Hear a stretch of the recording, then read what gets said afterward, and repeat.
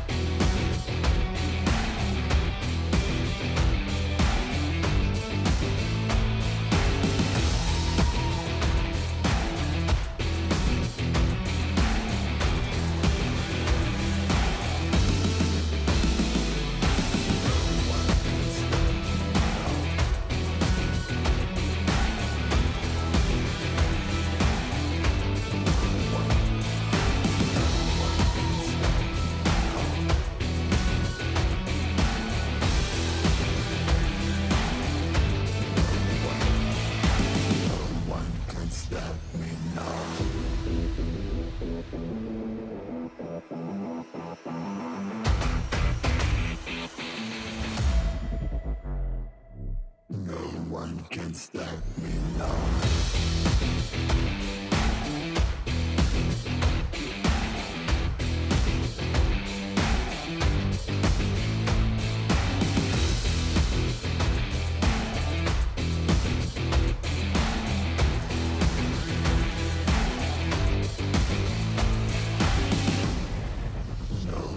Can stop me now.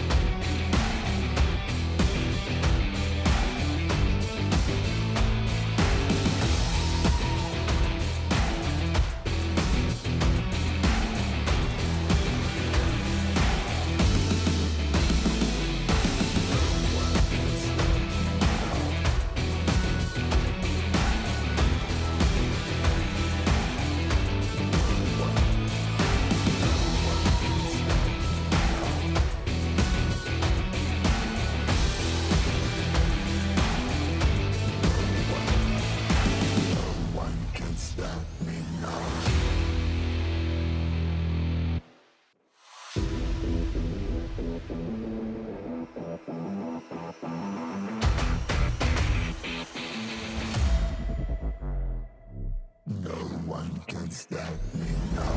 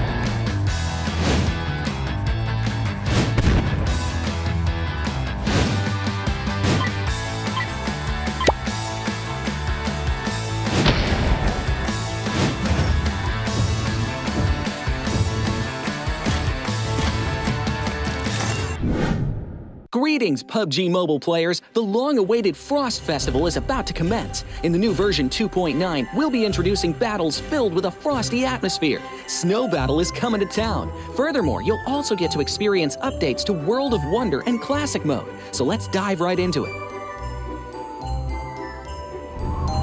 In the Frost Festival, we'll be bringing you a series of snow-themed content, including a new Snowy Village-themed area, fun interactions with snow pals, and snow-themed items for more gaming fun and excitement. When miraculous December comes, the frosty world will undergo some magical changes. Stay tuned for updates. Don't miss out. First, let's take a look at the new themed area, Snowy Village. The village covers a wide area of 280 by 150 and has loads of supplies. It's located near Stalber in Erringel, Iceborg in Livik, and Goroka in Vikendi. In addition to the buildings on the ground, the underground area of the Lucky Ice Tower is also worth exploring. Make use of the two-story layout to experience a completely new battle experience. Sound the bell in the Lucky Ice Tower, and you can even summon rewards. Additionally, the village also has a snow rail, which can help you quickly move around and gather supplies. It allows you to navigate flexibly between different areas of the village and also swiftly relocate to advantageous positions during battles for your team to counterattack more effectively. Of course, you should always remain vigilant to avoid becoming the target of an ambush. What's more, the village also features a special two-seat vehicle, the Reindeer. It's also a great choice for transportation as it allows you to swiftly move all over the map. For intense battles, we've also prepared festive and practical battle equipment for you, the Snowball Blaster and Snowboard. The Snowball Blaster can be used in many ways and has loads of functionality. When you aim it at the ground or a building, it can create a snow pile cover for you. When used on enemies, you can temporarily transform them into lively snow pals to restrict their movement. When facing bodies of water, you can use the Snowball Blaster to freeze the surface so that you can walk on it. It's definitely a practical yet entertaining weapon. After transforming into a lively snow pal, you will be unable to use firearms to do battle. You'll only be able to rely on basic actions such as walking, running, jumping, and swimming to evade enemy pursuit. It takes some time before you can revert to your human form. Let's build a snowman together. The snowboard will also bring you a whole new experience. Apart from helping you glide and move on various surfaces, it can also be used with the Snowball Blaster. Explore the many possibilities and use these two items to have all kinds of fun. We've also designed various interactive mechanics, such as searching for snow toddlers, lucky ice, and the snow blast zone. When you encounter a lucky snowman on the map, don't be in a rush to leave. There are 4 lost little snowmen hidden near the lucky snowman. Search for the 4 hidden snow toddlers and bring them back to the large snowman. You'll then receive a token of gratitude. There are lots of lucky ice scattered across the map. Shatter the ice to get the supplies inside. Try using a melee weapon to break the ice more easily. Furthermore, you'll find that snow has engulfed some red zones on the map, and the falling snow will bring about many interesting effects. Players within a snow blast zone will be transformed into a lively snow pal if they're hit by the snow. If the snow lands on the ground, a snow pile cover will be created. In this World of Wonder update, we'll be introducing a brand new transformation skill gameplay and a catch me hide and seek gameplay for you to enjoy the transformation skills to the fullest. Of course, you can also use this skill to create more interesting creations. We've also added a Snowy Village map template to celebrate the Frost Festival with creators. Additionally, we've also made some updates and improvements to gameplay devices, game parameter settings, and the editor.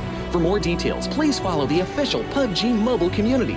We'll continue introducing the latest WoW content to everyone. As for Classic Mode, we've also made some improvements to vehicles, firearms, creation mode, emotes, settings, and more. First, we've enhanced the designated marksman rifles. Some DMRs can be equipped with the full auto mod to fire in full auto. We've also improved the attributes and handling of some vehicles to enhance your driving experience. We've also added a new garage mechanic. From now on, you can choose your dream ride during matches. Meanwhile, we've also added a custom SFX adjustment feature. You can adjust the volume of some sound effects to whatever best suits you. As for creation mode, we'll be introducing some quick view features for watching the victory dance and fireworks displays and the new Frozen Kingdom themed performance in order to provide players with more possibilities for creative content. Furthermore, we've expanded the emote backpack. Now you can equip more emotes before entering the battleground. That's a wrap for the main content in this new version. In addition, new content will be added to the Popularity Battle event, Metro Royale, and Season Rewards. For more details, follow our official PUBG Mobile community. Snow Battle is coming to town. Winner, winner, chicken dinner.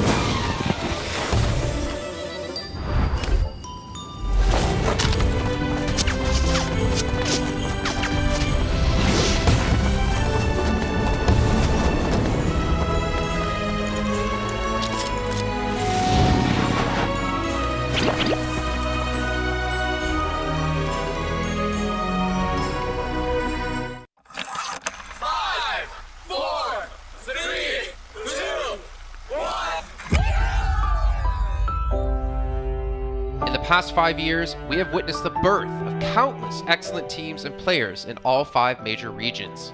They are still remembered by us to this day. At the same time, we also remember our fans who loved us from the very beginning. On the occasion of this 5th anniversary, let's turn back the clock to the starting point of PUBG Mobile esports, the Southeast Asia region, where all the stories began. As the first world-class event, PUBG Mobile Star Challenge gathered professional players from all over the world. With continuous development, the 2019 PUBG Mobile Club Open Global Finals is undoubtedly the most exciting event. 2019 Fall Split Global Finals, ladies and gentlemen, give yourself a round of applause! Among the countless rising stars, one shined particularly bright. Bigatron Red Aliens, a team from Indonesia, Bigatron Red Aliens! just got first place in the PMCO Southeast Asia Fall Championship, earning the chance to compete in the PMCO Global Finals in Malaysia. In the subsequent prelim stage, intense competition kicked off immediately. And finally, they advanced to the Grand Finals in 2nd place. BTR demonstrated impeccable strength in the competition. By the end, BTR was leading the lobby by a significant 106 points, bringing the first ever championship title to the SEA region.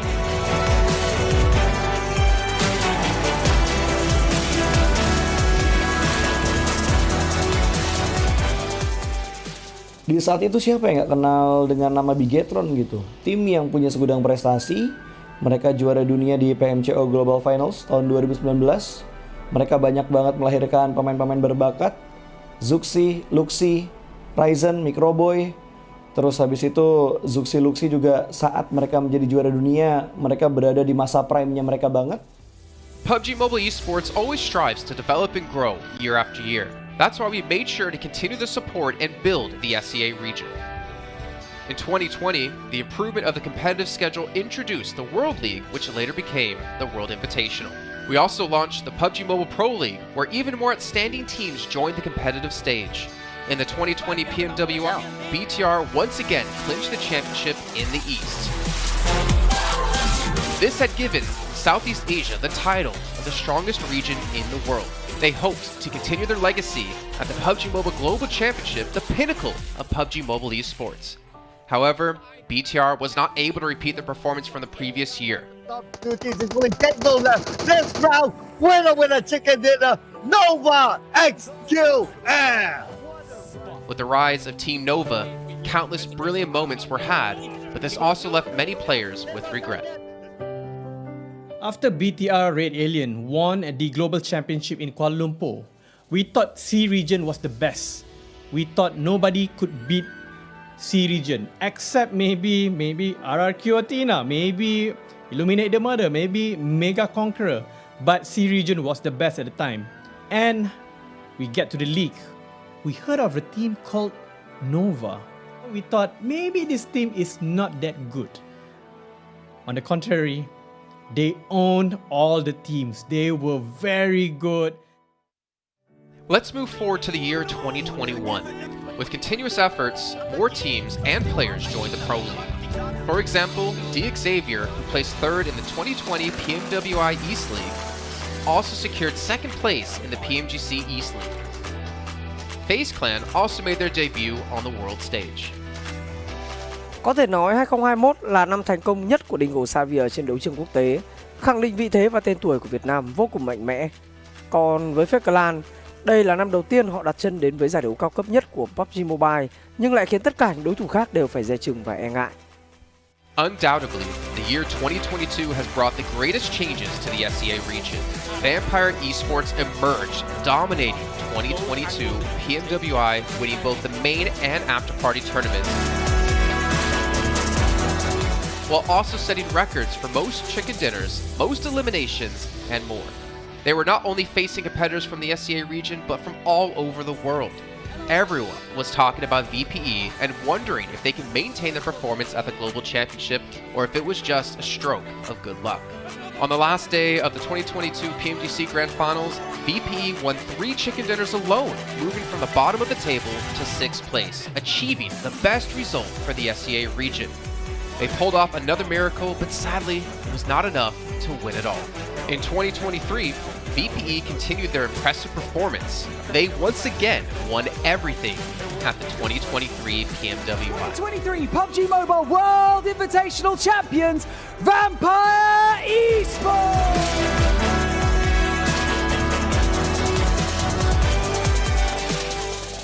ก็ย้อนกลับไปในปีที่แล้วนะครับเอาจริงก็ผมมองว่าน่าจะโอ้โหไม่มีใครที่จะมองว่าทางฝั่งตัวแวมไพร์จะซักเซสได้ถึงขนาดนั้นนะครับเพราะยุคนั้นเหมือนทุกคนจะโฟกัสไปทางฝั่งตัวอินฟินแล้วก็เฟซแคทที่มีแบบว่าผู้เล่นดังๆนะครับแล้วก็ถ้าจำมันได้เหมือน PMGC ปีล่าสุดมากินไก่แบบเบิ้ลติดๆกันในวันสุดท้ายเหมือนเอาจริงน้องๆก็เคยบอกเลยว่าเฮ้ยเราเครียดกันไปหรือเปล่ามันเป็นตัวเองดีกว่าเล่นแบบปล่อยจอยได้แบบจอยเลยสุดท้าย3 กระติดจบอันดับ 6 ของโลกซะอย่างนั้นนี่นะครับแวมไพร์สปอร์ตเหลือเชื่อจัด But don't forget, Alter Ego, an Indonesian team, showed a very strong performance by winning the Super League twice. The SCA Super League was an upgrade to the previous championship, which by many is considered to be the most competitive league in PUBG Mobile.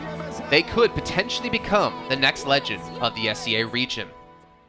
Untuk dibilang legend, gue rasa belum sih untuk Alter Ego.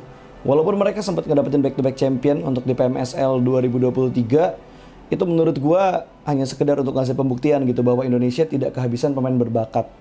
Ya mungkin contohnya Rosemary gitu. Datangnya dia ke Alter Ego tuh bener-bener jadi ujung tombak untuk Alter Ego. Dan gak berhenti di Rosemary. Masih ada Alpha juga yang didatangkan oleh Alter Ego untuk mengisi kekosongan atau kekurangan dari Alter Ego.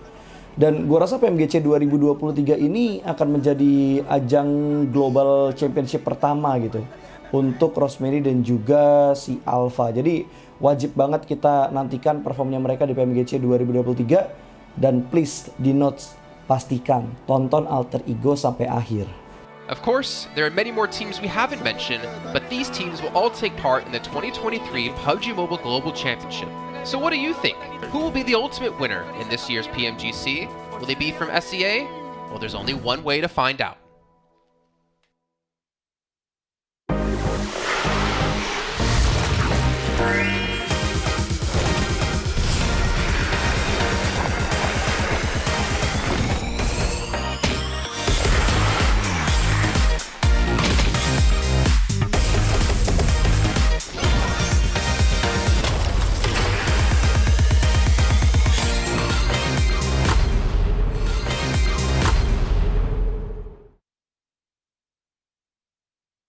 이제 한국에서 잘하는 팀이기 때문에 네, 여기다 놓겠습니다.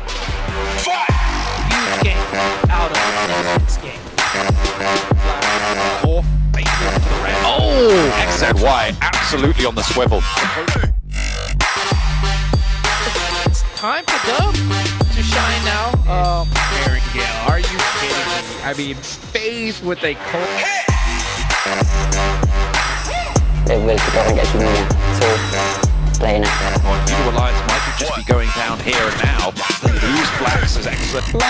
ไม่มีนะไม่มีรู้สึกเป็นส่วนตัวกับทีมไหนสักทีมผม New team? Yeah, they're kind of newcomers. We haven't really met them before. New challengers? Yeah, new challengers. Red Force, make the Galaxy looking to try and hold them off, but it's Who do you think is the strongest team in Prophet? Next Ruya. To the northeast, but here comes Next Ruya. Right on to Nongchim. Red Force, who have tried to send back over the water.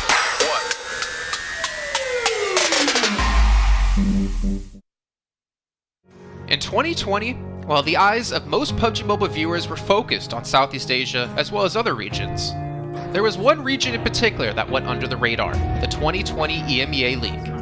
Numerous teams from different regions were fighting for a spot in the 2020 PMGC. Among them, the teams from the EU region were the most dazzling. Kanina Power, which had previously won 3rd place in the 2020 PMWL West League, managed to break through and eventually won 6th place in the 2020 PMGC. Class Dilge Athletics from Turkey also successfully took 8th place. For the entire EU region, this was a great start, and in the future, the EU region would grow into an even stronger region. The EU region seems to have endless potential. They always have a number of astonishingly talented newcomers. in the 2021 PMWI, in addition to the veteran team Kanina Power taking second place, the newly reorganized team in 2021, Nextria, Xenox in the smokes, the solo by themselves, surprisingly won third place. The EU region seems to just have endless potential. There's always a number of astonishingly talented newcomers coming up through the ranks, developing their skills, and in 2021 at the PMWI, you had some of the veterans there for sure. Kanina Power taking second place, an incredible performance coming through from them to get that second place. But not only that, you had the reorganized team for Nextria in 2021 who won PMPL Turkey. They came first in their region and then were invited on the back of that to the PMWI West to take third place. So these new talents working as this new roster at the time, a phenomenal resurgence there, and there's so much more left in the pipeline, I'm sure, for this region. I'm really excited for what the future has, and I can't wait to see what they've got. In the 2021 PMGC, teams from around the world gathered once again. First of all, worth mentioning is that among all the participating countries in the Grand Finals, Turkey had the most with 3. Among them, teams like S2G and Nextria finished 4th and 6th respectively. This was a massive achievement. The efforts of the EU region are constantly bearing fruit. Now they just needed an opportunity. 2021 yılında Dünya Şampiyonası istediğimiz gibi başlamıştı. Çünkü West aşamasında 3 takımımızı birden ilk 6'ya sokmayı başardık ve büyük finallere 3 takımımızı göndermiştik. S2G 4. olarak buraya katılma hakkı kazanmıştı ve kadrosunda Rip7, Timber, Kalse, Sylas gibi isimler vardı. Büyük finallerde ne yapacağını çok fazla kestiremiyorduk temsilcilerimizin, çünkü dünyadaki takımların iyi performansları söz konusuydu. Büyük finallerde temsilcimiz S2G 4. olmayı başardı, Nextria 6. olmayı başardı. Maalesef Fenerbahçe ilk 8'in dışarısında kalmıştı. Ama bu takımın ileride çok iyi şeyler vaat ettiği konusunda herkes hemfikirdi. Next, let's go directly to the 2022 PMGC. At a time when everyone was focusing on whether Nova could win 3 consecutive championships, a team that was not originally a favorite to win was about to become the focus on the stage. S2G performed consistently in the first 2 days of competition, always maintaining a position at the top of the leaderboard. And on the final day, S2G changed its conservative tactical strategy and sought to gain more elimination points in the last few rounds. And in the last round, S2G secured the championship with 15 elimination points. PMGC champion of 2022, it is S2G! They finally broke through and made history for the EU region.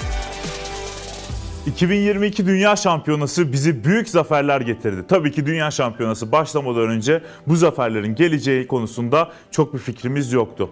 S2G kadrosunda bazı değişiklikler yapmıştı. Takıma yeni katılan oyuncular vardı. Özellikle Reis ile birlikte takımın form seviyesi gerçekten çok yüksekti. 2022 Dünya Şampiyonası finallerine 2 takım göndermeyi başarmıştık. Bir tanesi S2G, bir tanesi Fireflux. Maalesef 2 takımımızın kaderleri birazcık farklı oldu. İlk günden itibaren S2G sürekli olarak zirveyi kovalarken Fireflux için işler iyi gitmemişti. 3. gün geldiğinde S2G güzel maçlar geçirdi ve şampiyonluğu Türkiye'ye getirmeyi başardı. Bu Türkiye e-spor tarihindeki en unutulmaz başarıydı. This year, the EU region has continuously produced even more strong teams. First of all, G Gladiators won first place at the 2023 PUBG Mobile Pro League Spring Regional Championships and third place in the 2023 PMWI. Veteran teams like Nextria and Kanina Power have been performing better and better this year and successfully qualified for the 2023 PMGC. Subsequently, hot recent teams like Mad Bulls, BRA Esports, Major Pride, Elise Esports, Demorte, among others from EU, have also successfully gotten a spot in PMGC.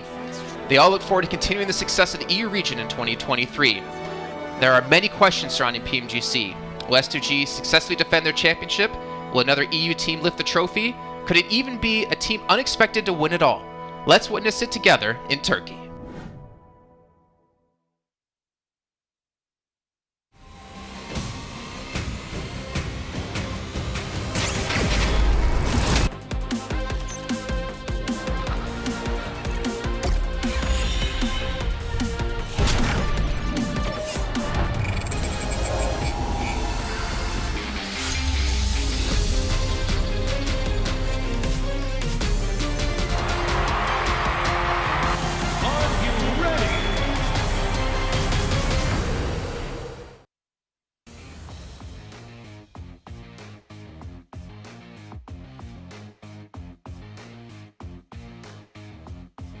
It's do or die. Today, the last day here for Group Yellow 2023 PMGC. Tashmani on ground with me from one of the teams here, TQ. One of the teams have shown significant growth throughout the week. But before that, we have to know that this day, today, is one last push to see which teams will be getting a direct ticket to Turkey and which teams go home. Now, for you, Raze, let's talk a little bit about the last 3 days. Your team, significant growth. Day 1, 15th place. Day 2, hop to 11th place. And yesterday, a huge push all the way till 5th place, which is like honestly a big jump. How did you guys manage that? El primer día en la posición 15, el segundo en 11 y ahora están en la quinta. La verdad que ha sido una mejoría excelente. ¿Cómo hicieron para alcanzar todo esto? Pues mantuvimos la misma mentalidad del mismo juego. Pues al día siguiente no nos podría ir peor, así que salimos a comer a todo el mundo y acá estamos. We tried to keep our head in the game. On the second day, we couldn't do any worse than the first day, so that we really went for it, and it shows. I love that. I love that you guys kept the head in the game. I love that you guys have this, I would say, huge mindset when it comes to growth. So let's talk a little bit about Team Queso here. Like, I think for you guys have been very focused on getting into the center of the circle yesterday, which was like a big improvement from day 1. So whether or not you guys are blessed by the circle, I mean, are you guys like blessed by good circles, or are you guys blessed by good rotations? Hemos visto que trabaja mucho en el centro del círculo, ¿no? Se pregunta ella si ha sido más buena fortuna o realmente vuestras rotaciones se focalizan en ese centro del círculo. Son las rotaciones y hoy mantendremos el mismo juego. It's been our rotations that have allowed us to get there, and we are planning to maintain the same gameplay today. The same gameplay today. That means we're going to be seeing more of TQ playing in the middle of the circle one more time today. O sea que vamos a seguir viéndolos en el centro del círculo hoy. Sí, nos van a seguir viendo. Yes, you're sure to see us in the middle of the circle today. That is a really ballsy play, I have to say, because getting to the middle of the circle is already hard. Maintaining the position is even harder. So, last question. Let's talk a little bit about what you can expect here. So obviously you guys are in 5th place. A huge chance for you guys to get direct ticket all the way to Turkey. So out of all the teams today, which team might throw a wrench into your plans of getting into that top 3? And why? Ya están ahí en la quinta posición, tienen una muy buena chance de llegar a los top 3, ¿no? ¿Y cuáles son los equipos que puede arruinarles el plan? Los equipos que nos podrían arruinar sería BTR y 4MB, ya que están en el top 2 y top 3 y ese es el top que buscamos. It could be BTR or 4MV because they are in 2nd and 3rd position, and those are the slots that we'll be gunning for. Exactly. So, last question for you guys. What do you want to say to your fans at home? ¿Algún mensaje para la afición en casa? Le mando un saludo a mi mamá, a mi familia y un saludo para toda Latam. Say hi to my mom, my family, and of course for the entire of Latin America. There we go. Entirely of Latin America. Hope on their shoulders. For now, the question is, which teams get a direct ticket to Turkey? Which teams go to survival stage? And which teams go home? For that, I'm going to toss it to our panelists to unbox this. And we'll see you guys in a little while.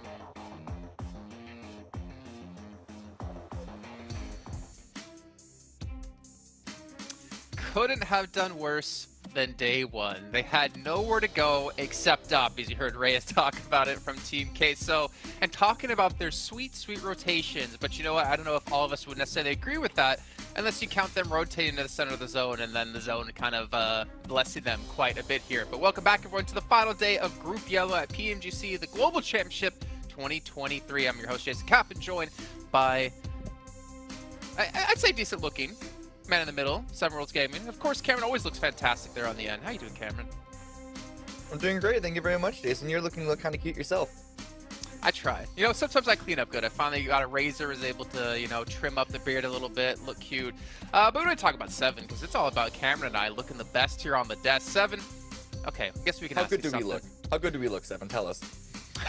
You look good. You look good. Jason, you should start dyeing the beard, though. I mean, to be fair, all you can see is my chin from down there when we're standing next to each other, so maybe I should dye it. But obviously, we're about to head into our final day of games. But like always, as we kick off our day, I got some sponsors to bring your way. So let's start things off with the Infinix GT10 Pro, born for professional gamers and men with gray in their beard. 7, though I still am quite trash when it comes to the game. But either way, beyond that, on your phone, you can actually check out TikTok and look for PMGC 2023 on this one, see some behind-the-scenes stuff.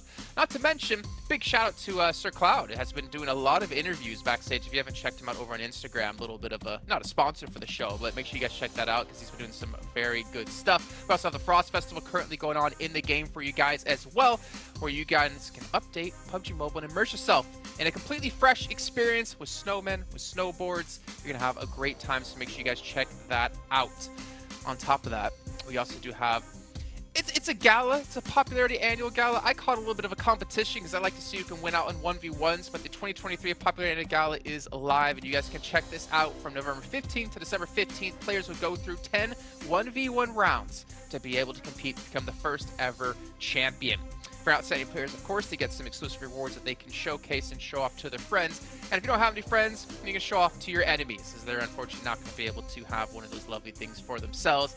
And beyond that as well, last but not least, the Pagani collaboration is now live in PUBG Mobile. You guys can rev up your engine with the iconic Pagani Imola and Zonda R models, give and run over your enemies, because I hear they're even more efficient at that, though you might have a little bit of blood and guts in the grill. But you don't want to obviously make the car too dirty or ding it up too bad, so make sure you guys take care of that bad boy. But let's finally start to talk about the day here, as we are all done. You two just get to sit there, relax, get to chill, just get to smile, look pretty for the camera. I have a lot of other responsibilities to do, but Cameron, at least, you know, it was hard because I couldn't take my eyes off you.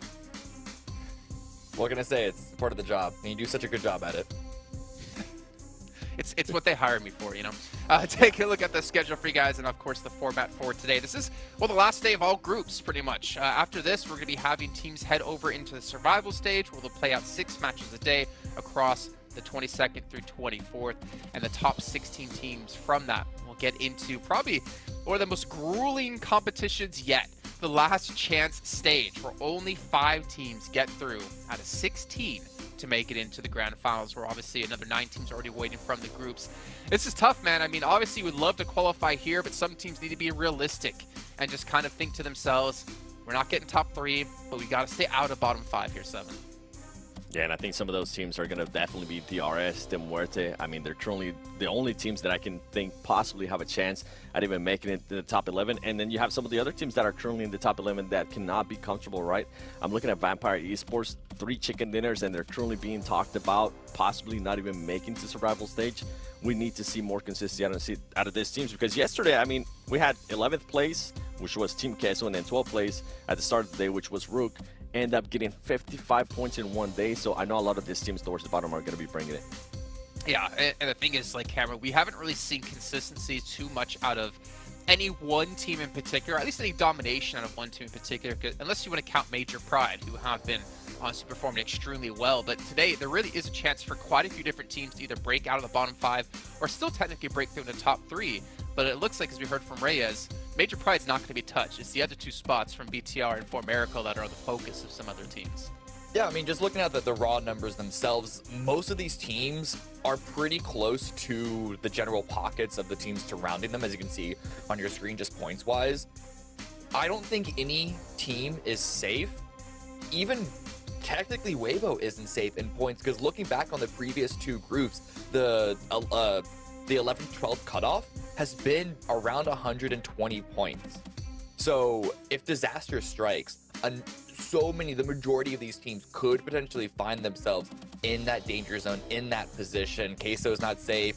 I don't even think Weibo is safe. D+ isn't really safe. And because we've seen so many teams have like a good performance and then right back down to a poor follow-up after that, it's really hard to call who really is going to be in this bottom 5. Yeah, and Cameron, on that note, right, Weibo have 23 points to break in the top 3. But they're also only 24 points ahead of 11th place. Like, that's kind of how close things kind of are for them and kind of how the gaps have developed. So it really could go either way. But as you mentioned, 7, Rook, a massive step up from day 2 to day 3, able to take up 5 additional placings, not to mention almost double the points they got between the days.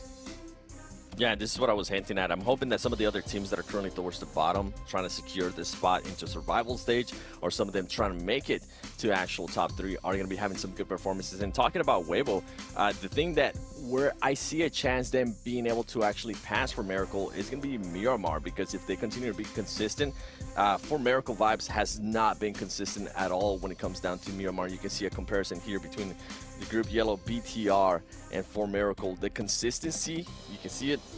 Ilims, they're pretty much around the same. It comes down to the placement points, and that's something that we need to start seeing today, actually, from Bigatron, because the Ilims have not been that strong, especially yesterday.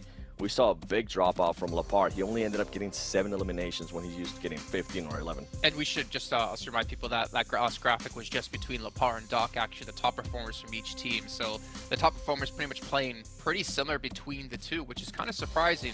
But then again, For Miracle yesterday just looked so damn strong. But when it comes to teams, obviously with Nox, I mean, Major Pride, I wouldn't be surprised if Nomi had like almost half of those knocks, to be honest, with the off angles he's taking and the success he's having at those off angles, Cameron. Yeah, I'll be honest though, I think our current top 3 are going to be the top 3 that we send at the end of this, because Weibo Gaming especially, the closest team, the only one that has like a realistic chance, unless Queso continues to pop off, continues to get those circles, unless D+ continues to just increase their trajectory tenfold at this point. The only reason why I don't really believe in Weibo all that much is that their 2 wins, they've had to have high ground to try and force domination on the rest of the lobby. And it hasn't been like 3 high grounds that they can just farm onto everyone, but it does mean that their win condition is still somewhat limited. We have yet to see them have a really solid round coming from the edge, pushing in through multiple different teams that we saw BTR on day 1 do to an amazing degree, that we see For Miracle Vibes continue to lean into. So there's a diversity in these teams above them that I think is the one reason why I think Weibo Gaming is going to be like right below them, but still just not able to get it over the line by the end of the day. Yeah, and for them, it could come down to the end of the day, because Weibo has been able to outperform when it comes down to Miramar, especially for Miracle.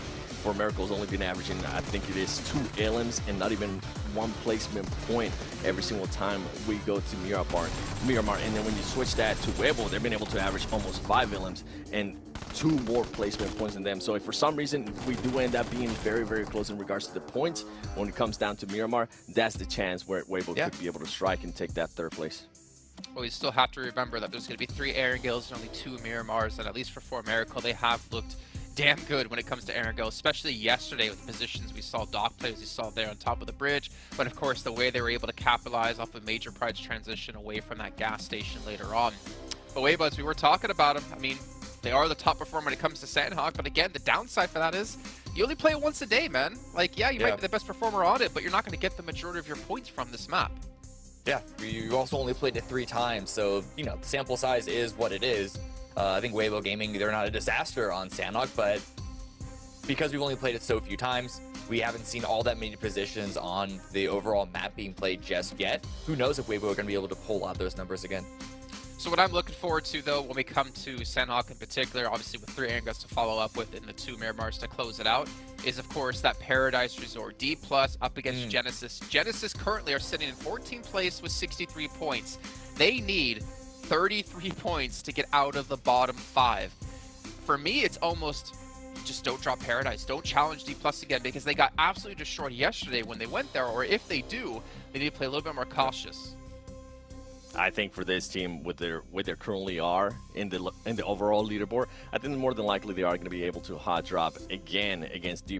And I expect D+ to see the same aggressiveness that we're able to see yesterday. We saw a big step up out of them. I'm actually enjoying the way they've been able to transform. And I think today we're kind of hinting at, and we're joking about, today we might end up seeing D+ final form, where they are able to be aggressive, and they're also able to use their knowledge and the rotations to make a push towards that top 3. As you were saying, Cam, they would have to make an outstanding performance here today to even make it to top 3, but they do have a chance. Yeah, I'm still thinking about like that hot drop on Paradise, right, from D+ and Genesis. I don't want Genesis to hot drop, I don't know if they prepped any other drop position, especially because Sandhawk is so small, you're basically going to be dropping against anyone else. I think that if they do commit to Paradise, they need to commit to that fight. That's the real thing. They can't, I am actually going to disagree with you, Jason. I don't think they can play safe or conservative, because a hot drop like this is one that you need to be able to get over with really, really quickly. They need to have a game plan going on into it. They need to punch the first chance that they get, because they can't be wasting time waiting around when they should be looting, should be rotating, and after having sent D+ back to the lobby. At least is what the plan should be. See, that's where I'm kind of like, there needs to be a certain amount of points that they would need to be behind to potentially get out of bottom 5 for me to think differently. Because they're, what, I said like 30-something points away? Yeah. You have one bad game, that could turn into like 40-something points, and that makes your average points per game insanely more difficult. Whereas if they were like 50-60 points behind, it's like, okay, well, you got nothing to lose, you might as well go crazy and try to pull something off. But they're kind of teetering. I'm kind of like with you and with me at the same time. They're kind of teetering on that point of like, should they get aggressive and go for it and try to get the points, or do they need to play passive and try to hope to get on later into the game, and then hope teams like Sem9 don't perform well, which, as you've seen, Sem9 can still do decently here, 7. Yeah, Sem9 to pull out a win every once in a while. Yeah, and going back with GE, the reason why I kind of want them to be aggressive is because they haven't had really any big pop-up performances. Yes, they have had 3rd place finishes and 4th place finishes with 8 ilms, but it's very, very scarce. So at this point, I just want to see them be able to at least try to put up some points. The funny thing about them down. is that they have 49 limbs, right? Influence, or sorry, actually, okay. I had a really good point, and then I realized I was looking at placements for the teams. But we don't need to talk about that. I thought they had more limbs than some of the teams in the front page, but that's not true. Let's see what's going to happen, though, as we're going to drop in ourselves over to Sandhawk with John Allen and Zute. The last Sandhawk of this group. We are waiting to see what those hot drops, or lack thereof potentially, have in store for us over in that Paradise Resort position. We are going to be getting into it very, very shortly. But yeah, they're all talking about the right sort of stuff. We're looking at those bubbles. We're looking at the 11th place teams. We're looking at the teams maybe looking to push up to that top spot as well. Yeah, the bubble is close both ways, right? Jason mentioned it earlier. 4th place team, Weibo Gaming, sitting at 120. They're 23 points away from breaking into the top 3, but they're also just 24 points ahead of the 12th place team, I think. Or no, in the 11th place team. So it could go either way for so many of these teams in the middle of the pack. One huge game, you find yourself with the chance at making it a top 3, and a couple bad games, some other teams ladder up, all of a sudden you're looking at potentially being in the bottom 5 and being eliminated straight out. Certainly don't want to be down there in the doldrums. Over Sandhawk we go. Plane path pretty chill, as it normally is on Sandhawk. It's very unlikely that you get a plane path on Sandhawk that really actually cuts out many teams at all. So going to be pretty chill to start things off. Of course, we are keeping our eyes on Paradise Resort, on that hot drop between Genesis and T+ that happened yesterday. Well, in general has been happening, but only really popped off yesterday, as well as Bigatron's relocation. Also BTR. To be on that trifecta compound and northeast of bootcamp last time, or if they're going to go back to their original position. Yeah, not this time. They tried to do something tricky yesterday against Influence Rage. It didn't work out. Looks like they are reverting back to what they've been doing the first 2 days. So no real drops or hot drops right now. Looks like D+ did indeed get Paradise to themselves. Genesis having to pull off somewhere else, especially with the tournament lives on the line. So that's a good adjustment to be made. And, well, looks like everyone has spread out pretty evenly. No scraps, no brawls to start off Sandhawk like we've seen the past couple of days. And it is the last day, and with the bubbles being so close every which way, teams are playing a lot safer, and I like this first zone. This is going to be a tricky one for many of the teams. I'm looking at Gap, and the observers have rightly just switched over to this. He was separate from the rest of Weibo. With the adjustment from Genesis, it has kind of split him off from the rest of the team. He's just going to go up to the coastline and swim across because he knows that that bridge position is occupied, spotted those parachutes, doesn't even waste any time looting because he's got literally nothing on board right now, just that knife on his back, just trying to get across to regroup. And with the Northern Circle, hut in, super valuable for Weibo. Yeah, and definitely valuing his life over maybe cutting the time short a little bit to start looting, so he didn't take the bridge. He didn't want to risk, two bullets, no helmet to the head, and he's knocked and he's going to be finished.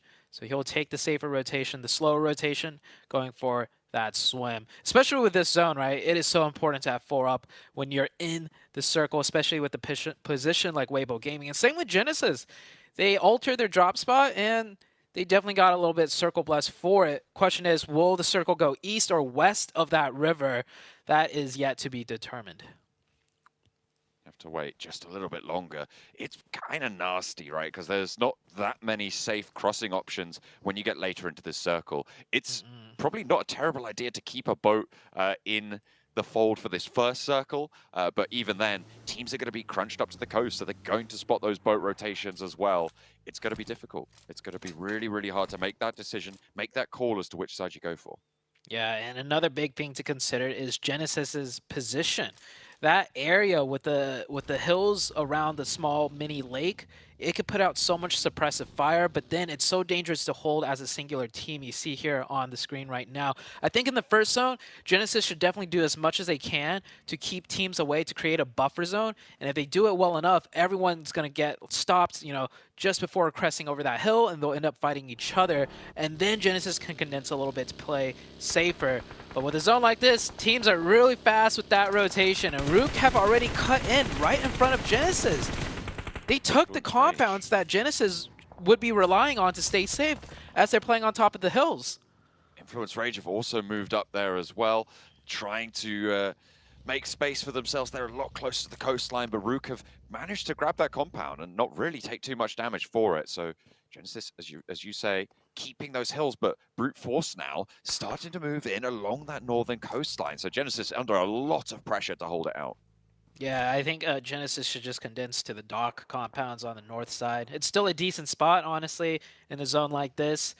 I wasn't expecting teams to rotate this fast. Both Influence Rage and Rook just headed straight towards that center area. As you can see here, Genesis taking some shots over that way. So Rook find themselves in a nice position right now. They could have the crossing over to Hot 10 if necessary, and, well, if the circle shifts east, they're pretty much in the dead center of it. Try and keep that under control. Don't overextend yourself. They are a little bit split, you're right. Maybe regrouping down south could be an idea for them. I think brute force might make that a little bit tricky, though. In the meantime, over on the west, leaving from ruins fairly quickly as well, it's Vampire. They have scouted out over that western bridge to the northwest island, currently moving on the west coast up past Camp Alpha, or heading that direction at the moment. Team Queso split across this northwest island still, across this area, so potential to spot out this Vampire rotation or potentially come into contact with it as well.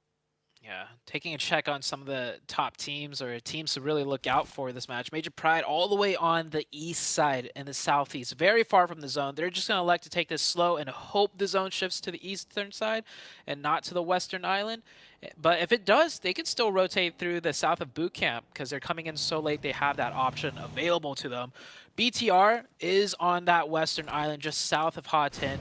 Near one of the compounds. Yeah, you can see right here Team Queso with eyes set on top of them. Queso should be okay, or not Queso, BTR should be okay here. Even if one of them get knocked, it would be a very hard point for Queso to confirm from this high ground. Carlos, though, going to make that crossing, and Spray for Reyes not quite connecting on for the knock, but it's not going to matter. BTR going to get ahead of them. BNS, in the meantime, Bino Storm versus IHC. IHC have already lost a player. We saw that flush just go through on our screens there. Demo takes a nade as well, a little bit of damage. The rest of IHC seemingly too far away to give any backup to Demo's location. I'm not entirely sure exactly where they are. Perhaps they're going to have to roll in a little bit later, but IHC play on with 3. Yeah, IHC's downfall this entire series so far is just losing 1 to 2 players very early on, which can easily be avoided if, you know, you just play a bit tighter, play a bit safer. But I feel like that's not the only thing that's been plaguing IHC. They're trying to make it out of that bottom 5 right now. And with a rough first game like this, sitting in 15th place, yeah, it's not going to be looking too great for them. For Miracle Vibes, the team we haven't really mentioned yet as far as their position, I don't think, is they're south of boot camp, southwest of boot camp at the Trifecta compound where the 2 riverways meet. So they're keeping their option open on going west or east, depending on the second circle shift. But I have a feeling we're not going to see a decisive second circle shift. I think it's going to be a shift where it still kind of keeps that limbo between, do you prioritize the West Island or the East main island? Have to make a decision, but they are hedging their bets right now for a stage 2 shift. It kind of decides over on the east I would side. go There is east, still that yeah. west edge. Yeah, if you're for Miracle Vibes right now, you do go to the east side, but it still hasn't fully confirmed. We That did is actually true. see, I mean, even back in European regionals, right, in the European Championship, we saw a finish on that island in the middle of the river that's at the south side of this zone as well. So it doesn't even have to decide east or west in the end of it. It's still a little bit of a gamble either way, but we'll have to wait and see where these next stages continue to close, because it is still a little bit undecided. Yeah, this is very tricky for the teams that have yet to commit to a certain side. Vibes can take the warehouses north of boot camp and control that ridgeline, so then they could swim west or stay on the east. I think that might be what they do. They're going to wait for that third circle. BTR, they're heavily committed on the west side. Same with Queso and Weibo Gaming. This is a better shift for Major Pride, I guess, because it did go over east, and they are currently in the Paradise Resort. Duarte behind DRS right now, both of them playing late in the blue zone. You've got Sem9 over on the east near Quarry doing the same thing, but in a completely different location. DRS moving across this bridge now, which will let Duarte move a little bit closer. As we hop on over to the northwest island, BTR have moved up. This is the compound we saw them break towards that Reyes wasn't quite able to stop them from getting on in. At the range he was, he just didn't have the spray downs onto them, unfortunately. And so BTR playing a little bit closer to the coastline. Might make Team Queso's life a little bit hard, but we'll have to wait and see. Dino Storm in the meantime have been spotted. IHC, they're playing with 3, but they still got guns in their hands, and Godless going to give BNS a run for their money, taking a little bit of a toll on their progression. 3 players now left for Bino Storm. Looks like IHC got some revenge from earlier. It was Bino Storm that took down one of their players. Now they trade it right back. Bino Storm does get ahead of them, however, so most likely the circle centers up. IHC will have to go through them and multiple other squads. So I'm taking a look at the mini-map. Not too much movement has been made in that second circle shift. It's mostly the teams just on the far outside forced to move a little bit closer as DRS picks up one member of Demorte, and Weibo Gaming getting into slight engagement with Vampire on that northwest side near Hatin. Maybe a little bit of a scrap developing there. For the time being, though, it's a little bit arm's distance, not really too much popping off. And Vampire did take a knock, but it hasn't really seen much more than that for the moment. So we'll have to wait and see if that can get picked back up, because Ravenclaw's a little bit split from the rest of the team. However, it seems like he has cover. Demuerte, though, could be a third party if they keep on going up this hillside. Definitely want to pop some first aids here before they continue driving. They are wary of the fact that they are getting closer to potential enemy targets, as that is the case.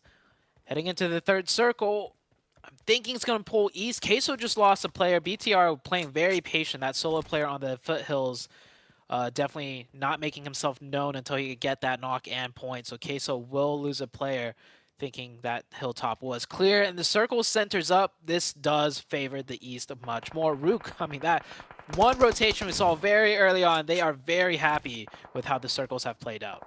And not only that, Genesis are probably pretty all right with this, to be honest. I mean, the teams over on the east, Brute Force, have been there for a long, long time. They're not really making any big moves at the moment. There might be a little bit of trouble from Brute Force now that they're right on the edge of the circle, but that area over on that north side, nice and safe for the time being. No one taking those hills. Demuerte suffering, trying to cross his PPR. Just got to stop them there, as are Rook over on the other side of the bridge. It's a really, really difficult rotation from this western side now. There's about 5 or 6 teams just stopping you almost dead in your tracks as you try and make this progression. So a really, really tough time for the Muerte. I don't blame them for going down here, to be honest. Did I just catch your Queso player sending it across the bridge? I think so. Yeah, one of the Queso players just sent it across the bridge. Don't know how far he's going to get. Sem9 gets a solo player into the shack. That's a pretty good position considering just how isolated it is within the center of circle. The Queso player has made it to the end of the bridge, probably hopped into one of the empty trucks. As you can see, 3 pink dots on the bridge. I think each Queso player is just playing inside one of the open back trucks on the bridge there. Pretty good heads-up rotation, I'd say, for Queso to utilize that. It is a last-ditch attempt pretty much, but nowhere else is really open. And they get ahead of BTR. They take that top of the bridge, and it's fairly central on the circle, likely to be in for the next zone. We'll have to see if they do get that shift in their favor. Vampire managed to get Ravenclaw back up earlier, and now they're continuing to duel it out with Weibo in Hatin. The res just about to finish for Schweppes to bring him back up to 4, but Sook has a nade.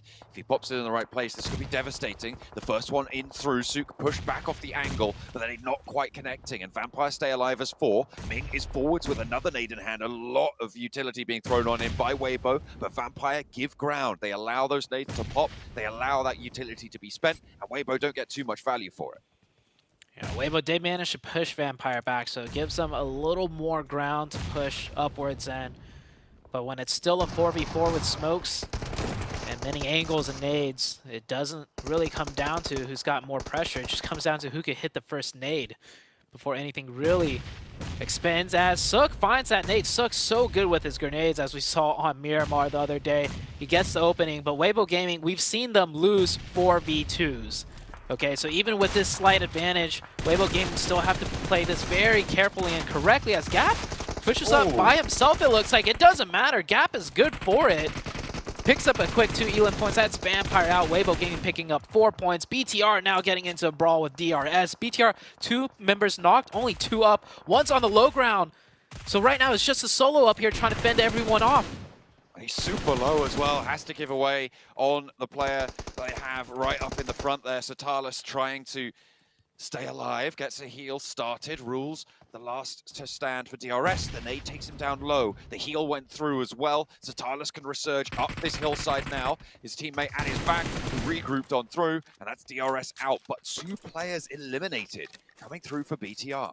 But wait a second, BTR's up to 6 eliminations. So they picked up the 4 from DRS, they picked up 1 from Queso, and somewhere else they got another point. BTR in BTR fashion, leading the charge in Elim points in this match. With 2 players left, they could get more. That circle pulls up to the northwest. It keeps Weibo Gaming in zone. This could be a big game for Weibo Gaming now, as BTR is rotating in. Queso barely in the circle, I think, with that 1 player, Papi Potro.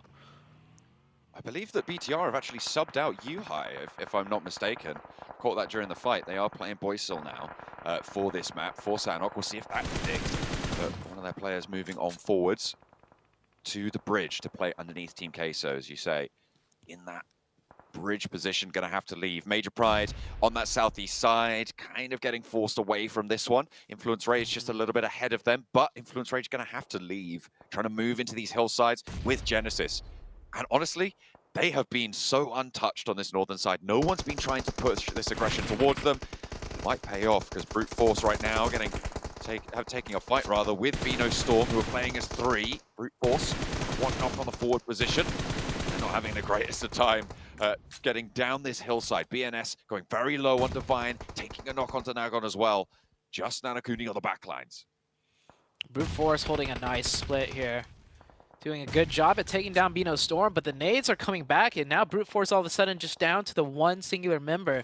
I like to see Genesis, with all this commotion, maybe get a little bit greedier, look a little more aggressive, peek their heads out a little more, because they could third-party this, and they need the points. Genesis is down in 15th, and there is that gap on the very low end of things to break into the survival placements of the top 11. So Genesis, I respect the fact that they keep 4 alive, but this is a lot of opportunities being given away in the form of Elim points.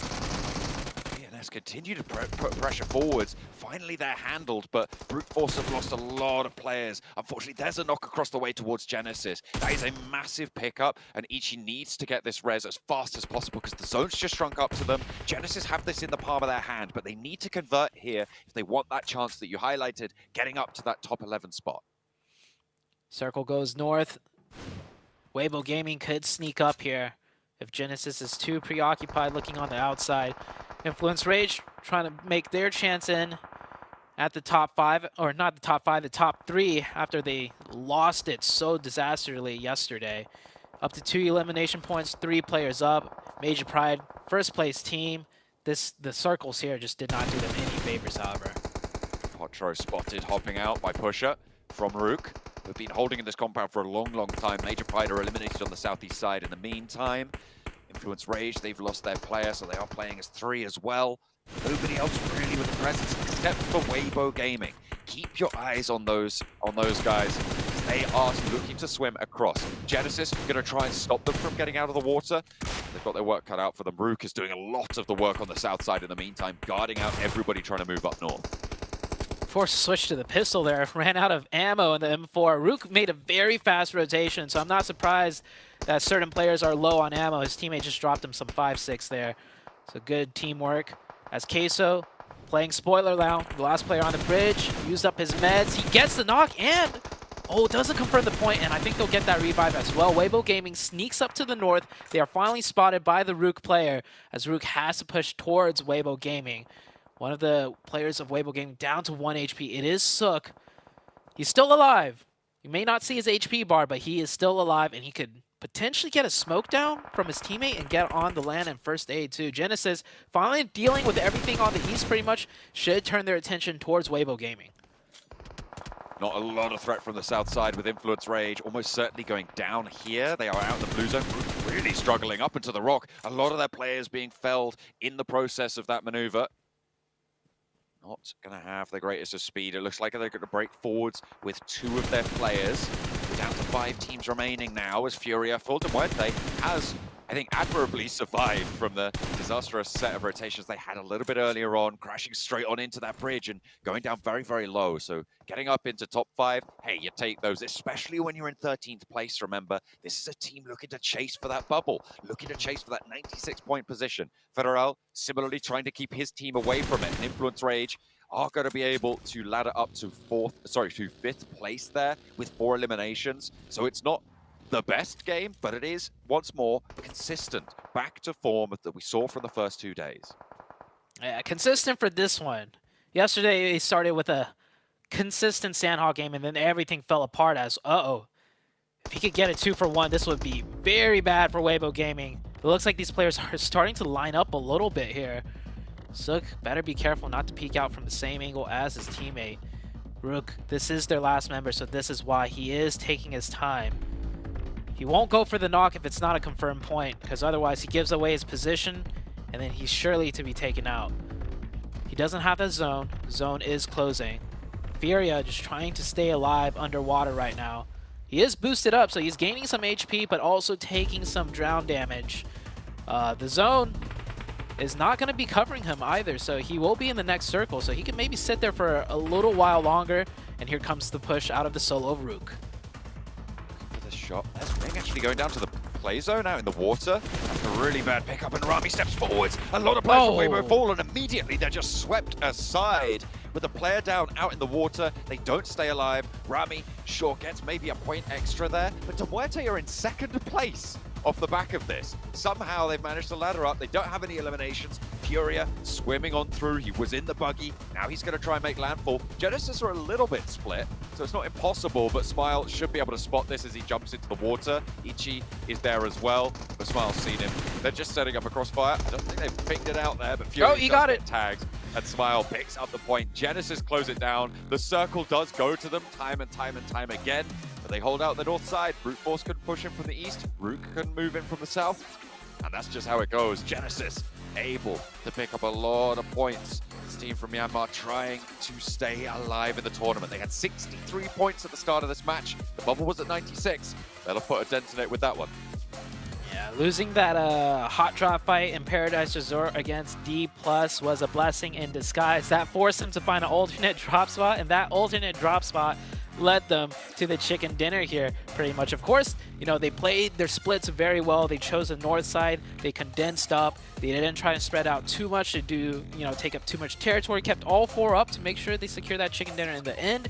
And I was saying, you know, they could have gotten more eliminations if they played a little more aggressive early on. But I think playing passive there until the very end, keeping all 4, got them the elims that they might have been looking for regardless. So great game out of Genesis. Weibo Gaming, you know, that was the 4th place team. I think they should be happy with the points they got, but it did look like there was a chance they could have gotten at least 2nd. They got dismantled all at the same time. A nade from Rook, one of the players spouting out the swimmer in the north in the form of Ming, and then all of a sudden, they were gone. Just were nowhere to be seen. I'm not entirely sure if Ming got spotted and was just had to stay underneath the water and drowned there, or had to stay right towards the edge. But either way, to fall out. Weibo Gaming, though, they did stay alive pretty late. They had a gap to chase before, and I think they managed to get up to about 11 points that match as well, from the points that they were able to get for placements and eliminations. And with the top 3 teams not doing super well, that is going to close the gap somewhat. Hopefully, they'll be able to keep that chase alive for the rest of today. Rook staying alive quite late as well, getting a lot of points on board. So good news for them. But in the end, it's Genesis, who are down towards the bottom of the tables, able to get a chicken dinner and a couple of elims to boot.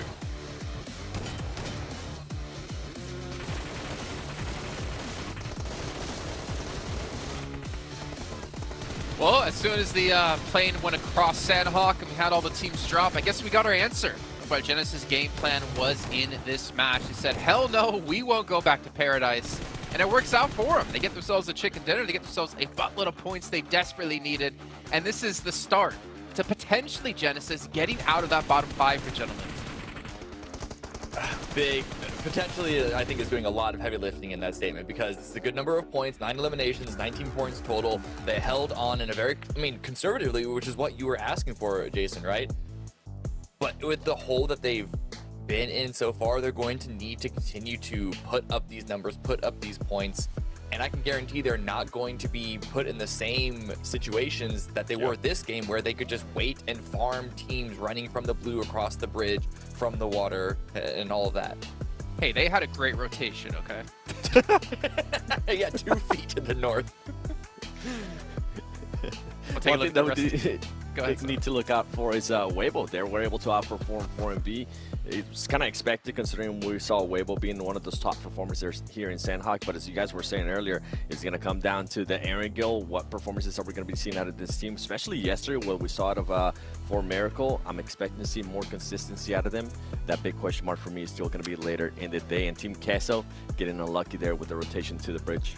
Well, let's say just really quickly here. Genesis 14th place with that victory, 19 points. They didn't move in the leaderboards. They're still 14th place. Yeah. However, 14 points behind getting into the bubble, getting into the survival stage. So putting themselves, I mean, not the biggest of games they could have pulled off, but gives them that more realistic chance now with 5 matches left to go. Yeah, definitely good that it happened now, to give them a little bit of like motivation, a little bit of a fire under them to continue to push it. Because even if they pick up, what are we, like 6, 7, 8 points a match the next few matches, like then we're cooking with gas, right? I want to look at DMR though, because that's a team that on the very first day we were a little excited for. They had a couple of nice rounds, but then over the past couple of days we didn't really talk about it too much, but they've been slipping into the bottom 5. They had a decent round for themselves, right? Getting themselves 6 points, putting themselves now above DRS for sure, and potentially close as well to be challenging Sem9.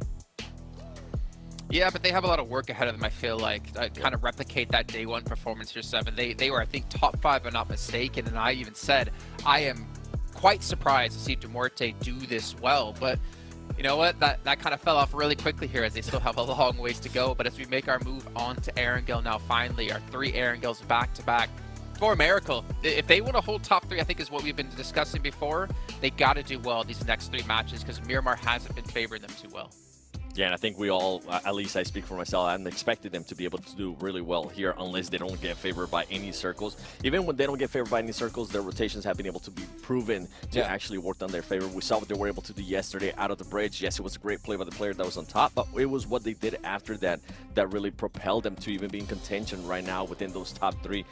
The other team I'm going to be keeping an eye on that we saw there on the top performers is going to be Vampire Esports. They did not have a great start here in Sandhawk, and as we saw some of those teams starting to climb that leaderboard, GE didn't really get a chance to move on the leaderboard like you were saying, Jason, but they did close the gap. And for Vampire Esports, they haven't really been winning any fights when they need to win them. Yes, they are able to get those chicken dinners, but we need to see some consistency. I would be shocked if for some reason at the end of the day, Vampire Esports are still there within that 11th place with 3 chicken dinners. Very consistent. You remember day 1 before you went on air, I said to both of you, I don't think Vampire are going to qualify to Grand Finals, like top 3. And you guys, at least one of you, I'm not going to say who, was kind of surprised to hear that, but I never thought that Vampire wouldn't make it into the survival stage at least. And they are barely holding on, being 2 points ahead of the team in 11th place. Yeah, it's just looking at the performances, looking at the history of the past 3 days, they're the same. If you take away their 3 wins, they've had 7 placement points over all other games. If you take the eliminations from those wins as well, the elimination numbers drop significantly too. I can't count them in, but I also can't count them out because of the 3 wins. It's well, a lot of teams for us to keep our eyes on, and a lot for you guys to keep your eyes on, like the Game Awards, where PUBG Mobile has been nominated as the best esports game. So make sure you guys head over and go vote for us to be the one. Voting's going to end on December 7th. And remember, if you take a picture of you actually committing to your vote, and you send that on over to 7 Worlds Gaming, we send you some UC, a Potention, Infinix GT10 Pro, or a Pagani of your choosing. 7. You're just so gracious, man. You're just so giving. You're so generous. That's Sandas. So good looking. I'm trying to get it too. I don't know if you can maybe put today something so good looking with something not so good looking and have it still be good. Hey, at least I fit in it, so I'm good. That's fair. That's fair. I can't really fit in most sports cars for being too tall, and Cameron can't go in most sports cars because he's too handsome. It's just kind of, we all have our demons, unfortunately. I'm also tall. What happened to that? I mean, tall. You're like barely 6 foot. I am solidly 6. Like right there at 6.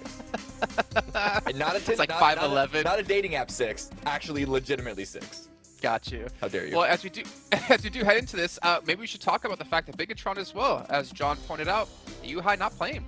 I think that's an interesting change-up considering Yuhai hasn't been horrible, but I'm curious about the decision to actually change things around for the team.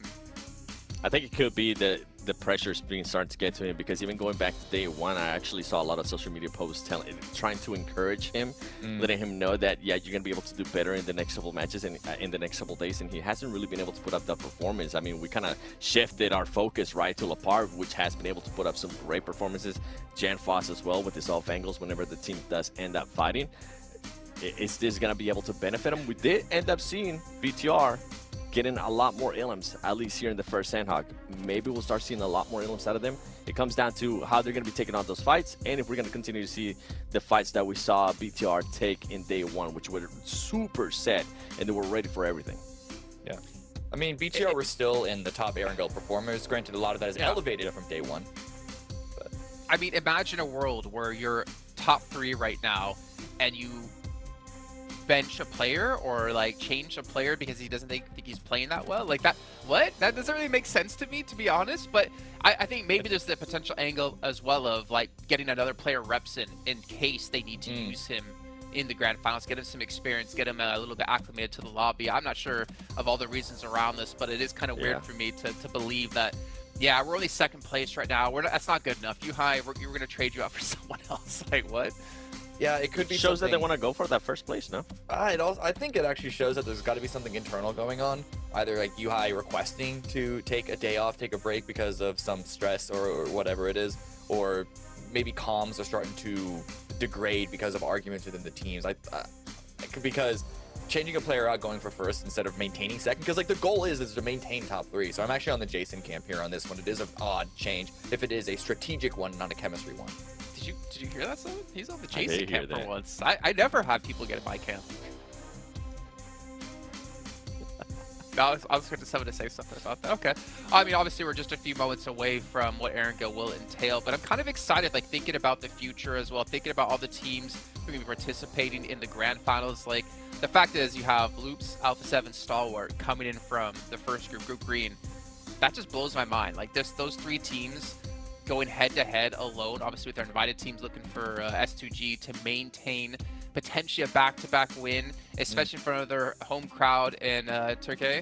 That's going to be tough. And honestly, I don't know if I'm confident in seeing them potentially pull off a back-to-back year victory, considering this year's been a little bit shaky for them. And honestly, the competition has probably been the strongest it's ever been at a PMGC. Yeah. Plus, all the reps the direct invites are a weird thing, right? Because sure, you get to skip stages, but you're not going to get the same reps to warm up and stuff. And we've seen, look at day 1, it was Bigatron just wiping everyone.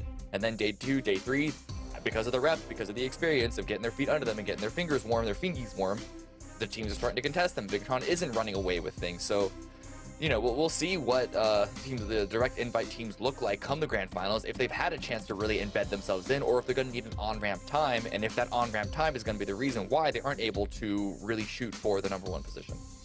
Nongshim. I'm actually very intrigued to see how Nongshim Red Force is going to be doing in the Grand Finals. What we saw out of them, especially last week, their quick adaptiveness to whatever was going on within the map. Didn't really have to wait that long. Like for the next day, we usually talk about teams being able to have to wait a day for them to be able to adapt. This team was able to adapt on the spot, and I think that's going to benefit them in a big way come Grand Finals. I don't know, I find them interesting because thinking about like an international scale of playing against teams of this caliber, for them to have that kind of performance in their group with, again, the teams they're up against, and then to potentially go into the Grand Finals and kind of replicate that performance, that would be probably one of the biggest standout performances we've ever seen out of a team ever in PUBG Mobile. I could see it happening. Do you disagree? Nah, I think they're going to be able to adapt. I don't know if it's going to be good enough for them to be able to get first place, because as you mentioned, like there is so many top heavy teams. Yeah. And even from this group, we've been able to see Major Pride being able to do the same thing that Nonshin was able to do last week as well. And I think that's why Major Pride is currently in that first place. So it comes down to... and also, we don't know who's going to be qualifying from survival stage and last chance, and we've seen those teams be hungry as well. I mean, last year, what was it? Inco Gaming, they ended up qualifying to Grand Finals from last chance. And that team ended up performing pretty well, at least on the first couple days, taking points away from some of the teams there at the top.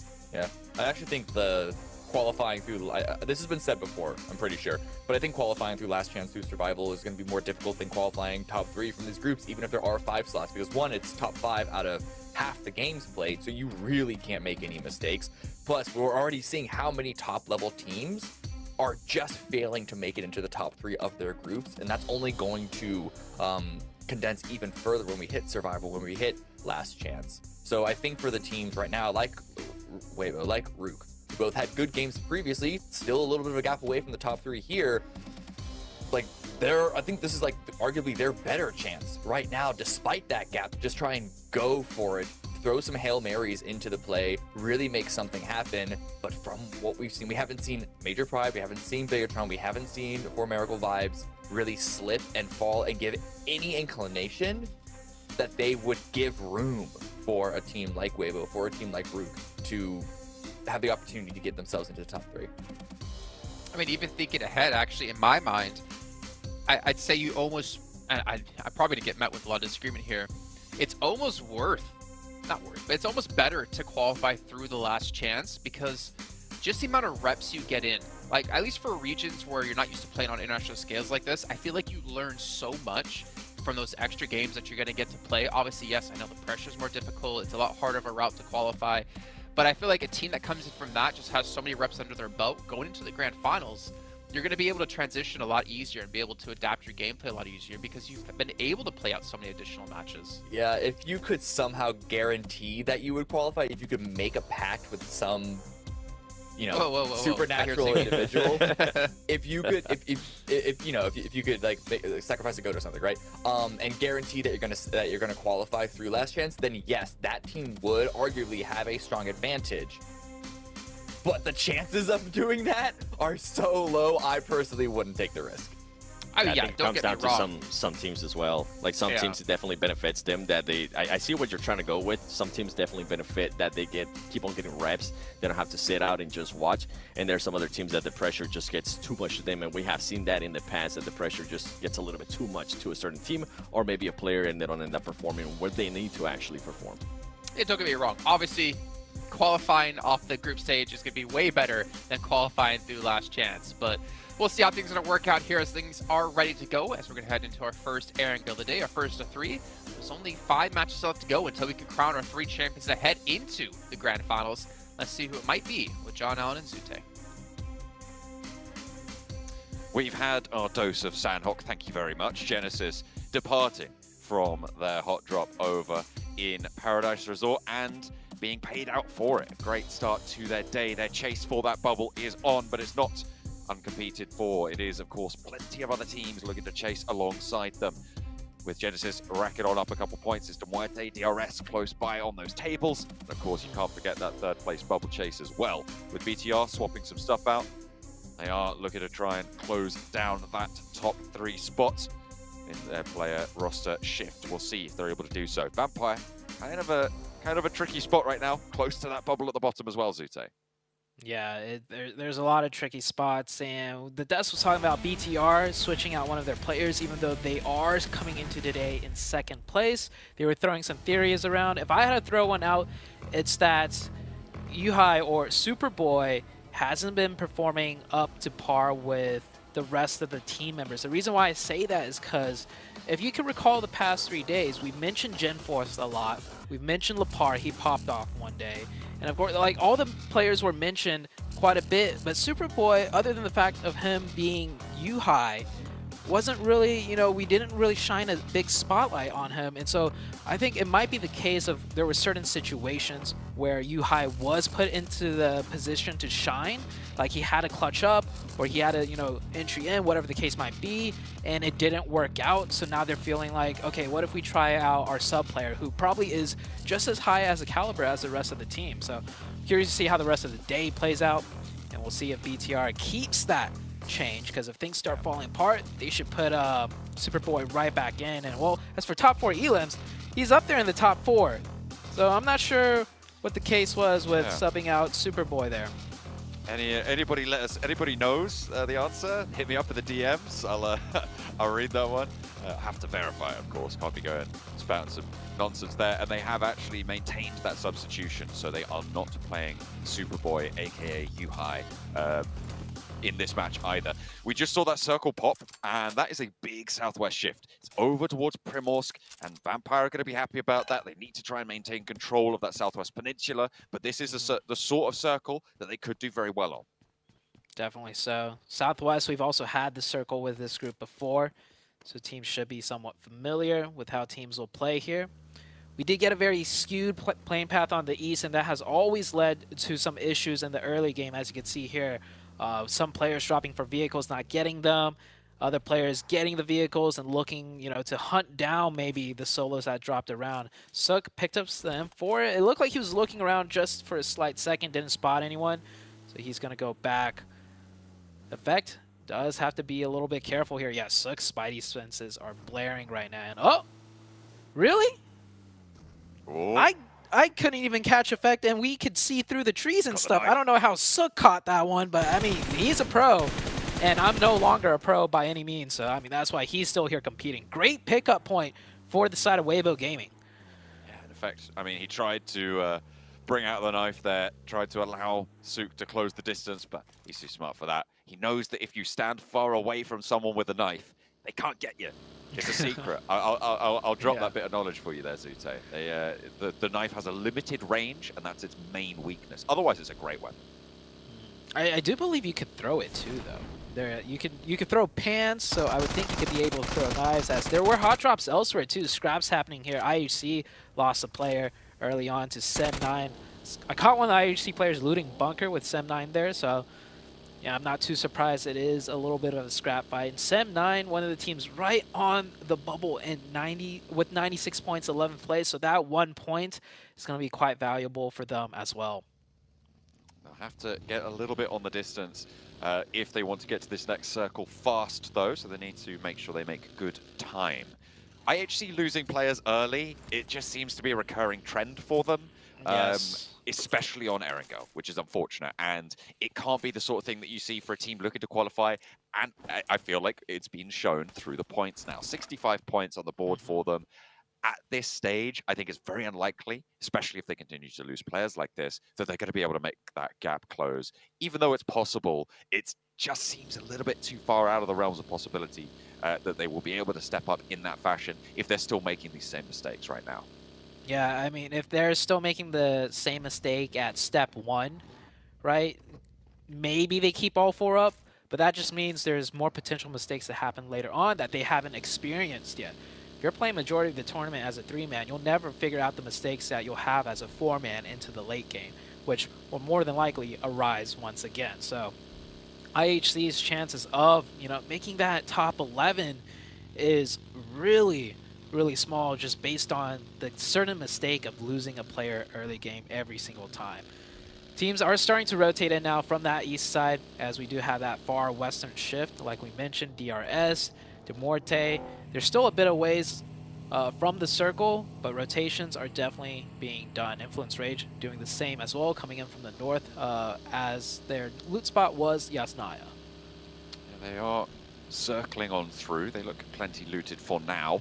Moving over closer to Georgia Pole, moving to the east side of Everest, starting to move along the compounds that line the foothills of it. But D+ are also in that vicinity. It looks like they might be able to either divert or stop dead the Influence Rage rotation from that northern side. DRS close to IHC. They continue to have a little bit of beef here on this rotation, but looks like they are going to extricate themselves from one another. Neither team wanting to stop. You see that quite a lot in these open field positions where two teams rotate from different parts of the mountains that surround them. They see each other, they're close by. You just can't pull up and stop in the open like that. You know someone's going to take those shots at you and you're going down. So you just have to wave and say goodbye. We'll see you later. Yeah, also that's a common rotation path for all the teams following and behind you. So you stop there, another team's coming behind you, and they're more than likely going to take you down. As Demorte is here rotating, BTR taking the same path, everyone pretty much taking this path, because no one's going to stop here really to camp out rotations. It's just barren lands. There's no real high ground there to get a nice position to camp rotations. And plus, with the circle this far west, I don't think anyone wants to stop. Everyone does want to get more central, as Influence Rage does find their spot in Quarry. However, some of the Vampire squad is set up here in a 2-2 split, north and south of Quarry being locked down.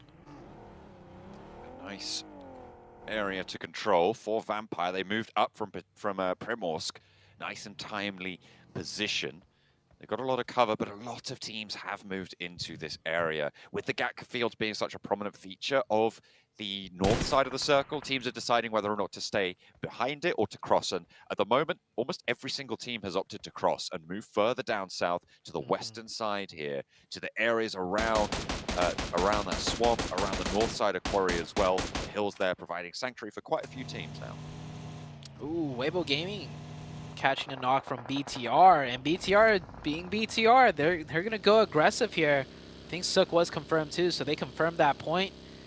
BTR looking like they're backing off just a little bit. Of course, Weibo Gaming is gonna leave that fight immediately. I think everyone in the lobby knows BTR is just on another form of aggression level. So if your player is lost to BTR, you better disengage fast, because they're not gonna sit around and just pop shots back and forth, especially after they get the first one.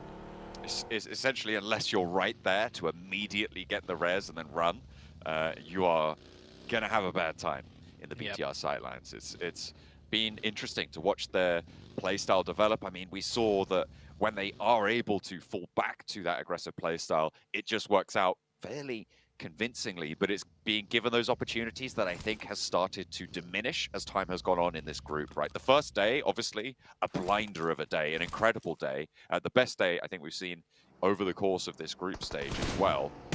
But when they have teams around them starting to tighten up their flanks, starting to figure out how to stop that aggression, it becomes a lot harder for BTR to extract as many points as they did there. But they are still keeping up pace, of course, still in that top 3, and very much in the contest for this top spot as well. Definitely so. Circle shifts south. Weibo Gaming, who lost a player, gets the new central of the zone at the warehouse. Of course, that's a position you can't really hold even as a 4-man team. You'll get other teams out crash in, and you're forced to kind of share the area. We'll see if any other teams decide to crash there, as we do have the Vibes team that we saw was shooting was actually southeast, not even across a bridge. I thought that was on the main island, but Vibes has not crossed over just yet. Queso actually looking to set up a bridge camp. And that's a pretty smart idea. If you're nowhere close to central zone, as Queso, you may as well bridge camp and maybe pick up some points before rotating in. Ooh, Influence Rage have spotted one of the angles for Vampire. Remember, Vampire holding a crucial set of positions around the top of the ridge lines that are surrounding the quarry area. So the fact that they've lost a player on that north side, you can just see that knock just on the left-hand side of the minimap in the top right. Could be really unfortunate. Tony K goes down as well. Influence Rage having a good time to start things off. Federal confirms the flush. Players on the inside having a tough time against Stone, though, who's laying up 1 and 2 as well. Tries to go for the third, but he's not going to have the backup needed. And Vampire being pulled all the way down to 1 player now. That is a really tough spot. Influence Rage can start to get these reses as well. A really great position now for Influence Rage off the back of taking it from Vampire. Yeah, Vampire doing a kind of a really bad split, 2-2 north and south. I know sightlines are there, but you have to expect a 4-man team to pull up potentially like Influence Rage did. So that split not working out there for Vampire. They're going to suffer the losses down to 2. They go. BTR. Oh, BTR actually never got that point onto Weibo Gaming. They got the knock, but it was stolen away by another team because BTR still have 0 elim points. They are still, as you say, on that 0-pointer. Major Pride, no players alive right now, so both BTR and For Miracle Vibes with a chance to push on up, but For Miracle Vibes still locked, embroiled in this scrap on the south side across the bridge to the military island. Looks like they are winning it out, but slowly trying to keep this pressure onto Beano Storm. Team Queso have disengaged from the bridge hold, so they do have that path available to them now. They don't have to stay here, but they might just want the points. Yeah, I think when you've lost out on rotations, you just go for the camp if there's elim points. And Vibes has a huge advantage there. They've got all the angles. They have priority to leave if things should get a little hairy down there. So Vibes taking their time. They got a knock earlier too, so they have the man advantage. It's a 4v3. Next circle going to shift out here as we head into the next one, and it centers right on up once again. Right to the mouth of the quarry area. The hills of the east that the Bigatron hold right now are a great set of sightlines to control their flank as well as take a good foothold into these next set of circles. Maybe they'll have one of their big old games that we love to see from Bigatron. Miracle Vibes continue the pressure. Fine outside in the blue zone. Does get that heal off at stage 2, so you can res and bandage and get that first aid off before the blue zone takes you back down. Stage 3 zone now. That will be made a little bit harder, but still possible. Ooh, East reloading right there. I think just missed the chance, but the nades are good. As Vibes finally getting a bit more aggressive. Yeah, I'm surprised Vibes was camping this out so passively even after the first knock. But Nanakuni with some nice shots. Looks like answering right back. Baron should be able to get that first aid off. The blue zone is ticking, but I think all the players were fully boosted, knowing that they are going to be camping here. And with the blue zone doing way more damage with the new shift, I think it is time for Vibes to reconsider and go ahead and leave this position. Yeah, they will. They're going to have to rotate in from the east side. East side pretty clear. It's just Queso on the far eastern edge. Other than that, there's BTR a little bit ahead, but they actually don't have too many options in the east coming in, so Vibes might run into some opposition that they're forced to take. Yeah, with BTR holding a 2-2 split right now in the hills and down to the compound to the south side of their position, it's really that hillside to the east that sits along that line of trees, but unfortunately the hillside kind of just runs out as you go further west into that location. So real you cover. don't have a great amount of cover. It's going to be difficult. I think they might just opt to take the fight with Team Queso after they heal up a bit. So either take the fight with Queso or just stall out and wait for the next circle and then really gun for a hard rotation. It's one of those two options. Because if they take a fight on the edge now, the circle is going to shift and most likely go elsewhere. So maybe they just forego the fight, eat a little bit of blue, as little as they can eat, and then go for a hard rotation. We'll see what the Vibes team do shortly here as Sem9 still trying to find a spot in the zone. They will find that compound on the northeast. It is unoccupied as East goes down right there to Queso. So the fight will be erupting now. Queso get the opening knock onto Doc. They haven't got the flush position yet, but they want to change that very quickly. They move straight on up immediately. Artur's very close to Baron on the off angle, potentially able to ambush from the blue zone here for Miracle Vibes. With 3 players, 2 of them active. Artur's more worried about the players on the hillside towards the down player, but the pan eating a couple of bullets, but it's not going to be enough, unfortunately. They can still get that res, and that's what they're looking for, to play up as 3. Artur steps a little bit too close and does get burned for it. Yeah, Queso getting a little overzealous with that opening knock. Not realizing the setup that Vibes did have coming in. And Vibes with another nade too. Now that's 2 knock for the side of Queso. This was looking good. Now it is the complete opposite. With the new zone shift shifting away, I think Vibes is definitely going to just prioritize these points and take the fight rather than leaving this. Bino Storm coming in from the backside, eating so much blue that the blue zone is just taking away at their members one by one. And the Vibes team, one of the players heading north, maybe to deal with Bino Storm. Where's the southern player right there? Queso gets a full reset, so Vibes getting a little bit distracted, I think. There was only 1 player from Bino Storm. I don't know if they noticed that 2 of the players fell out the back, because the blue zone is now claiming them. Nanokuni is super, super low. For Miracle Vibes, maybe over-committing and overestimating the position on that north edge, giving Team Queso that gap to get that reset that you talked about. They're not going to disengage. They're going to try and look to get ahead of it. I mean, the hillside is still there. It does start to go down, but it is going to be available. However, the circle goes all the way out to the west. And if Vampire had 4 players here, they would be in a phenomenal position. That was taken away from them earlier. Queso driving towards into Demorte. Demorte with a really nice spot. This is not in the circle, but I like how they use this position to push everyone else away from their backsides before going in, because they have a spot inside the circle that they can secure from these compounds. So a nice little buffer zone for them to utilize, and Queso will be the ones to meet their demise here. There's only 1 player up from Queso. No, 2 up, but they're not in much of a position to fight back.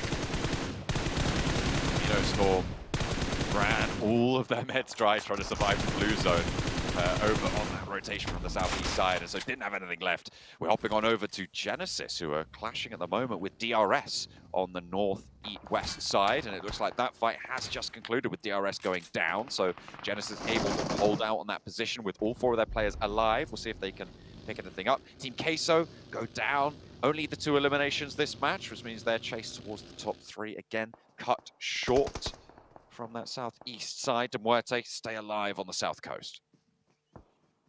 New circle is about to shift here.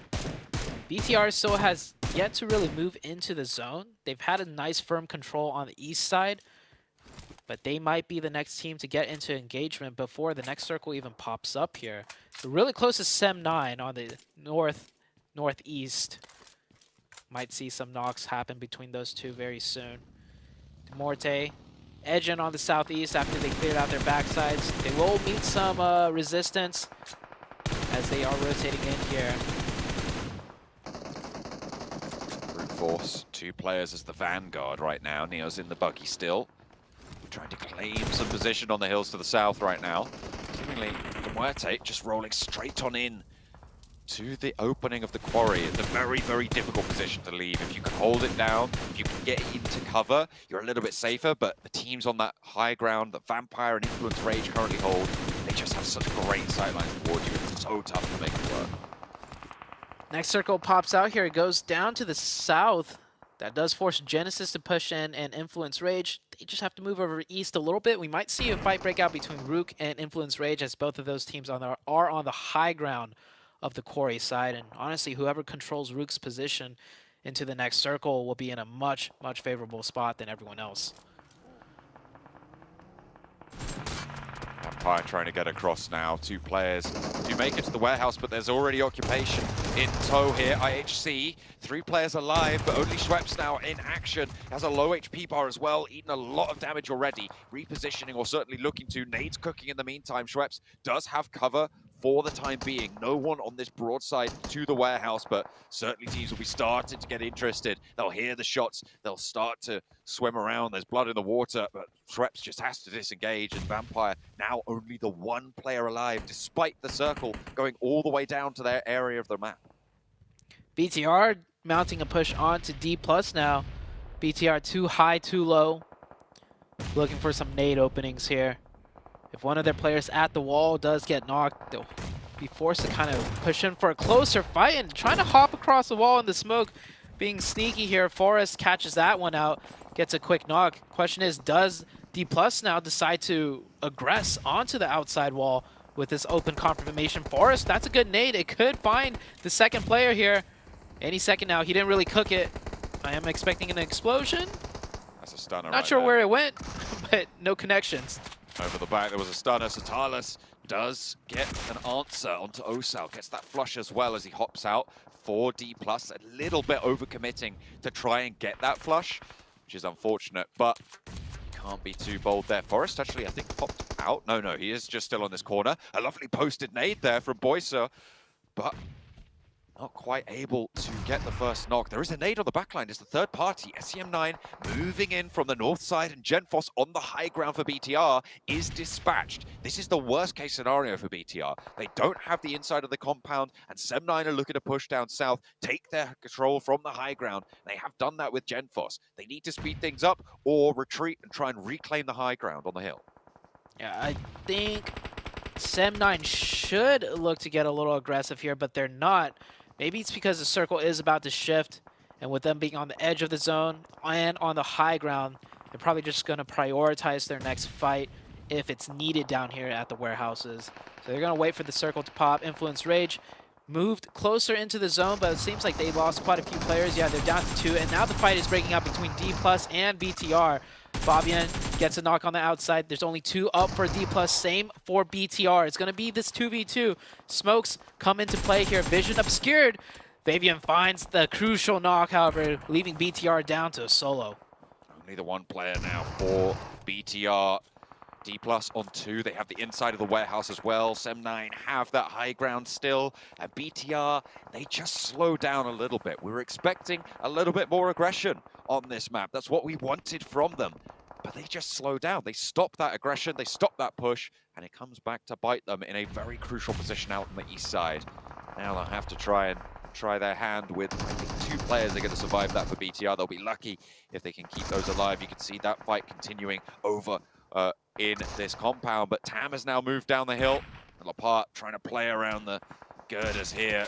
Spots a player jumping on through, and as DBS hops around the side, Lapart lands 1, but they're going to be able to crawl that back on through. Fabian stays alive for the time being, but that has allowed Satalis to move on in over the wall, potentially give them a little bit of trouble, but Forrest is there, and he tears straight on through the BTR fall. Nice play out of Forrest there, remaining patient in the smoke. Weibo Gaming, cameras finally back on them. We saw them lose 1 player way earlier in the match, but they've kept 3 up. However, they are facing a 3v4 situation against the Genesis team now. Mernat is knocked. He should be getting revived. Zone is closing in. I don't know if Weibo Gaming can make it into the next zone, so they can maybe just force the fight more with Genesis since they already got that knock. But they're letting that revive come through. SEM9. Oh, man. And from distance, Brute Force in a great position. We haven't even mentioned their position. They've got the zone on the south, the high grounds, and they also sent 2 players earlier onto the high ground for Quarry because they could afford to do that. They have sightlines on everything. They certainly do. This area when teams have to leave Quarry, kind of got it out by Rook, who are on that east point of the Quarry. All of these teams crunched in on that north side. I think it's only going to be 1, maybe 2, if they're lucky, teams getting away from this position. And at that point, Brute Force has so much control. How do you get past it? I just don't see it happening. Schweppes can't make it happen anymore. I just finally take down. Actually, that was really quite close because IHC had taken a knock as well, so Shreps might have been able to get a little bit further. Genesis starting to scrap it out with Weibo and on the losing end of this trade right now, but Gap still has his work cut out. Close range, a player with Genesis trying to go on through. Ichi goes down. Only the one player now remaining. And he's on the upstairs. Bernat super low, but he's got the DBS. Goes for one, but an immediate save to keep the team alive was 3 for Weibo. Yeah, the forward position out of Weibo Gaming was a great spot for them to fall back to. It's not in the next zone, but a much better fight advantage there from that tower. IHC now sneaking up here. They got to be careful, though, because on the high ground, if a team does peek over, IHC is exposed. Zayol takes some shots, kind of gives away the position, giving Weibo Gaming a heads up as to how close the enemies are. The nades from Garlas should be good, should do some damage here. Trying to tap them on down the hill. The blue zone's going to force them to crest the ridge. The smoke was there in time, and an answering volley removes that threat. Forces a reposition from Seoul, but a nade to answer. Gap goes down. They have got onto the ridge line now, and they need to get this res fast if they want to keep him back up. Waimao doesn't have a nade to put in towards Demuerte. They're playing 2 players on the ground floor. Not entirely sure that Waimao knows he's there, but he certainly does now. Moving up close with the DBS, hopping on through, finds the first knock, doesn't take too much damage, steps in and looks for this, gets close and personal with Demuerte, and they will fall at the face of Weibo. He should not have won that, but he did. He gets the zone 2 on that edge. That is a crucial spot. We're into the top 4. The next circle favors them that way. I think right now, best they can hope for is a 2nd place because Brute Force is about to force everyone to cower in fear with the superior positioning. The high ground on the southern hill. Rook is up there at the top, but man, it's just not much that they can work with. The second he peeks his head open, all eyes will be on them. Said it was going to be 1, maybe 2 teams leaving from this northwest side, but with Brute Force moving into position, it might not even be that many. They have absolutely dominated from this south edge. A lot of points already accrued as well. They've got 19 smokes. Like, what can you do against this roster? Nobody has the utility to handle them. 7-9 may be able to get an off angle, may be able to get a cheeky peek if they are lucky, but Pusher is spotted for Rook, the last player to stand. Looks like it might be all curtains for them. They know exactly where he is. There's a nade cooking for Prepod. Just going to put it over these sandbags. That should be it for Pusher.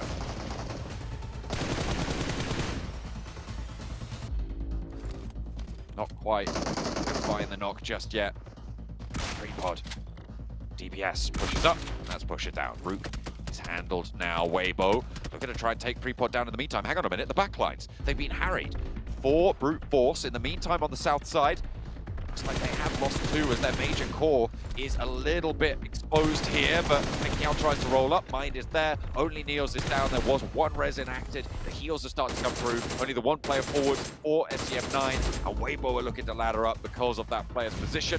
Good result for Weibo. They weren't able to win out the previous game. Unlikely that they win out here, but they make it up to 2nd place. They've taken a lot of fights, and they should be able to put some decent points and a big dent again into that gap towards the bubble. It wasn't that big before, but with 4 Miracle Vibes going down fairly early, feels like they could have done a little bit more as well here. Weibo Gaming really salvaged this match too, in my opinion. They lost a player very early on, and they were forced to just rotate into here in an area in Quarry that is a cluster. So hard to make it out of Quarry alive, but they did. They just made it out alive into 2nd place, which isn't too bad either. Brute Force, meanwhile, on the south side, not having any part of that Quarry action, just 3rd party from distance. They controlled the south very well, though, against Queso and a few other teams that tried to go down there. And with the way the zones played out, Brute Force comes out on top. And that south edge, nobody could leave from Quarry. You're right, it was just such a death trap, and that's what I was talking about when I saw I think it was Major Pride send on into the middle, or maybe one of the other teams. You go in there, it's so difficult to get out once you've already committed to the inside of Quarry. More so probably even than places like Pachinki, places like these urban environments, right? It's just such a difficult place to leave, and that's exactly what comes through. The circle does give it a little bit of an advantage as well, so Brute Force able to capitalize. Yeah, I love how Brute Force also, with so much control on the south, they actually sent 2 players up into the Quarry top side because they have pure sightlines there. As they're, I think they're saying something along the lines of block out the haters. Like, I can't hear you guys. I don't know what that is, but a big chicken dinner win for them. I am very curious as to where that puts them on the leaderboard, right? They were kind of in the middle of the pack Does that put them in a striking distance of the top 3 now? Or do they still have quite a long ways to go? We'll see in a little bit. Yeah, we do have a little bit more to go. Weibo Gaming putting up those points. I mean, it is a pretty big result there. Also, again, Major Pride, Bigatron, Full Miracle Vibes not having the best of matches. Again, it was a difficult circle. I feel like we've seen 2 very difficult circles at the start of today, which is kind of giving a little bit more excitement into that one. I'm also thinking about how Vampire weren't really able to capitalize on a circle that should have been to their advantage. They kind of had the pick of the litter when it came to positions, but they stayed on that split for too long. I think one thing that some of the top teams are struggling with, particularly just because it's the last day, is because all of the other teams, they're all on the bubbles of either making a potential chance at top 3 in the final days or potentially dropping out. So that kind of prompts every team in this lobby right now to be a little bit more decisive or maybe more aggressive with the decisions. And the top teams are having a little bit of a problem with it. See if they're able to pick up the pieces. We'll head back over to the desk. Well, I'm kind of worried about definitely the bottom of the table at the moment as things are getting shucked up constantly. Obviously, Genesis here not able to close things out, not able to fend up against Weibo. But for them, they're trying to climb the leaderboard, and Vampire, they've fallen, I believe, to 11th place. So a lot of teams shifting around and potentially dancing in and out of making it to the survival stage. Whereas the top, Weibo's like, you know what, we're still trying to contend for top 3, and they might be able to do so here, especially with Formerica going out so early. But gentlemen, we did have Brute Force, a team we hardly really talked about yesterday, able to get themselves a close and able to get themselves a little bit safer to maintain a survival stage finish. Yeah, I mean, with that southern shift, right, they found themselves with a really, really solid position just to be able to farm all the refugees coming out of Quarry, which is a really difficult place for anyone to leave just by the nature of the commitment into the low ground and then funneling out through one single direction. So they, I don't know how many of those eliminations were quote-unquote stolen, but I imagine a good number were. But hey, you're not going to turn that down. Still 22 points is 22 points. They're going to love that one, going to put them away from that bottom 5. And I'm impressed with the way Weibo's been able to win those fights. I mean, they won a fight against Major Pride, IHC, then Muerte being able to push their way out. That circle didn't favor them, but for them to clutch up those points, 12 points, is going to put them even closer, and it might actually push them into top 3. We'll have to wait and see what's going to happen there when we end up showing the overall. And then Rook, they've been quietly consistent now back-to-back days here, being able to at least secure those 6 points. If this team continues like this, and honestly, Major Pride, BTR haven't really been able to get that many points, especially Major Pride the last 2 matches, and BTR here in the last match. And anything can happen there when we go to first place, and look how close. There it is. There it is. Weibo actually did it. They have overtaken For Miracle Vibes. I said at the start of the show, I didn't think Weibo could do it because of like what seemed to me very stark requirements for solid games. But like they're pulling out like not even salvage games, but like they are doing what we saw Nongshim do last week, at least so far within the first 2 rounds of just really solid rounds. They're not going to be winning them, but they're going to be going home with a bunch of eliminations and a good number of placement points every single time. And with the laps that we've seen from For Miracle and even Bigatron, who are still only 2 points ahead of Weibo, there's a chance for even further adjustment here at the top. I mean, there's a legitimate chance that Major Pride, Bigatron don't make it into the Grand Finals, at least within this stage alone, because we could see For Miracle show up. I mean, there's what, 4 points separating 1st and 4th place, and then we have that drop off into 5th. Any one of these 4 teams could unfortunately be having to go a much longer route to make it through. But then again, gotta look down towards the bottom of the table here. VPE, they're in 11th place at 100 points to Muerte right behind them, only 7 points behind at 93.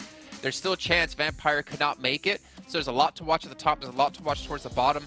And then obviously the middle of the pack teams, if they want to break through top 3, well, they're going to need to have at least 2 chicken dinners on the day at this rate.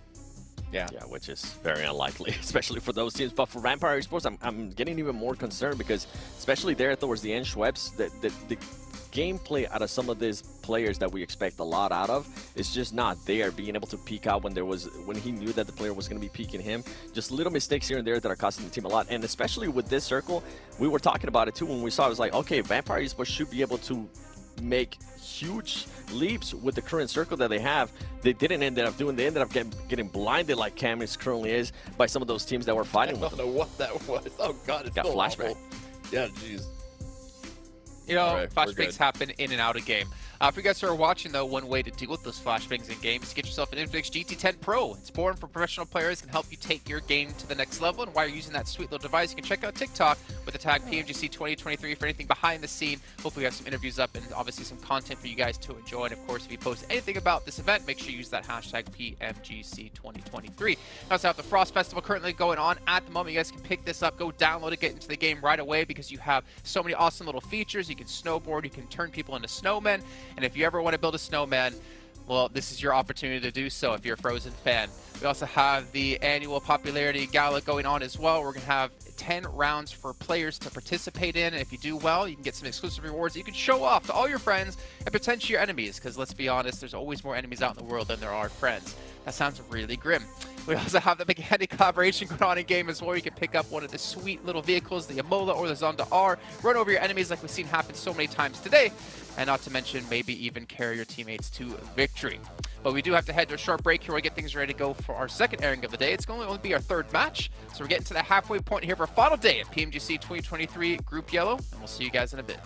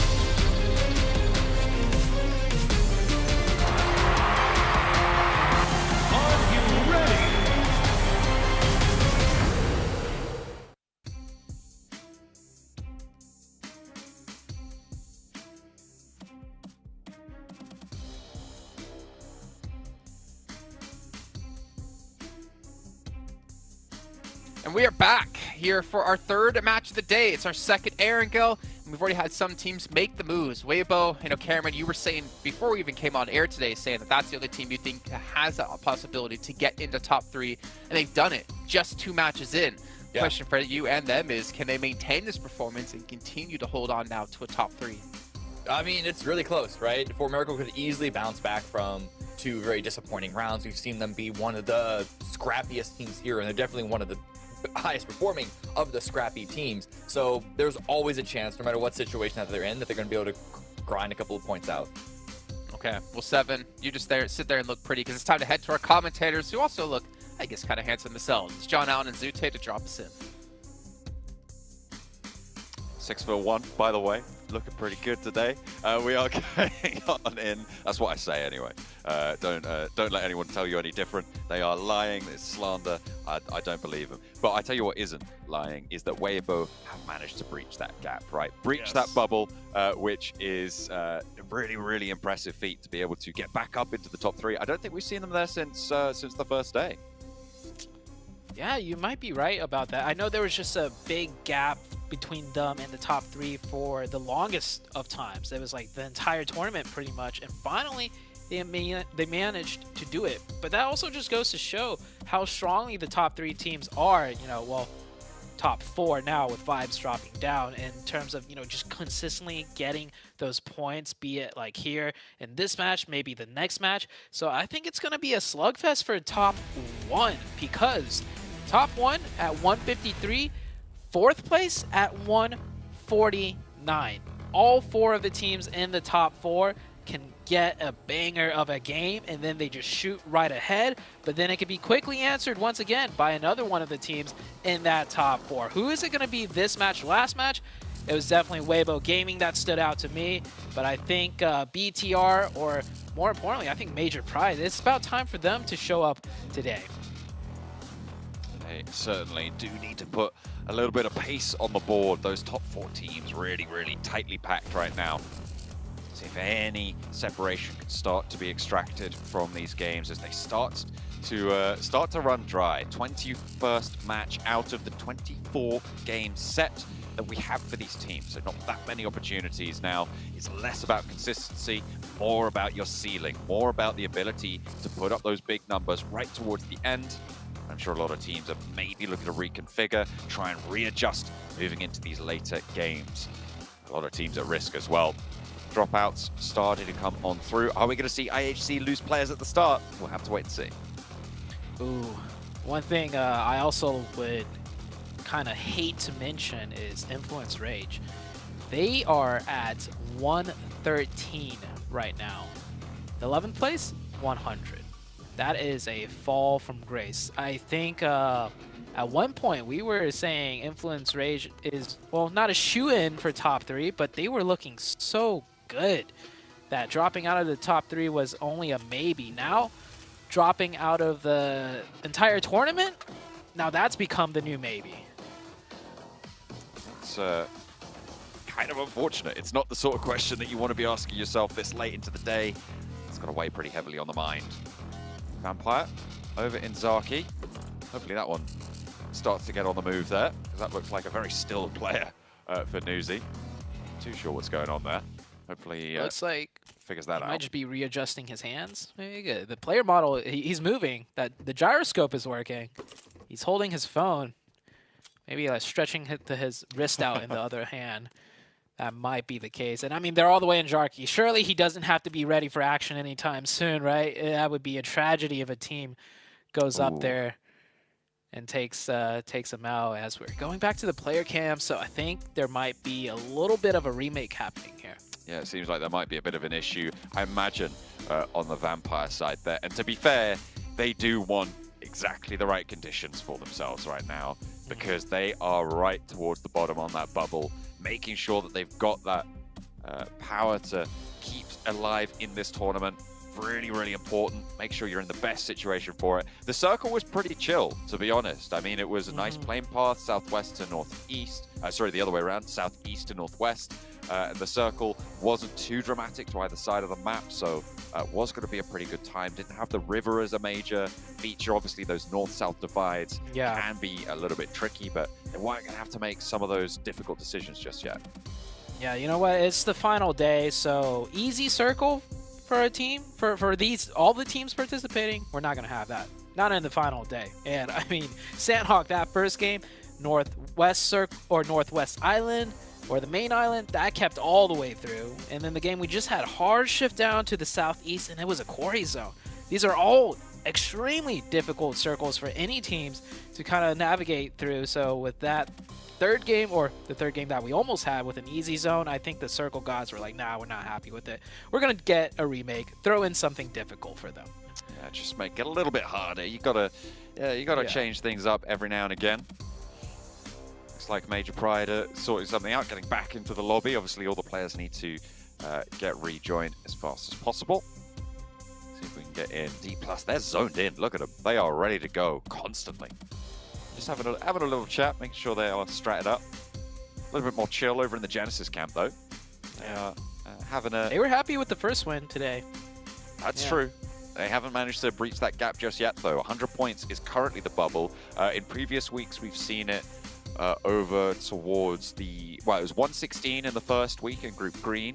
In Group Red, it was 123. So if you're over that 120 point barrier, you're looking okay. You really want to be over that 130 point barrier. That's where it starts to feel a little bit safer. And right now, there's only 4 teams above 130 points. It's the top 4 teams, right? They're all within 4 points of each other. 153, 151, 2 teams on 149, right? That tiebreaker's got to feel pretty bad right now for Full Miracle Vibes, given the chicken dinner count is the main tiebreaker at this stage. Can you imagine losing a direct qualification spot to a tiebreaker? That must be really, really tough. It could happen.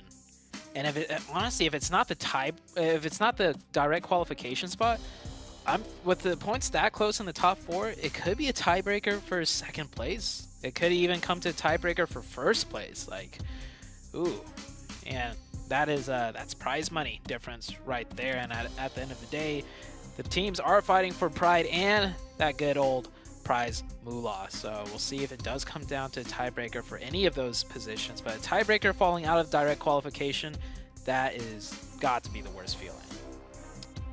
It would be pretty rough. I feel like it's got to be one of the worst spots to be in. Coming in fourth on these stages is probably one of the most disappointing results for a team. I mean, obviously, other than not qualifying at all, but just missing out on that third place spot on that direct grand final qualification. I would hate it. I would absolutely hate it. It's like players are getting their headphones back on.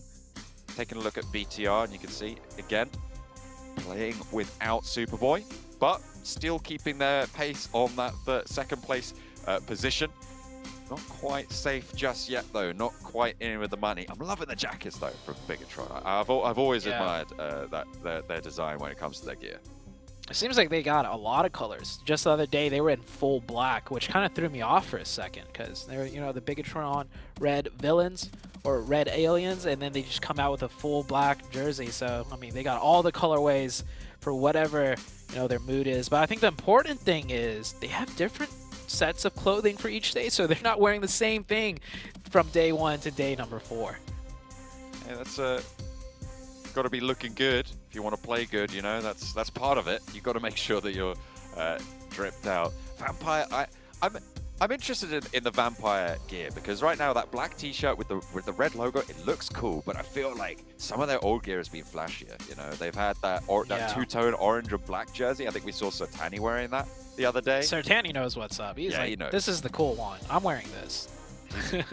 he's ready for it, you know. He's ready for the drip. He knows what they need over in Kuala Lumpur. Unfortunately, though, the rest of the team kind of not living up to that drip at this stage with the 100-point score that they've managed to achieve. As I said, you want to be up towards that 130 points if you want to be safe. So they're going to need some good performances for the rest of the matches. And I'm hoping they make it through to the survival stage. I think this is a team that kind of, I wouldn't say deserves a second chance, because you only deserve a second chance if you qualify to the, you know, the survival stage. But I think if they make it to the survival stage, they could really get another chance at showing us, you know, why they were the back-to-back PMWI winners. And maybe, you know, give them a little bit of a week's break, and then they'll come back strong as ever. Sertani, you know, the coach could maybe fix some things up within the squad, and we might see a whole different Vampire squad and maybe a resurrected Vampire squad. As Plane Path is out on your screen now, way over to the east side, north to south, be a little bit of a stretch to the west. Good decent amount of vehicle spawns though, going from east to west, so teams shouldn't be in too much trouble, but every time we have said that, we've seen at least one player go down on these vehicle scraps. Could always happen. You never know, especially with IHC in the lobby. Over on that north side, it looks like there's not too many teams. Oh, hey, look, they keep losing players. If they keep losing players early, I'm going to keep bringing it up. You know, I just say what I see. That's the whole job, right? I mean, you're not wrong. Call it as it is. IHC has indeed been losing players very early on, almost in every type of situation, and we kind of.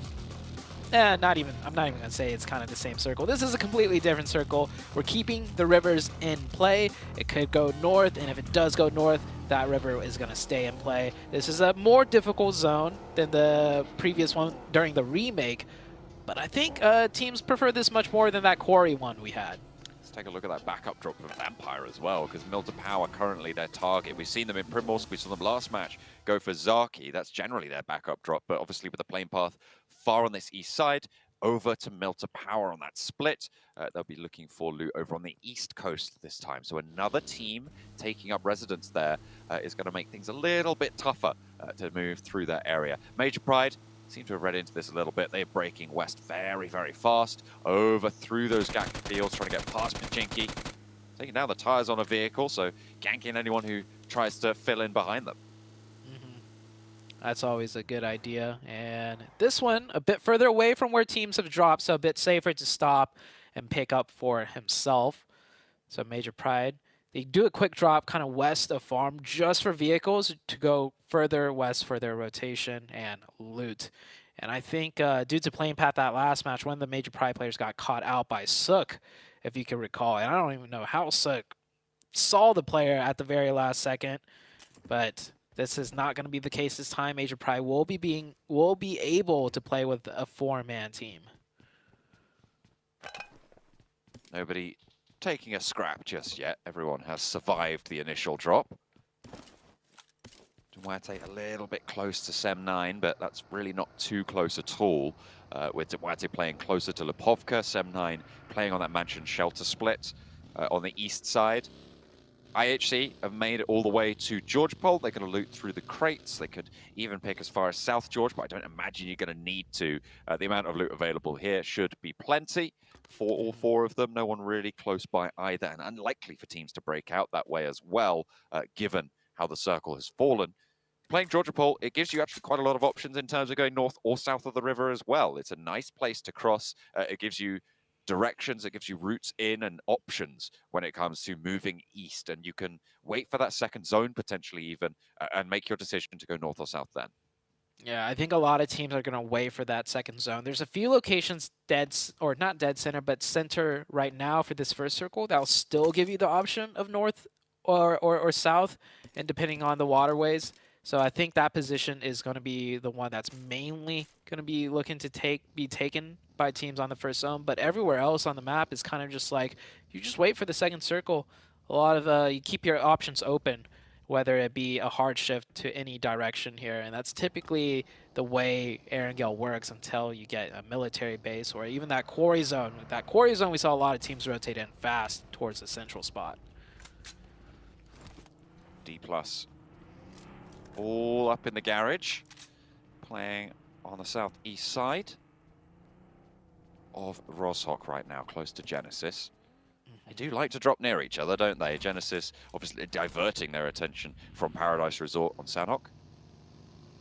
This time around, they're going to have their neighbors back in tow. Sem9 from the east side, leaving that mansion shelter split, starting to head a little bit further west towards... It looks like they're going to draw short on this compound on the junction and try and figure out where they want to go from there. It's a little bit far to the edge of the circle for such an early rotation. They might look to get a little bit closer for the time being. Not going to go out and play terrain. It looks like we're more focused on compounds this time around. Yeah, this is just one of those spots that you could stay safe in and wait for the second circle, which is what a lot of teams will do. D+, the team that is playing in one of the positions I mentioned, that is very centered, that keeps that option still open without too much problem. So it's good to see them get that position. As I'm looking at the minimap, D+ are once again very split 2-2. I don't know if it's the players driving off for a quick loot and then regrouping, or they're looking to hold a 2-2. So around the school and that juncture near the bridge, as BTR doing a little bit of a bridge camp here. 4 players in 1 vehicle. Maybe they were just looking for vehicles, as 2 of them shot down to 1 HP. That could be very bad. Uh-oh. And one of them does get knocked out. Lepar is out, and he is on top of the hill. He will get confirmed. Call that one the Silver Platter Hill, because that was absolutely delivered to them. BNS going to roll through, maybe even look for a crash here. I mean, you've taken down a player, BTR suffering. You know they're going to have to heal a little bit. Maybe go for that crash, see if they take that aggression. That's right, it is BTR. But then again, when are you going to find a better opportunity? The BNS, frankly, have nothing to lose. They might as well just go for it. Genesis lose a player to brute force as they try and break towards the north side of the river. It's not going to be super easy for them. And Prepod is there. A lot of quick scraps coming out here on the fringes of the circle. This is nowhere center, so it looks like so many teams wanting to just play the option, or instead finding the option is the contested place in a lot of these zones. IHC taking a look at brute force. They heard the shots ring out earlier onto Genesis, so they get a little bit of a heads up in terms of there could be people in front of them. Mine with some really long distance shots there, tagging up the other player just a little bit. Stone goes down to Beano Storm. Beano Storm goes from BTR towards the east side into Vampire. So whether they're looking for these fights or it just so happens to be there, they're getting these points. Shot and a knock. BNS, they are turning up so far on this rotation, I suppose. Yeah. But I feel like points. Like, what do you? I feel like they're trying to.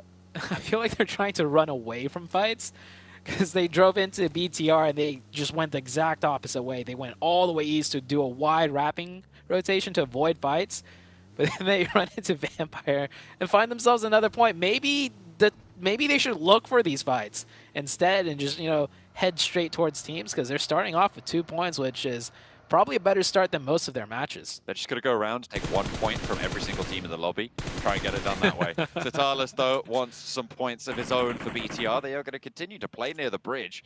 They have allowed a couple of players from 4 Miracle Vibes to get through. There is still one on that south coast. You can see they've left the backstop of the convoy on the other side.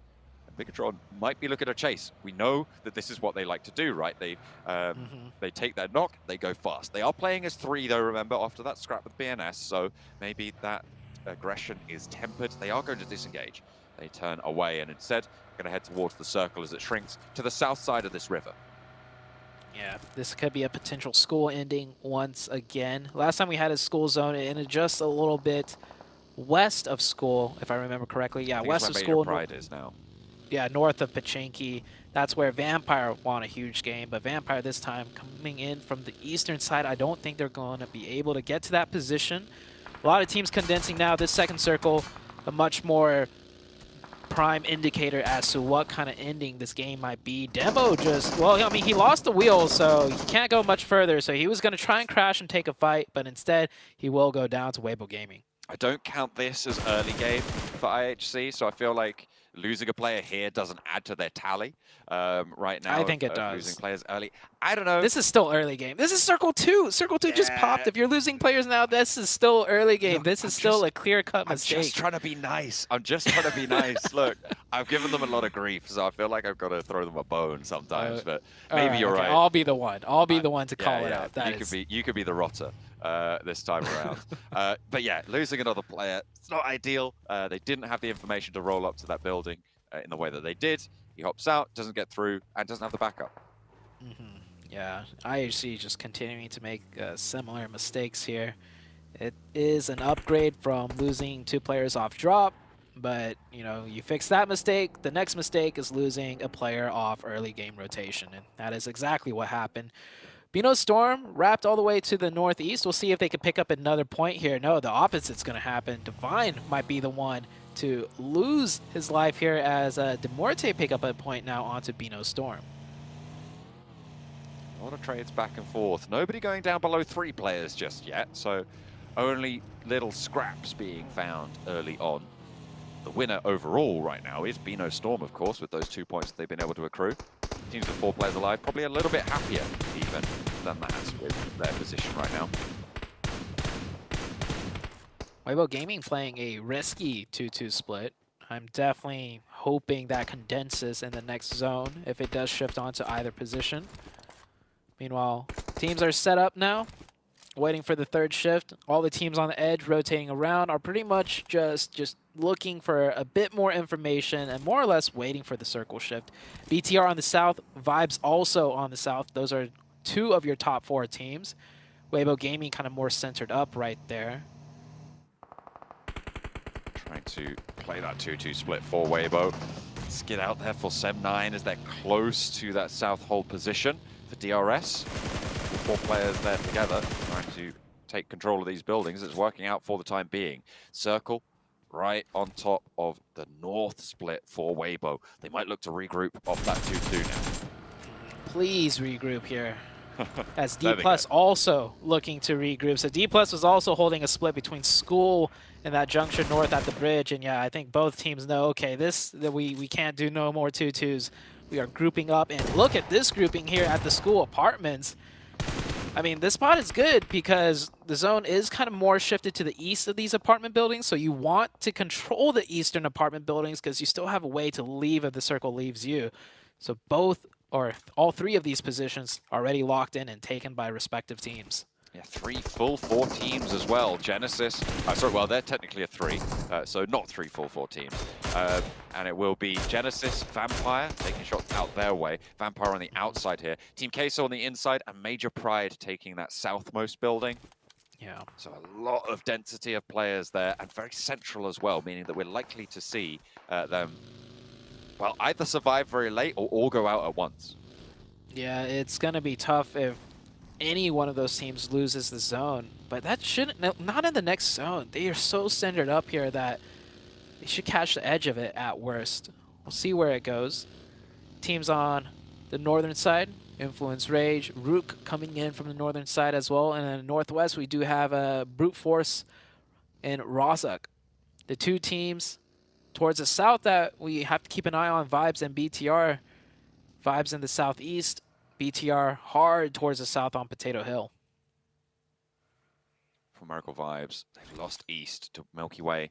Gets away from it, Demuerte, not wanting the trouble. That wide split for Demuerte, not going to be super favorable for them to take a scrap with the team pushing in as a unit, even if they are only 3. Rook crossing the bridge, getting over to the compound now with D+. They regrouped, remember, D+, which is great news because this crash now can be defended against. For Rook, they are up and into 2 of the buildings. They're up and into the side of the compound, and nade over the top of the building onto the roof. Doesn't quite find the knock, though. Yannick with the SLR. Don't think he was the one to knock Malloy way up there. It's probably an IHC player, as IHC is much closer to Demuerte. Yeah, IHC might have caught the knock here. Demuerte will get the revive, though.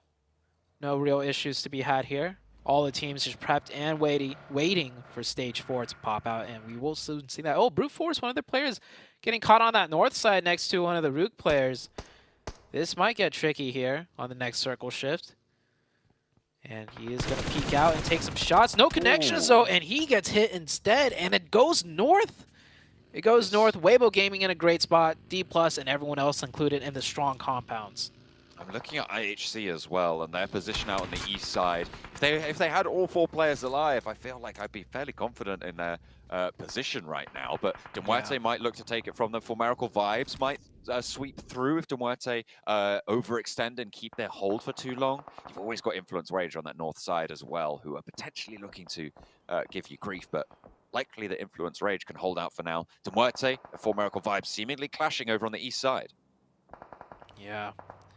Big rotations out of Vibes, For Miracle Vibes, and BTR. BTR wrapping in from the southwest. They're going all the way west, so maybe looking to breach in through Rozhok. We'll see if it happens. As now the Vibes team taking some pot shots towards Demuerte. Demuerte has such a strong position within zone, though. If they can keep all 4 up, that player almost goes down. But if they just can rotate up to this hilltop, Sky Hill, they're good. There's a little dip up there. We saw one of their players getting revived, and that should be the next position Demuerte takes. I don't know what's giving them so much trouble of just getting up there.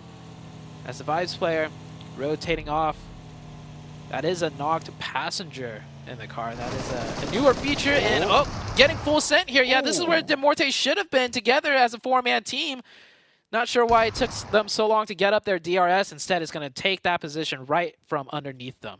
That is a really, really difficult position now for Demuerte. The nades to answer. A lot of damage was sent back towards DRS, to be fair. I think the vehicle might have actually been exploded in their face. They take down the player from Demuerte, but there's still 2 in the wings, and here comes Sem9. They're sending all the way from the south. They did not have priority on this rotation, but they've heard all this commotion. For Miracle Vibes, don't slow them down. They've been taken down a peg or 2. In the meantime, they are going to be only playing on as 3, and Sem9 have capitalized. DRS are out. Demuerte have outlasted them, which I don't think I would have expected. And now Sem9 have leapfrogged both of these sets of rotations. Yeah, that spot is heavily contested right now. And I think Demuerte, after losing the 2 players, does stay alive. Oh, Major Pride in a very interesting spot. I haven't seen this spot used in a long time. Almost forgot about it, but there is a little bit of a ditch right there that you could just stay alive in. That's I used to call these things pocket rotations. It's these obscure spots on the map that work out really well towards the later stages of the game when there's so much chaos around you that the team that has full advantage on you can't really capitalize on it because there's so many teams close by. We'll see if Major Pride could last long in that position. It is prone to nades, and we saw some going their way. IHC, though, only 3 players as well, so the team that's closest by to them can't really take too many risks. You know, you peek out, you get knocked and flushed, you're down to 2, and you're basically out of the running for that position. You need to have that strength to hold from the south side. Team Queso, not satisfied with their own building. They are down to 3, want to take the fight to Genesis. Remember, Major Pride were the 3rd team in that location, so they've just gone and sent all the way up to that location that you were just talking about. Now Team Queso want to try and sweep through these apartment buildings, try to take care of Genesis, but Big Milo is down. Immediately looking to get flushed by Smile, who's not wasting any time in getting that one done. A retreat as well as the rest of Team Queso, the only 2 players remaining, getting swarmed on now by Genesis. They are moving on through, likely to get the flush. Can there be any retribution coming on through for the last player of Team Queso? Reyes, or rather ascends up the stairs, gets one on the knock with the DBS, looks for the flush, tries to hold the corner, but it's not going to work. Yeah, it does his best, gets that singular knock. I think he was trying to go for a point confirmation. Not getting that, he goes out. 7-9 now getting pushed by 4 Miracle Vibes on the south side, but they have to worry about Demorte. Demorte with only 2 could just third party from the high ground shooting down as Vibes did lose a player. They're down to 2. 7-9's getting a reset back up to 4. 7-9 in a great position because outside of Vibes, I don't think anyone else is going to really look to fight them, but they're going to drive right in. Almost gets the re-knock with the vehicle, just misses it slightly, whips around, tries to go for the 180, and that is 4 Miracle Vibes out. They are the 4th place team. They wanted to tie back up or at least pass Weibo Gaming. That is not the case. Weibo Gaming sitting in a great position. Major Pride are knocked out, so that spot did not afford them the safety they were looking for. Ooh, saving the teammate there, but there's an off angle. Who's that coming on through? It's Vampire to maybe take another knock and a flush over towards Bigatron, but Boysil able to stay alive and will be able to get the res. They'll be able to get a little bit of healing done now. Vampire as 3 will have to leave this location, but they've spotted Bigatron, who are going to have to move first. Yeah, Bigatron down to 3. Very low HP. They should have the meds here. But I think everyone's going to be looking their way as they rotate in, including Vampire. Vampire doesn't have the zone, but they'll be the last ones that need to move out, and they can actually move up towards Weibo Gaming. There's a little bit of a ridge hillside that they're more than likely going to look at moving towards. And BTR, on the other hand, they're going to have to drive quite a further distance, throwing a lot of smokes down, using all the util that they can. Are they going to full send towards a shack? They're or trying maybe to get the towards car Weibo out. Gaming? They're trying to get the car out in the first place. I mean, the one that Satalis is in right now is smoking a lot. You can't really cross the open in that. It will just burst up. You will go down. But the other car that they have is tilted on its side. It's wedged. Oh.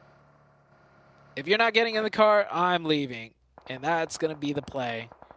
Oh, it's going to stop short. Get some more info. Throw some more smokes. I like this. They're taking their time. A lot of teams panic and just drive straight off. And yeah, that's a good move. And also, this little stall allows for them to move when Vampire just got one of their players knocked. Bino Storm were taking those shots out from Nanokuni and Razzie towards the Vampire position. They can get res here, but Bigatron, with their smoking vehicle, going to have to try and take some from an opponent's position. Rook and D+, they've been here for quite a while now in the same compound, and finally the engagement is starting to happen. Fabian goes down first, Root moving as a duo, but one of their players gets traded off.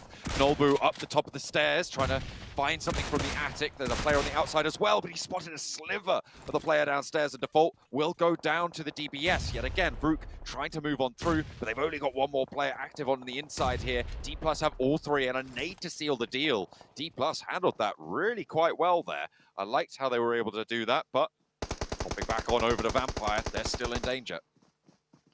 Looks like BTR is going to take that fight with Vampire. They lost one towards the side of Vampire. It was Satar that went down. Vampire is still with 3 up, and Vampire actually took out the Eastern team of Bino Storm. So managing both sides quite well.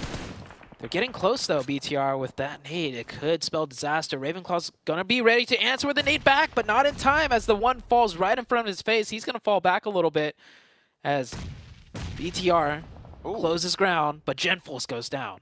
That caught him. I didn't think it was going to go far enough, but it did. Another one over to the back for Ravenclaw.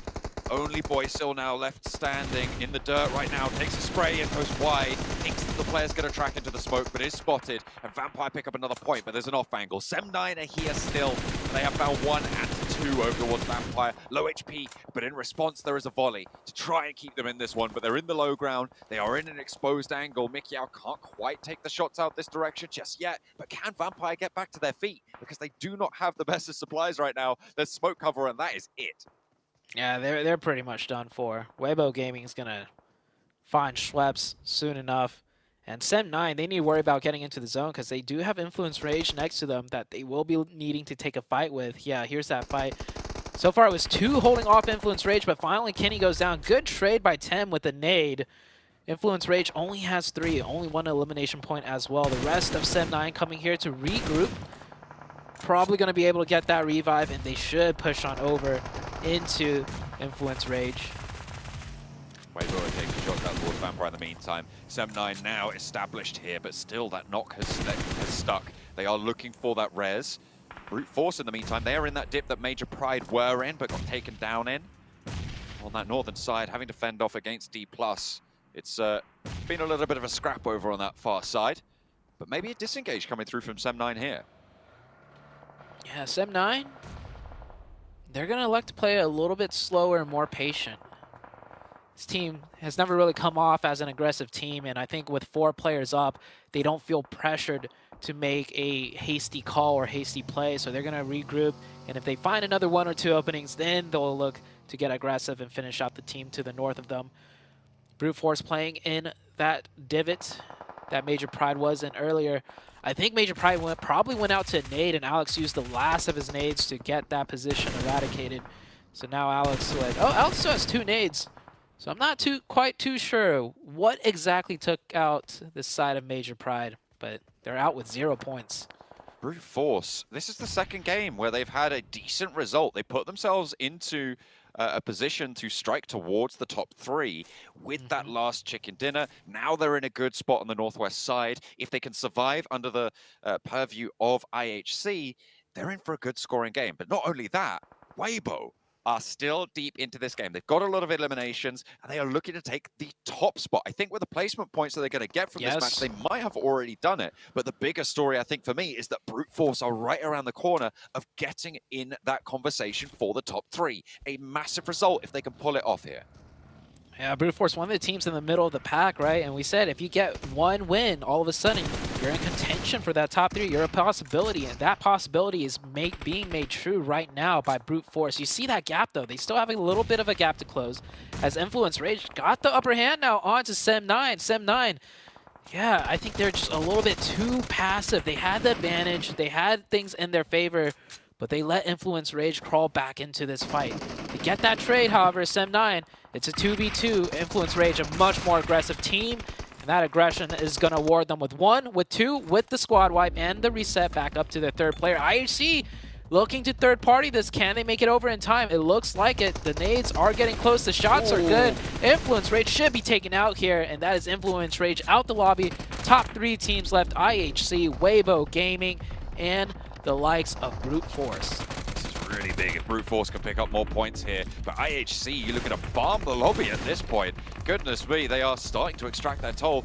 I'll take it back. I feel like Demo going down early, it's worked out for them this time around. I don't quite know how that makes sense, but seemingly they've made it happen. They have got the buildings, the only team with hard cover really to surround them. However, they are a little bit led towards the edge. And Alex with the K9 looking for some headshots here. Talk about super long range and super close range. K9 DBS, no in between here. That's what your teammates are for. Yeah, I don't know if this was set up on purpose, but a huge nade onto Brute Force. Do they have more to throw? I mean, if one can land it, the other surely can as well.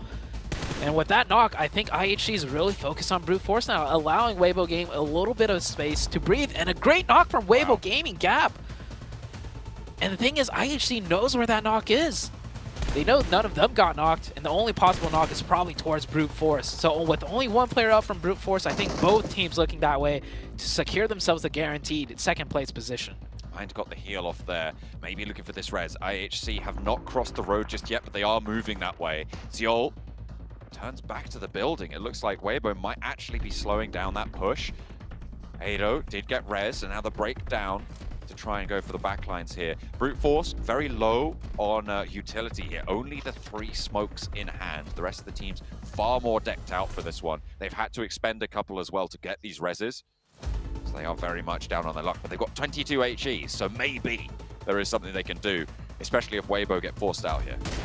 Ooh. Some nice bolt action going on here in the very late stages. Sook says, I got one too. Who's got the better aim? They're not in the zone, though. If you look at the top right, 13 meters from the zone. So that rock is in the zone. Actually, is it? You can see Sook looking at that rock and marking it. You can tell how far it is and if it's in the next circle or not. But that shack, they will have to leave it. Smoke's being prepped. Brute Force still in the circle at that divot though. But can you all hide behind that angle, especially with IHC having that backstop high ground that Godless holds? You can't make that push before Godless gets down. And Alex has such a bead on this. With that K9, they do need to be careful. Fortunately, if he misses, they're basically across already, right? With that K9, that's the disadvantage you have against something like an M4, where they can just constantly keep that laser on your crossing. So that rock does give them cover from IHC, but with 3 players back there, one of their butts might be sticking out to the side of Brute Force. Either way, if they could survive here, heading into stage 9, the last zone where everything is blue, who's got to move first? Which team is more central? It looks kind of like an even spacing throughout. Maybe Weibo Gaming has to be the first team to move out though. No, maybe actually Brute Force. And we are heading into the final zone. They have got a little bit more terrain cover up to their left here, but IHC definitely have the closest to the center position right now. It's really down to Brute Force and Weibo as to who can find a pick, who can find a spot that they're looking for. Remember the nade utility that still exists in the Brute Force side. They can move forwards. If they can nade out to Alex, it could be good, but he has nades of his own, and he lobs them on through. Brute Force should be going down here. I don't see any way that they make it further than 3rd place. Another burst in the air there for Godless. Finds another knock. Just the one player now left standing, and you've got to imagine just one more nade seals the deal. Neos is there, but Weibo is starting to make their break as well. Can't quite find the angle. It was close, but not quite all the way. Gap has to break out, and with 3 players of IHC gonna be rolling on through. It doesn't matter that they lost a player earlier. Can Gap find something miraculous here as they march on forwards? Oh, that's 1 point. Oh, that's 2! No, that's... may be able to turn it around for Weibo. He's moving forwards. He's got that first aid. Only the 1, though. But the high ground for Godless is there. He is going to have to leave. How long do these smokes last? Gap up to the tree. He knows that he's there as well. The flush confirmed. Can Sook get res? Oh! Oh, my goodness me. Gap 1v3 is what looks to be an impossible task. And Weibo take it away just at the moment of defeat. The jaws don't close tight enough, and IHC have it torn away from them. Wow. Both teams really needed the points, honestly. IHC needs it to survive. Weibo Gaming needs it to secure that first place down. What a fight. IHC getting way too overzealous, and I was calling it out behind you. That's 1, no, that's 2. And then I realized, no, that could be the potential chicken dinner even. And they get it. They not just get those 2 points right there. They get the 3rd point and a whole nother chicken dinner. What a huge game from Weibo Gaming. I will say they were circle blessed. I will have to say that because they got that compound and they held it down the whole way through. But still, that win, that 1v3, well done out of Weibo Gaming. And they're clutching it out when it counts on the final day. Absolutely terminating right towards the end there. And remember how close that top pack was, right? And with BTR not doing super strong, I mean, they got quite a few eliminations, sure, with Major Pride going down a little bit earlier as well, with For Miracle Vibes not having the greatest of games. This is a big opening. I think Weibo Gaming will have been able to jump up there and maybe take that top spot with actually quite a decent gap. With that elimination count that they're able to get. I'm also really interested in what IHC have been able to do, but actually probably more importantly, what Brute Force were able to earn this match, right? That is a massive, massive issue if they're able to jump up towards that top 3 contestation. Yeah, so Weibo Gaming taking an absolute huge win. Taking a look at the stat pages here. Yeah, IHC keep losing that 1 player very early into the match. They were only a full squad for 9 minutes, and hey, they were a full squad till the very end. Can Gap win the 1v4? I don't think so, but I mean, he won the 1v3. Who knows, man? Gap really clutched it out there. Influence Rage made it towards that late game, not with too many elim points though, but I think Influence Rage at this point are just looking to stay alive. Call it the skill gap, but it is going to be Weibo taking home the chicken dinner.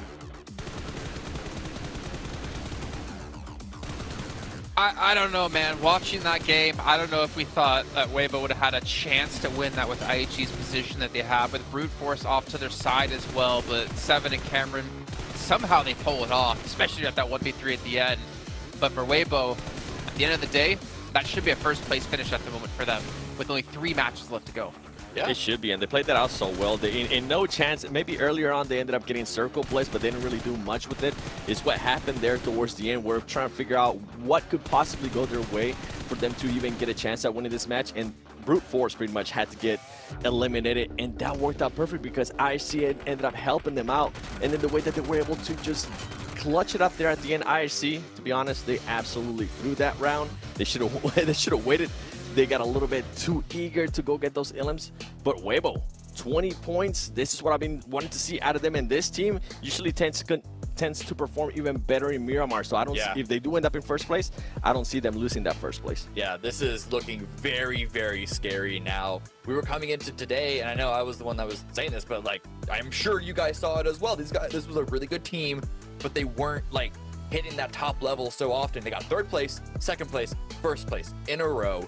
Absolutely great performance when a lot of other teams, especially in the top position, don't seem to be playing at their best. Looking at For Miracle vibes, only 1 point. They have had rough games so far. 0 placement points, 1 elimination point for 2 Erangels in a row, and this is when For Miracle are supposed to be showing up before going into Miramar. I don't know if it's the pressure of it being the final day and them trying to hold on to the top 3 position, but this is a completely different team, and that is the perfect opportunity for Weibo to then strike ahead, get to the top 3, and now, as you say, 7, likely into first place. I mean, if we're going to call out For Miracle, let's also call out Major Pride, who have had a massive fall-off today as well. They looked so consistent over the last 3 days, but they've been non-existent now, and they've been constantly punished in the beginning, losing at least, 1 player, and here not really netting much of anything. Also, brute force, I kind of feel for him there. They had 22 nades and 4 smokes. They had the nades to completely destroy every compound ever, but they didn't have the distance they needed to be able to pull that off. And there you go, Weibo taking first place at 169 points. Nice. I think we're looking at the first place. I honestly don't see them being passed by BTR, by Major Pride, or by 4MB with the way they've been playing, and also with those two Miramar still eluding. And the way they've been winning those fights too, I feel like everybody in Weibo's team is currently playing very, very confident. We got to give some credit to Brute Force, because this team has made a comeback. At one point, I think at the beginning of the day, we were talking about how they could possibly not even be in the top 11. Well, guess what? Now this team is trying to make themselves within the top 3. And if for some reason Major Pride and 4MB continue to play the way they have been, I could see a Brute Force maybe clinching up that 3rd place. Yeah, they would probably have to get a win under their belt. But again, whenever you talk about a team climbing up, especially when it goes to the end of the line like we are now at the final day, it's not just you performing well, it's the teams ahead of you performing poorly, and that's exactly what we're seeing from Major Pride, from For Miracle, so it is definitely possible. I mean, even Influence Rage, we've been constantly talking about how they were starting off the event at the end of day 1 at, 3rd place? Yeah. And they end up falling extremely low in the rankings. At least now they're back on the front page, and they're holding on steady with the performance in that last match. But there still is a chance they could potentially fall off. But again, every match that goes on from here on out with only 3 left to go, as long as they have just an okay performance, they should be maintaining that position. Whereas if you look at towards the bottom, Genesis started off the day extremely strong with that victory. We had some high hopes for them, but the performances in the last 2 matches for them, unfortunately, means I'm not sure they're going to quite make it, which is going to make Vampire a little bit more happy. Still to see them with 3 chicken dinners, 40 placement points, 10 placement points out of what, 21 matches now? Yeah, something like that. That's rough, man. But obviously they still have a chance to turn things around. But Weibo, I don't know what it is about this team. Day 1, I was like, okay, it's another Tiamba, but I can't really say that anymore. They're turning into a 6-2-8. Ooh, okay. Yeah, I like that. I like the comparison because the players have been able to win those gunfights, and that's something that some of the other teams haven't been able to do. Let's focus a little bit more on For Miracle. What has gone wrong with them? They're still continuing to play that edge of circle. They're just not winning those gunfights like we were able to see yesterday. I feel like yesterday we got a little bit blinded by that amazing Erangel that they ended up having. The player on top of the bridge being able to surprise Vampire Esports. Yeah. We really haven't been able to see any of that because they haven't put themselves in those type of locations, on those type of situations, either too slow at rotating, getting into too many fights outside the circle. And For Miracle, if they continue on this way, remember, this team does not perform well in Miramar, at least based on the previous days. It could get a lot worse for them. Listen, they're just not playing well from the edge. They're not jumping on opportunities like they were yesterday. They look scared. Well, you know what we're going to do? We're going to jump on to our commentators. I don't know how that works out, but it's going to be John and Zute to take us into our final Erangel of the group. I've told you before, Jason, you've got to stop jumping on people. It's just not polite. We are going to be getting into this third and final Erangel of Group Yellow. The final one for these teams to prove themselves here on the grassy pastures. There is still all to play for, all across the tables as well, because very few teams are safe and very few teams are out of the question for jumping up into a higher placing spot. Yeah, with Weibo Gaming getting a huge win right there. Their first place is not secured by any means, but that does kind of leave the room open more so for a fight for the second and third place positions now. There's that fourth place team that's right there, you know, on the cusp. Well, with Brute Force getting another decent game, they're sitting a little bit further down in fifth, but that gap has closed enough with 3 games left. This could be a new contender or a new team in the top 3 before the end of the day even. Would be such a shakeup. I feel like we've had so many shakeups to the top 3 over in Group Yellow, and a lot of people, rightly so, have looked at this group as a group of death, as a very, very difficult group, and I feel like that is being borne out in the results for this stage. I mean, we've had, I think, the biggest shifts out of the top 3 at the end of each day has always just been a surprise as to who's in at the next one. It's been great to see so far. Yeah, it's been almost everyone that wasn't, or not everyone, but so many teams not in that top 3 initially have all had a taste of it, or they're getting closer to it. And out of Group Yellow, I feel like this lobby has forced the teams that, you know, or maybe a little more inexperienced compared to, you know, the heavy hitters. It kind of forced them to really adapt and either, you know, succeed or crash and burn. And I think one of the teams that we really saw that, you know, be able to achieve that was Major Pride. They shot up in the rankings really fast, kind of almost out of nowhere, but very consistently. And now this team of Brute Force looking to maybe do the same. Brute Force did finish day 1 in the top 3. Remember, they were second place to BTR, and then they kind of just dropped off after that. They didn't really perform at the same level. Teams started to overtake them, going down. I think they remained on the front page for quite a while in the top 8, but they did actually even fall off there. I'm just looking back at all these standings as they come on through. I mean, they finished yesterday, for instance, in 9th place, and now they are really starting to step up. So Brute Force engaging the thrusters, probably at the right time to do so, and it's a hard Southwest circle again. Are Vampire going to be able to do something this time? We'll have to wait and see. I'll tell you what they're not going to do. They're not going to do a 2-2 split going into Circle 3. I hope not. Or I better not see another one of those 2-2 splits out of Vampire. And this is a team that kind of is still fighting for their tournament lives right now. So we'll see how they adapt. You do see Major Pride there getting a nice drop also towards that southwest. I think in the previous game with this circle, they had to rotate in from the east and they lost a player early on. This time they'll keep 4 up. Last game they kept 4 up, but it didn't work out too well for them. Maybe this might be their game? Could be. You never know.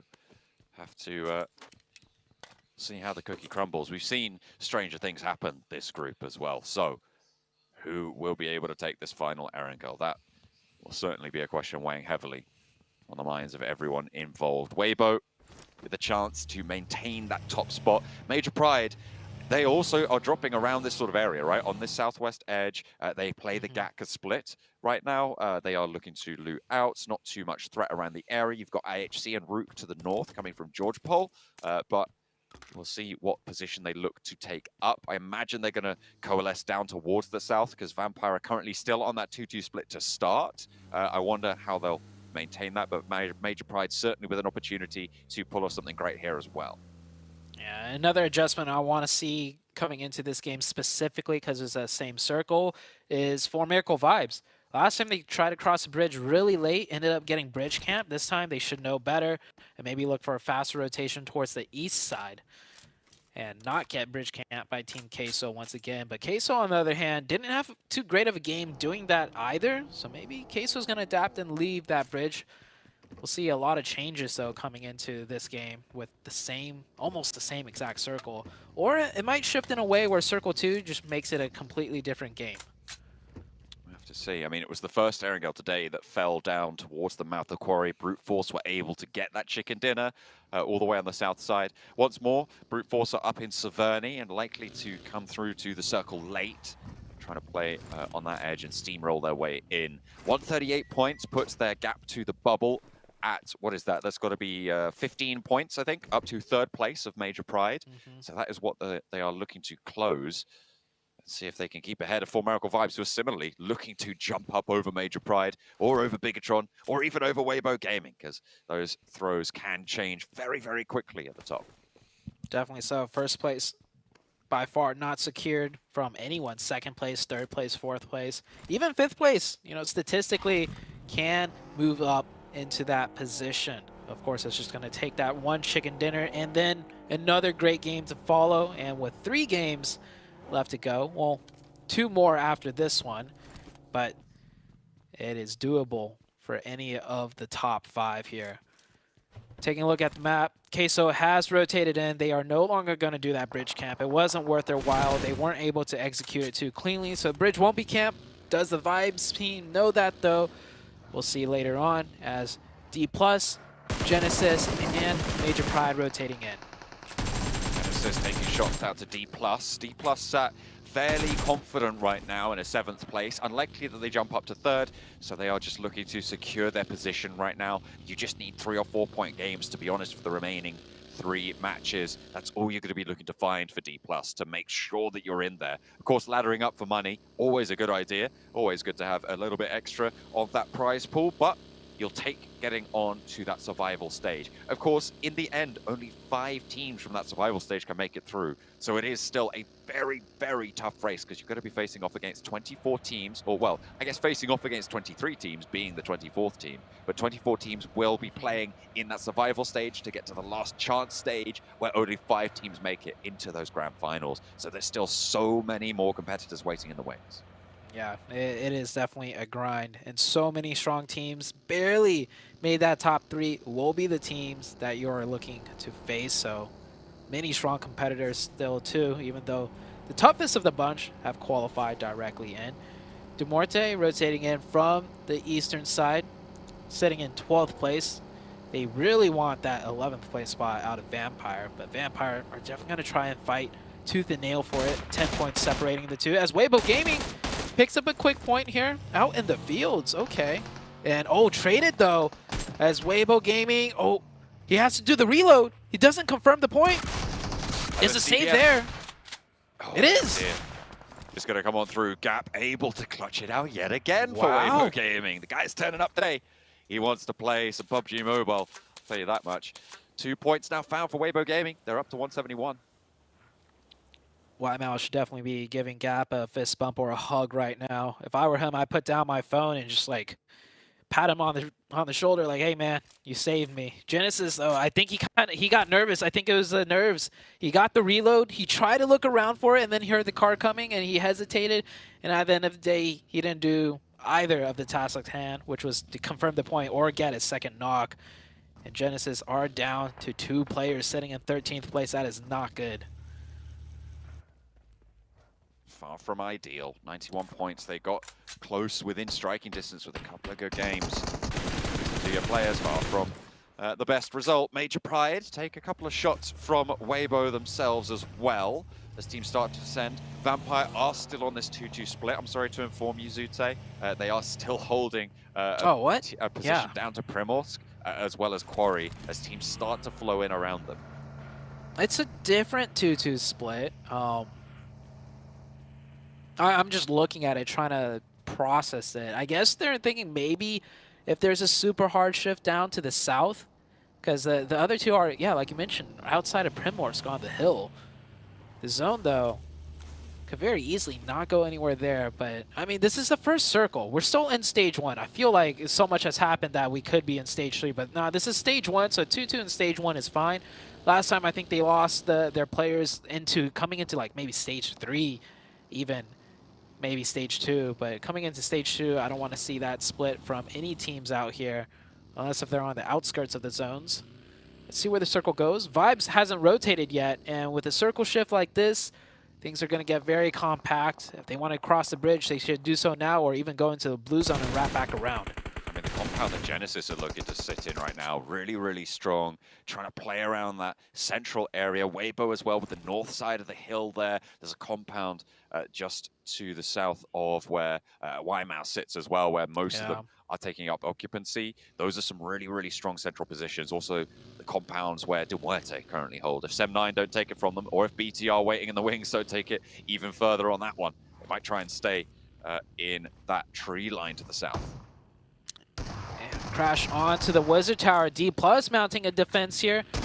Doing a little bit of a split. They're grouping up now. They already opened up the fight with 2, but one of their players goes down. Here comes a reinforcement. Should be good. 3v1 situation. And Brute Force, their last player, already has turned tail and ran away. Brute Force needs every good game they can get. And with a bad game here, well, they just have to rely on 4 Miracle Vibes or Major Pride to get a donut, get it 0 to give them another chance in the next 2 matches. And to be fair, Major Pride have only owned 3 points today, so it's not out of the question that they do exactly that. In fact, they're under fire right now from D+ themselves, so maybe they'll be nice and fair in their impact on the tables towards the teams vying for that 3rd place spot, because Brute Force unlikely to be able to jump all the way up, but that 15-point gap is definitely surmountable. But when you go down in 16th place with 0 eliminations, it's going to be made a lot harder. Rook looking to be the ones to take this one down. And yeah, that's going to be the closer for Brute Force. So they're only going to have 2 entries and no more Arangel for them. Yeah, 2 more chances to get into the top 3. And right now, it's more so a question of what's 4 Miracle Vibes and Major Pride going to do. Because if they get even somewhat of an okay game, like just 3-4 points, that gap is just looking too impossible, in my opinion, to bridge in 2 games. That's a chicken dinner and then another big one. And that's assuming the team you're trying to catch up to gets 0s in both of the next 2 games. We'll see what happens, though, as there's still a lot at stake here. 4 Miracle Vibes has not rotated across. They're still on Military Island. They're just going to wait, I guess. Not sure what their plan is. Major Pride loses 1. Maybe they're fearing the bridge camp that they suffered from last time again. And now probably that fear has actually forced that prophecy to come true, right? Because now Bigatron hold the mouth of the bridge where Team Queso were before. I think they're hoping the circle shifts off of the bridge entirely and they'll just rotate in from the blue. Because otherwise, if you were going to rotate in, you just take the blue zone before it starts hurting a lot and wrap east. With a zone shift like that, BTR will give up the bridge. Some teams might even elect to stay there, but BTR, a more aggressive team, is going to go straight shot towards the center, which is a good idea. That's urban environment. That's where BTR shines the most. So I think they're happy to take a crash fight. We'll see if that crash fight does happen or if they will just get an open position, and they do. Nice rotation out of BTR here, driving past a few teams. Team Queso actually fully regrouped. They had a 2-2 split on that south side near Ferry Pier, and they just went to that western position. They knew that DRS were close by. They saw Bigatron coming through as well. There's no chance that you stick around for too long there. You don't want to get involved. Big Milo actually sending out to the coastline and holding over towards the pier. So might have a cheeky little off angle. And to be fair, with a circle like this, having a position over towards the beach could be pretty valuable. Question is, can the rest of Team Queso hold down their position out further west? A questionable split, but Team Queso, Big Milo, the man himself, known for these wild, crazy splits. We'll see if it pays off this time around, as Weibo Gaming will full send into this position. Yeah, so I don't think this split's going to work out, but if Big Milo can do anything about it, he will. He gets 2 players right out the car. All right, sorry I doubted your name, Big Milo. That's going to shut me up real quick. I feel like Big Milo is such an all-or-nothing player for the roster, right, for Team Queso. He either is stunning and pulls off players like that, or just goes down on an off angle where he should have regrouped a lot earlier on to just lying in the floor and someone spotting him. It's kind of all or nothing. And to be fair, that means that sometimes you get things to happen like that. And Weibo Gaming losing 2 of their players and another one getting knocked is great news for teams like BTR, Major Pride, and even 4 Miracle Vibes, because it means they are much more within striking distance. It's just a question of capitalization on this scoreline, on this match opportunity. Yeah. Weibo Gaming with a very, I wouldn't even call that risky rotation, because with the way the zone shifted, wouldn't expect anybody to be there. Any full teams would take the better areas, right, all around. So it just did not work out. Big Milo just knows better, and he gets the better end of that. D+ coming in from the west side now. D+ have had a big impact so far on this lobby. Rook may be the next to feel that. He already took down Brute Force earlier on. Can they challenge out for another? There's an off angle. Osal established over towards Pusher. Finds the shot, repositions with the vehicle, and now the rest of D+ going to move over the hillside. Rook looking to maybe disengage or maybe try and leapfrog this area straight through the middle. Goes over his teammate to look for players, trying for the knock on his teammate, but it's going to go 1-for-1 on the trade. DBS is though ringing out for Nolbu. It's back, it's fourth, but in the end, it's D+ to keep things on the level, and Rook will fall. And now the circle shifts out to the east side. They'll have to look to get on in there for the time being. D+ sit all the way out on the west. They have a long way to go. D+ has been playing better and better day by day. And I think that's honestly because they've stopped doing those 2-2 splits and keeping 4 up together close by. That new circle towards the east. The Vibes team did make it in from that northeastern side, and here comes Vampire on the west edge into D+. They heard a lot of commotion. They thought they could third party a weaker team here, but it's D+ with all 4 up, and it looks like they're winning the fight, but it's being traded back and forth. It is just Ravenclaw versus the 2 players of D+. 1v2 situation, low HP. He didn't really stand a chance there. And D+, not only do they get a full reset, they get 4 more points tallied to their name, up to 12 elimination points. If they could keep this pace going and end the game in a podium finish, their name could be up there for the top 3. It depends on how well the top 3 does, though. I mean, they are all the way out in the west, but 12 eliminations this early on, and having all 4 players alive, you're right, it is a big opportunity. DNS, in the meantime, taking on Major Pride, who have already lost Dino, right enough and into effect. Can they get a knock with the buggy in the response? But no, they can't quite find anything. Bino Storm going to send Nomi running away, tail between the legs for Major Pride. A big gap now forming on the bubble, a chance for Miracle Vibes to do well. I just want to wrap back onto the potential for D+. They're all the way out on the west. They don't really have that great of a position, but also another factor in the circle is someone who does have the position, Demuerte. 12th place team right now. Vampire out on 107. 10 points gap for them between Demuerte. Demuerte in this central position have a big expected point value for this play. They have all 4 players alive. They just need to find something, find some eliminations in the middle. Yeah, a lot going on near the possible top 3 and the top 11 on the bottom half of things. Demuerte, like you highlighted, in a great position. This is a great opportunity for them to pass up Vampire as they're knocked out. Sook here, the last one up for Weibo Gaming, causing some troubles now for Team Queso. And yeah, I guess that 3-1 split is exactly for a situation like this. If it hard shifts towards the east and you lose that compound, all the other compounds in the circle east side, very difficult to drive into to fight, and the Pier's probably your backup. And having Big Milo there already, well, that backup is a sure shot for Queso. Little boy spotted, and Fabian wastes no time. Immediately taking him down Forest, tries to capitalize on the chaos and move in, but he goes down. The good thing is that D+ have coordinated this. Kayovsky, though, opens up on the ground floor, and D+ might have met their match in Influence Rage. Tries to go around the edge now. Last player to stand on the inside, Osal, needs to keep it down, but there's 2 players on the in. He goes up the stairs, gives them the old switcheroo, and they've changed places. Osal now has the top ground, but he has a low HP bar, spraying onto the staircase. Needs to try and swap the weapons, but they're both low, and needs to get that reload on through. A first aid kit is available, has all 4 of them in his back pocket, but can't quite find it. Nade sent on up, opening, closing the door, flapping it shut, making them wonder, is he on the inside, is he on the out? The nades over the top imply that they think that he's on the outside, but he's hunkered down for now. 2 players, 2-2 split for Influence Rage on the scrap. D+, the possible miracle run might be stopped short here. 2 versus 4 situation. I don't think they stand a chance. Influence Rage here getting this circle as well. They're definitely not going to try and give it away for free. D+ is still up with 2 though. Oh, getting shot from the backside. Third party from distance potentially. Osal forced to push down again, and now he's in in range of nades, but a quick whip around. Fabian catches a player. Fabian was there. He had that sideswipe angle. Look at the angle he got. He spotted Koyovsky trying to move on forwards. He was, in fact, the player who got the knock onto Koyovsky, and Influence Rage really struggling to get up these stairs, allowing him through in the midst of all that chaos, seemingly coming back to bite them. And Nade being cooked again. Wants to put it all the way to the ground floor here. Can he get value? Not quite able to tag it on, but Fabian is still waiting in the wings and making trouble. Influence Rage really just trying to isolate one player, but the crossfire is good enough. He's hopped out the outside. That nade could be good. It catches another player.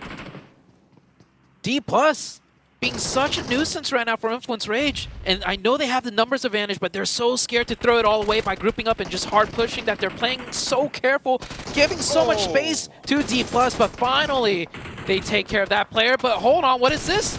That must be a third-party angle. I think, yeah, Nomi gets a knock on Koyovsky. And Law as well. 2 players now down for Influence Rage. In a crazy turn of events, Nomi actually has a decent central position. Last player alive for Major Pride. We said that their game was going to be a little bit cramped, but now they have a potential to keep laddering up to maybe steal away a couple of points here. D+ have gone down, but with 13 eliminations already, they've put up a mega performance here. I don't think we'd say that they have had a bad game in by any stretch of the imagination, even with the one player they have left, and Fabian is still going. Yeah, it's definitely not a bad game whatsoever, but they need an amazing game right now because they're 6th place. The elimination points haven't been counted just yet, but that gap is quite large. They need more than those 13 points, in my opinion. There's 2 games left, and you can't rely on the other teams to not get points here. So as a solo, he's got a long ways to go still, in my opinion. We'll see where that leads him to. But Demorte on the other half of the tables in 12th place, they just need 10 points to tie with Vampire. Vampire are already eliminated, and Demorte with 4 up in a great position on this hilltop. They should look to convert. Demorte do lose the tiebreaker. Vampire, of course, having 3 chicken dinners so far in this tournament, despite being in 11th place, which means that Demorte do need to get 11 points this match in order to take over that 11th place bubble spot. 3 eliminations in a central position found means that they are down to only needing a couple less points. That's 8 more points that they're going to need to earn this match. From eliminations, from placements, doesn't matter. Nomi. Okay, he's playing pretty sneaky right now. We'll know that DRS are right next door, but I don't think they spotted him. This bush is such great cover, and you don't really expect a player to be there. I wonder if he went in on foot as well. Yeah, if there's no buggy or vehicle around the area, they'll have no inclination of checking their surroundings. They fully controlled him. Yeah, a 5-man squad right here at center zone. That's scary for all the teams to deal with. And center zone, it centers up. BTR on the southeast side now having to move in. One of their players does get knocked. Influence Rage, I think, did take care of the D+ player, as I don't see a name over that side. BNS to the north. And, oh, a team we can't forget about. 4 Miracle Vibes on the northeast. 4 players up. They have to push their way in. This is the 4th place team. They're looking to pick up some points. And Nomi's trying to stay alive right now to hold that 3rd place position. Yeah, Major Pride, with those 2 eliminations, put them 5 points ahead, and 4 Miracle Vibes taken 1 away.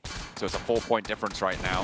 With BTR potentially going down soon as well, there is still more change in the air right now. Beano Storm finally getting eliminated in the meantime. That central area, the fact that Nomi has a full team bodyguarding him is kind of crazy. All 4 of those DRS players just giving him so much security. Like, who can get there? He doesn't step up. It's going to take another team going in and just nading out that position whilst they're fighting DRS. Yeah, by accident, right? So, Nomi, he's only going to go down to a stray nade. And, oh, man, I don't think I've ever seen this happen before, but we've seen a lot of crazy things here. This is definitely one of them. BTR did make it in the zone. I was going to count them out, but they're going to survive with the solo for now. Can they ladder up any placements, though? 8 teams still left. That is still quite a few teams left to drop out before the bigger placement points come in. DRS have taken a knock, so that's 1 point of Nomi's stronghold eliminated. So they are down to 3. Demuerte, they have 4 points now on the board. Just needing a couple more now. Mikiel might be the 5th that they're able to earn. 8 teams now remaining, so the placement points are starting to be earned for these players. Mikiel does take the shot and actually gets Corker down. Furia with the challenge up by the tree, and it's Malloy to put the final bullet through there. Corker can get res, and Demuerte can ladder on up and keep on going. Another nade catching a DRS player. DRS taking a lot of casualties to these nades. Might even get confirmed too, as that nade drops him down to 1 HP. Nomi just far enough from the grenades not to catch a stray.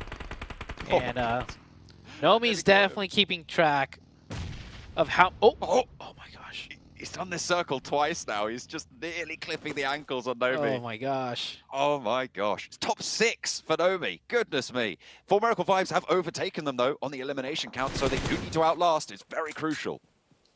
Yeah, but with 4 players up, I think Four Miracle Vibes is going to make it towards the late game. Demorte, the other 4-man team, also on the eastern side. So these two teams could definitely clash. IHC more in their sightlines, however. IHC also working with, 3 members, sorry. I thought they were at 4 for a second. As Influence Rage taking casualties now, running into zone.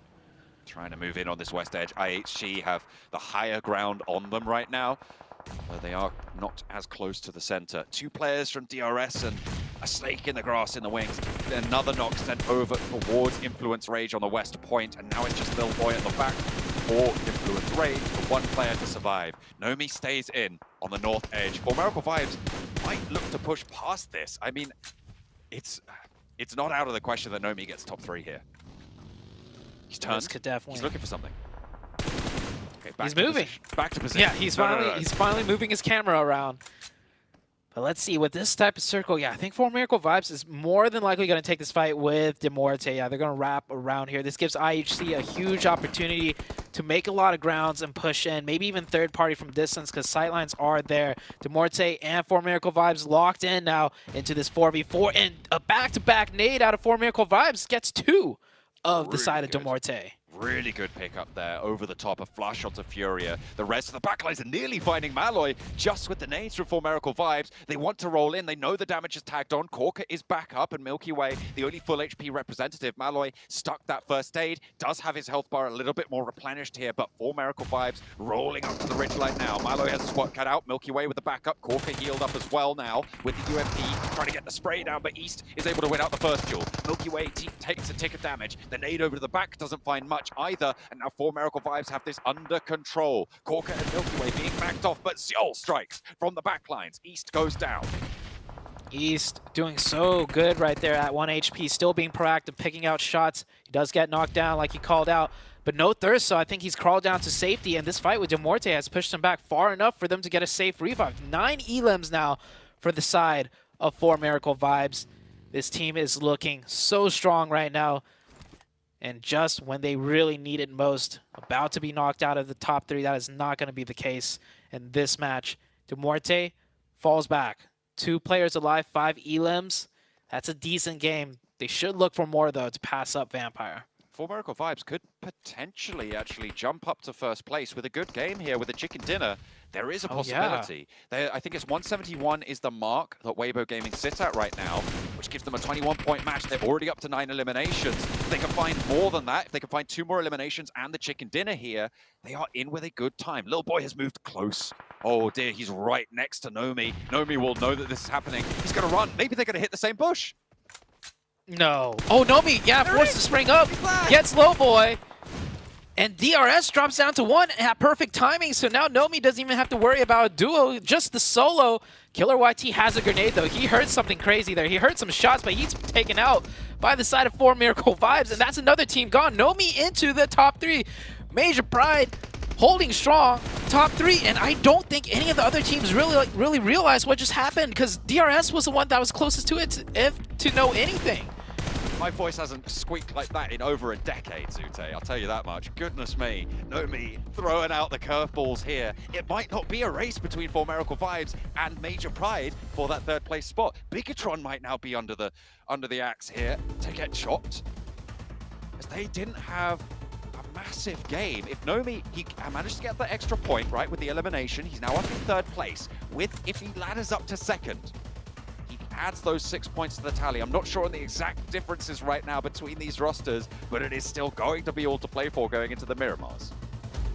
Definitely so. And with IHC with 3 players is just enough players for them to try and actually make a decisive play, which means Four Miracle Vibes is all going to be focused this way. He can easily sneak in with his second place. This is Circle Stage 8 though, and with the pace of how this is happening, I think it's going to come down to a complete blue zone. But Nomi can sneak in behind. This is another good game from IHC as well, remember. They're up to 3rd place guaranteed. I haven't tracked their eliminations into this final circle, but they're 3rd place here. They've been in a couple of scraps as well. With 3 players, they have a very high point scoring potential for this match. Potential to jump up to join Demuerte and Vampire on that bubble. I didn't see if Demuerte were able to make that gap either, but certainly going to be an interesting table to look at once we finish this match. Yeah, the top side getting shuffled, and the bottom side at the bubble getting shuffled a little bit here. Every match is so good.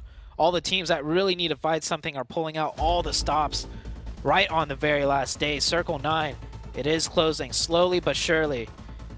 Can Nomi time his crawl in at the most opportune time to at least secure the 2nd place? A run over onto onto 4 Miracle Vibes.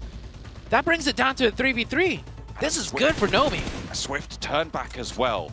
3 versus 2 for Miracle Vibes. Now just down to the 2 players. They're a little bit isolated. If he can step up, if he can crawl in, he might have that shot.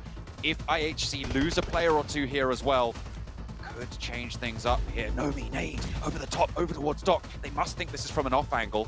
IHC gonna be aware that they didn't throw that one and it didn't land near them, so they're gonna be confused. Maybe they know there's a snake in the grass. Another player from 4 Miracle Vibes goes down. IHC maybe looking to read into this. 8 eliminations, 4 Miracle Vibes are gonna be bombed out. Nomi ladders up into 2nd place for Major Vibes. There's 3 players left for him to stand up against here. He's out in the open, goes for a spray, hit 1. Can he find a 2nd as well? IHC, can Hold on. again? No way they get 1v3 2 games in a row. Nomi still has a nade. Zeol down the hill. Godless looking to try that's good. the back lines. Good line, and we'll be able to tag onto Zeol. The blue zone's there. It might tick him away. Doesn't have any more nades though in hand. Godless is across the way and a much healthier health bar there. Zeol gets the heal with the challenge. Nomi hits the deck and he will go down. IHC, do not let it happen again. They were close, but they will find the chicken dinner this time around. And a big game for the bubble, a big game for 4 Miracle Vibes, a big game coming through from Major Pride. Chaos all around. Good game for Demuerte as well, and we can't even forget. Well, I mean, with so much happening, did D+'s game have a big impact as well still, or does it not? I think it got negated because 4 Miracle Vibes and Major Pride picked up massive points, and D+ needed them to get like a 0. So much happened. And, oh wow, what a game! And like you called it, almost lost. Maybe might have lost another 1v3. If that nade connected, it was very, very much in the realm of possibility. But IHC, Zeol, the MVP, they get a 2nd place. They should have got back-to-back chicken dinners, but they get a 2nd. And now this one, they get that 1st place finish. Tell you that Zeol, maybe he did best on that team, but he is not the MVP of this match. That has to be Nomi for Major Pride. Surviving for so long as a solo. I think there were like 12 teams when Major Pride went down to 1 player. They lost that scrap on the Western Edge. He just goes off on his own, turns tail, and just sits in the middle, and DRS just guard him out for the rest of the game. He was able to pick up those eliminations towards the end as well. And I feel like this might put BTR out of the top 3 for this game going into Miramar. I don't even know. I can't wait to see the leaderboards. And you can't forget Nomi. He was taking shots at Influence Rage too, so it's not like he went to center and did absolutely nothing. He knew what he could take advantage of, and he still fired off shots and got 1 or 2 points potentially onto Influence Rage. So Nomi, just the standout player. We see him spring up big in these fights, but even as a solo, as a snake, he can play that style too. So many moving parts in that match. I cannot wait for the standings. And for that, we're going to have to go for the desk. I feel like Nomi there just kind of overshadowed and made you forget about everything else that happened in that match. We cannot forget about D+. What was that, 13 eliminations they ended up having there, just dominating so many teams, making their own run for the top 3. But Nomi, wow. Honestly, like I said before watching the match, I was hoping we had cut to a camera shot of him just chilling, feet up on the desk, just laid back, just waiting for his time to shine. But still, him performing, IHC performing, 4 Miracle performing, D+ performing. This was probably one of the craziest matches we've had so far in this group. And it's what they said just now, John and Zute, that because both a Major Pride and For Miracle, in their own ways, had a good run, this actually puts Bigatron in the danger zone, but a great win for IHC as well. 20 points. We'll see what that does for the bubble, for the current positioning on that bottom 5. We could see Vampire in a really scary position right now going into these last 2 rounds. And I think they will be, because the Muertes has been able to outpoint them, and you can see that right there, being able to get 9 more points. And when we end up going to Miramar, if depending on how the overall is, it could be scary for Vampire, but I mean, ISC being able to step up whenever they needed to. D+, as you guys were mentioning, with the 13 elims, I was actually hoping that they'll be able to secure some placement points too, because I think if that team would have been able to even survive a little bit longer on the circle with the confidence that they were playing with, it would have been a lot more than 13 elims. Probably would have been closer to 20. Yeah. Listen, that run by D+, still, despite being overshadowed because of how it affects the overall leaderboard, was still something really, really exciting to see. It might be too late at this point, too little too late, but it gives me more confidence for them going into the survival zone, that they are figuring out how they want to approach this game, this PMGC. There you have it. Bigatron, they've been knocked out of the top 3 with only 2 matches left to go, but they're only 1 point behind as For Miracle get themselves back into the top 3. You see D+ at 137. I mean, 137 to 163. Yeah, it's possible. Realistic, probably not. But as we head down towards the second half of the leaderboard, 1 point, technically 2, separates Muerte and Vampire, and IHC has been able to get themselves up to 13th place here, tying to Muerte. It's getting spicy, gentlemen. There's a lot of movement that can still happen here, and a lot of teams who still technically aren't safe. And for Vampire Esports, going into Miramar, that's not one of their strongest maps. They've been able to average about a 9th place finish and only averaging about 3 elims. And with the way that they've been playing today, I don't see them being able to outperform that. With the Muerte, they have been able to pop off. And then IHC being able to put like the cherry on top for their Sunday here to set it up, possibly going to 11th place. Anything can happen going to Miramar. Yeah, and especially as we saw as well, the gold border actually wasn't just Vampire and DMR and IHC. It also included Sem9, because those two in the 12th and 13th place are only 9 points behind Sem9. So it's possible that we see both Demerte and IHC make it into that and throw Vampire and Sem9 into the elimination zone. So these last 2 rounds, so much stuff can still happen at the top, at the bottom, and the teams in the middle, they are just trying to hold on to that survival.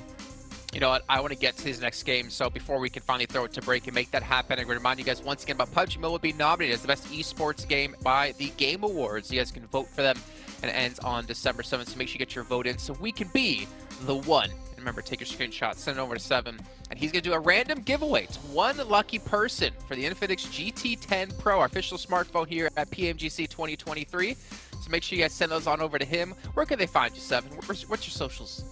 At the 7WG, there's no giveaway though. I was gonna say, you could have just stopped it, like, yeah, there's no socials. But you had to plug it, of course, and then say there's no giveaway. At KMBD3Ms. At KMBDTV on Instagram. I thought it was DJ Cammy.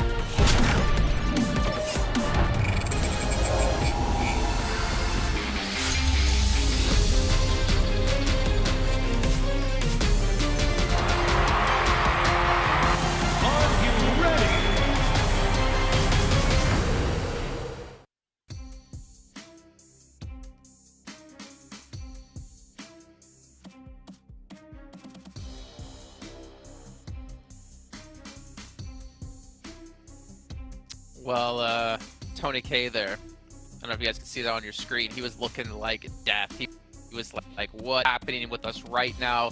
They're on the verge of not even having a chance to make it into the Grand Finals in the survival stage, and they need to make something happen in these next 2 games. And 7, you've already pointed out before, but remind us once again if people are just joining us. Vampire, what's the performance been like on Miramar so far? For Miramar, it's been a 9th place finish in about, I think it was 3 elims that I was able to say earlier. Yeah, 3 elims average. And then for De Muerte, 9th place finish as well, and averaging a lot lower elims. But not only that fight, right? There is a fight towards the 1st place with Weibo and then 4 Miracles. And then on top of that, Major Pride. For Weibo, they've been able to outperform in a big way in regards to what 4 Miracle has been able to do. Usually they average about 2 elims and only not even a placement point. Weibo has been able to average almost 5 elims and at least 3 placement points. But not only that, Major Pride, they're waking up. And they've gotten a chicken dinner too in Miramar before, so anything can happen. We have to remember the upside for Weibo at the moment. There's no one in the lobby named Faker. Let's go over to our commentators to drop us into our first Miramar of the day. It's a ultimate match overall. John and Zute, take us in. I can't believe you're dropping spoilers, Jason. Goodness me, I haven't watched it yet. Oh well, we are focused on PMGC here. Weibo certainly in the lead right now, but certainly not comfortably. We'll have to wait and see what they're able to do in these last 2 matches. But that bubble spot is starting to look dangerous. Which bubble spot am I talking about, Zute? In fact, I'm talking about both. That's what I'm talking about. That's crazy that both bubble spots looking dangerous, and not just dangerous, just like one team dangerous passing you up. Like on the other end of things, in 11th place, 2 teams looking to pass you up. I'm looking at De Muerte with 106, IHC now also with 106, and Vampire sitting at 107. Typically, you worry about maybe one team breathing down your neck, but now you have 2 teams breathing down your neck. Ooh, that's not a good feeling for the side of Vampire. You've got Genesis as well, DRS, who are 91 and 90 points behind that, right? So that's 16 and 17 points behind you as well, which is a single chicken dinner, and that has got to be weighing pretty heavily on you. Genesis have already got their chicken dinner, DRS yet to do so, but the fact that Vampire are here at this point, with 2 matches left to play on the bubble, you'd ask anybody how their group is going to go. Maybe some people would have said, okay, maybe they're not going to get top 3, but that'll be comfortable. Maybe a 6th place, something like that. It is not something that someone would have said to say, oh, I think they're going to be competing for that 11th spot right at the end of the day. It's going to be really, really close for them, and it's got to be weighing heavily. And I don't think, actually, you might have been able to guess it. You know, BTR after an amazing day 1, you might have been like, oh, they could drop out of top 3. But on the very last day, just now dropping out of the top 3 with 2 games left to go, I didn't know it was going to be this much of a nail biter, as it looks like we are getting another remake. Look at BTR right now, man. They are contemplating a lot of things. It's you take a screenshot of that, it's one of those moments where it's like, how did I even end up here? How did we end up here, man? Like, I'll tell you now. Yeah. Subbing out Superboy, aka Yuhai. It's not gone well today, I would say. It might have not been intentional. Like, who knows? Maybe he might have got sick or something. Yeah, we don't know. We are waiting on that information. We know as much as you guys do. So it is really unfortunate. I think that they have had to take that on board and play, to be fair, some quite decent matches, I would say, from that perspective. They've had some decent engagements. It hasn't been all doom and gloom, but still just not being that Bigatron that we've seen in the first few days. It's also because all the teams that were looking to pass them up have all shown up today at this very last day. True. Weibo Gaming, the team in 4th, that wasn't really a threat to BTR because, you know, it's more so a 2nd, 3rd looking to pass them up and ladder them up, and then Weibo Gaming might come up and ladder you up. But Weibo Gaming starts off the day so strong, they ladder up past everyone, shoots into 1st place. Major Pride fall out of 1st place, but then they come back in strong in the form of Nomi in the match we just saw to get so many points that now you are knocked out of that place. And it's not just Nomi, it's also 4 Miracle Vibes that very last match who got a lot of points towards the end. So it's the perfect whirlwind of disaster for BTR to find themselves sitting outside of the top 3, albeit by just 1 point, but still not in the top 3 coming into the last 2 games. Not a good feeling. Definitely not. You want to be in that gold top 3 to get that direct qualification spot. That's what's up for grabs in the top 3 positions. The direct qualification to the Grand Finals over in Turkey later on in next month in December. We're going to be looking out that way, and they do want to be joining them there.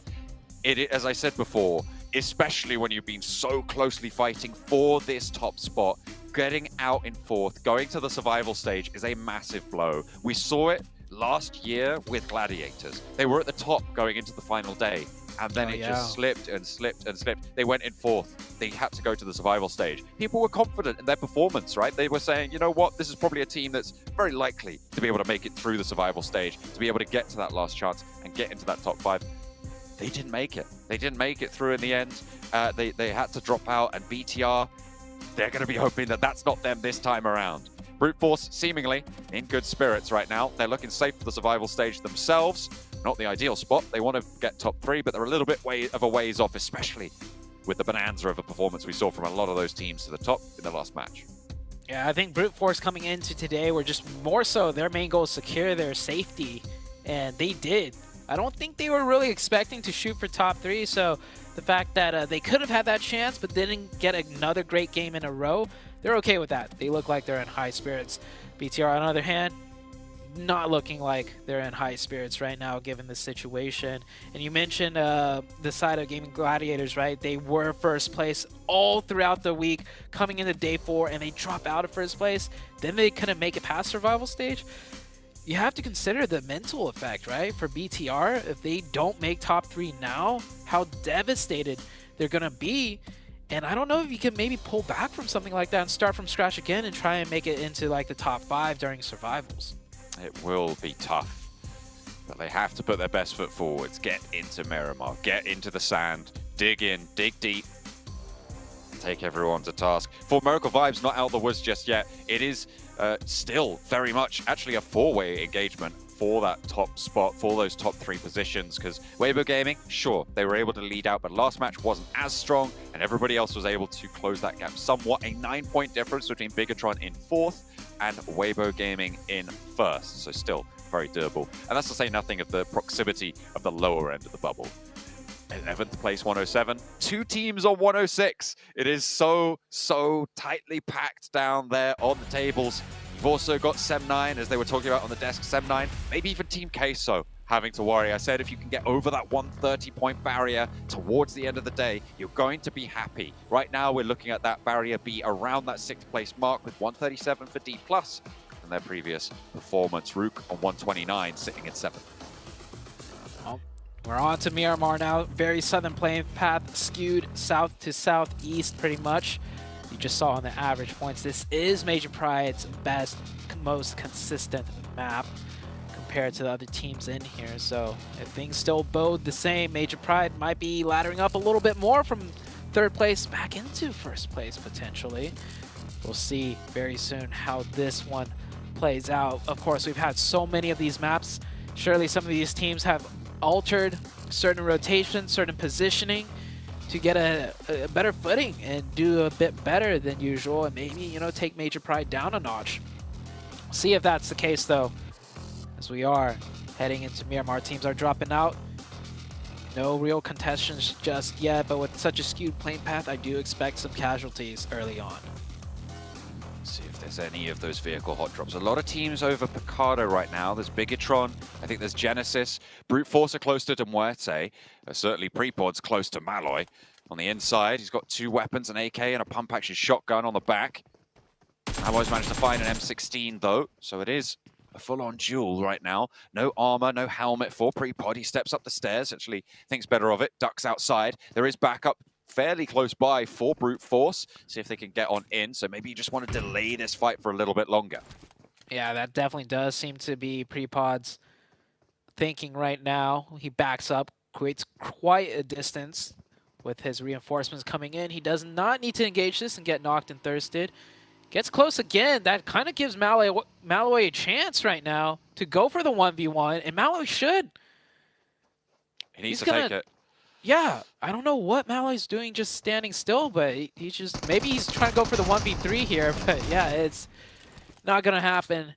And that is one of the teams that really needs every player alive. Demorte sitting in 12th place, 106 to Vampire's 11th place. That's a qualification spot of 107. Vampire is going to see that, and they're going to be happy with it. I mean, they'll be happy with that, but there's so much more to worry about. IHC, who have been dragging themselves up over the course of today. 2 consecutive strong games. By all rights, they should have won the game before last over on Erangel, but it was Weibo, it was Gap specifically from Weibo Gaming to be able to take a massive 1v3 against them. They should have been able to get even more points, and they are thanking their lucky stars right now on the Vampire camp to be able to have seen that, right? Because if Weibo Gaming don't take down IHC in that spot, that's another 1 elimination point and another 4 placement points for IHC, right? So you end up seeing a 5-point swing, which would see Vampire down just in 12th place. Yep. They would be knocked out of the top 11 if that were the case. But because that is not the case, Weibo Gaming sweeps up into 1st place. So, like, no matter how you cut it, things are changing drastically on majorly on both ends, top or the lower half of the rankings. And I think that's just what's so special about this group too. Usually the group of death, right? When you label a group the group of death, it's because they have like the most hard-hitting teams, like the scariest teams, and they just eat everyone up.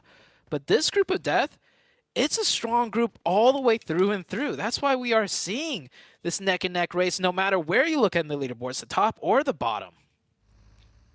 I think with the exclusion of Bino Storm, who I will say have put up a valiant effort, but they are on 58 points and are definitely not going to make it. 15th upwards, they all have a chance. They absolutely can still change everything here. Even DRS can make that jump.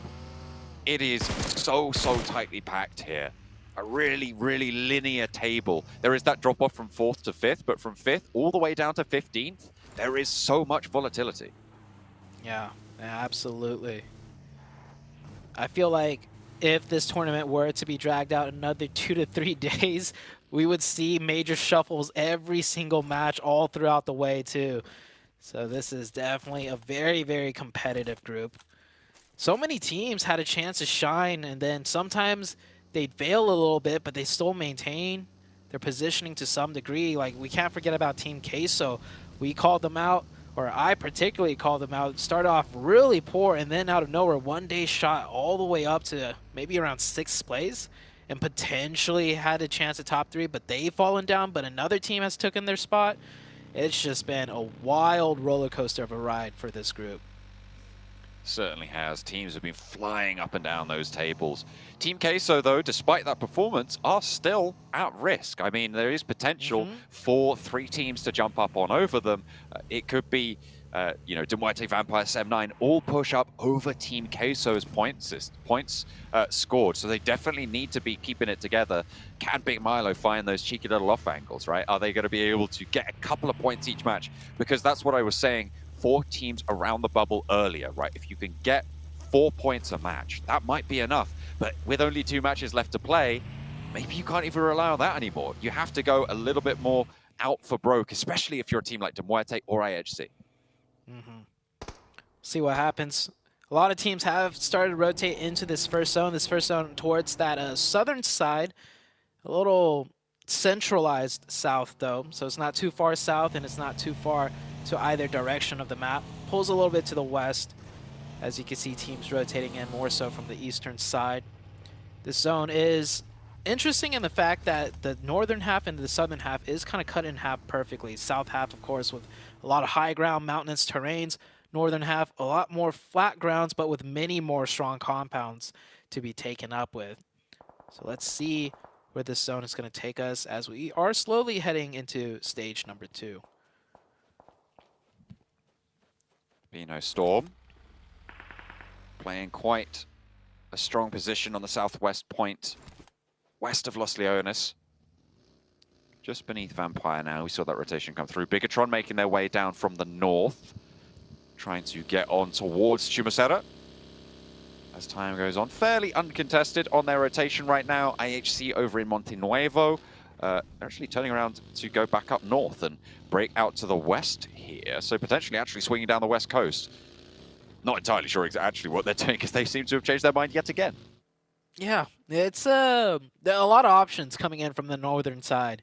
And I think with the way things have played out today so far for BTR, not too surprised if they're a little bit hesitant on their decisions now, which is not a good sign, especially coming into the last two games. So BTR, man, might be a different story if Superboy, aka U-High Boy, was here. But for whatever reason, he is not here with the team. So they will have to carry that torch for him, make it into that top 3. I don't think anyone wants to watch them go to survival and then potentially be knocked out. They have so many fans. All the fans, too. I can't even imagine how many of them are just biting their fingernails right now. Second stage about to show up on our screens. A lot of teams committing to that central area around Chumacera as the circle pops. And it goes up north, so keeps Chumacera in, but BTR with a chance here on the north side. Yeah, big circle shift right there. Many of the team's previous center, if they are willing, just move a little bit more and you can easily find the new center. I do see Bino Storm doing that, and right alongside them, Vampire. Hopefully they don't stop to take an engagement. Both teams just keep driving in. You'll find better positions for the both of you two. Looks like Bino Storm did stop, though, to take some shots that caused one of Vampire to stop, but they realized, no, we need to keep it going. We have a chance here. And Divine getting caught out, trying to get an angle onto Vampire by Weibo Gaming. Weibo Gaming at that church position, the best position in this zone, in my opinion. Can they confirm that point, though? I think Divine's going to get stolen away. That point might just go to Vampire, a much-needed point for Vampire. That is a big, big pickup. We know the bubble is so tight, so every single point matters here. Vampire, as you say, stealing that away from the Weibo oversight in the Longhouse. And Vampire now have that Longhouse under control, have the east side of that compound under control, and not too many teams super close by. Bigatron playing out to their west with Weibo on the oversight. Getting into this Vampire compound is going to be really tough for pretty much everybody. Yeah, this is going to be, I mean, all the compounds around center is going to be tough to get to. Just pathing alone to that area, you're going to have to go through Weibo Gaming. And on the west side, BTR. BTR is playing that same compound we saw the other day where they managed to survive for a very long time. So they are very experienced in holding that spot. I don't imagine they're going to lose that spot anytime soon. They're just to the west of the center of the zone. 4 Miracle Vibes, pretty much dead center. Had a very strong compound on the flat grounds too. So, I mean, every compound around the center is a strong compound. And that means it's going to be tough for anybody to break in if the circle shifts away. Weibo. 2 shots with a Mini 14. Out their way. Look at the helmet damage there. He's been in a little bit of a scrap. I think that might have been from Divine earlier on where they took on the shots towards Bino Storm. Either way, still has the helmet, so it's good for 1 shot, but maybe not much more than that. Yeah, no, he just switched it for a fresh level 1, actually. Oh, okay. Yeah, so he's got the armory down there at the bottom of the stairs. Probably gonna be taking more shots too with more level 1 helmets to spare. I think I caught another one near the bottom of that floor. As Circle 2 now closing, everybody's pretty much in the zone. Minus Rook, are they in the zone? I don't know. They're always so far up in the north. No, they're not. Yeah, they're still in the zone. So everyone in the zone besides Rook. And on the west side, we got one more team coming in, but the circle's about to shift once again. Maybe a DRS scrap with Rook on the northern side. DRS, remember, still, if they get a big chicken dinner, could ladder up, but it's looking a little bit less and less likely with the circle shifting away from them. They're going to have to cross open ground. We're over to Chumacera, so potentially another urban finish. Remember, we had 2 Los Leones circles yesterday. Are we going over to Chumacera this time around? Major Pride going to have to figure out where to regroup on in the middle of it. Yeah, a lot of options there. In urban environments, always hard to prioritize where to play exactly. But one thing's for sure, they need to group up. You cannot play split in an urban environment. Brute Force edging in onto the west side. Taking some shots here. I do think that might be from IHC on the high ground. They will lose that vehicle more than likely, or at least the wheels. Teams yet to rotate in here with that new circle shift is mainly DRS and Rook on the north. Everyone else close by. Team Queso actually on the southeast being gate kept by multiple teams. So Queso is going to have a tough way in. Rook caterpillaring back together with Pusher and Default over through Picardo at the moment. They do have a couple of stims. I'm imagining some bandages in the back pocket as well. So they'll be looking to try and heal that one up, maybe grabbing a little bit more loot in the meantime. See if the rest of them can regroup for Rook, because I'm only seeing 2 of them on the minimap right now. I don't know where the other 2 are.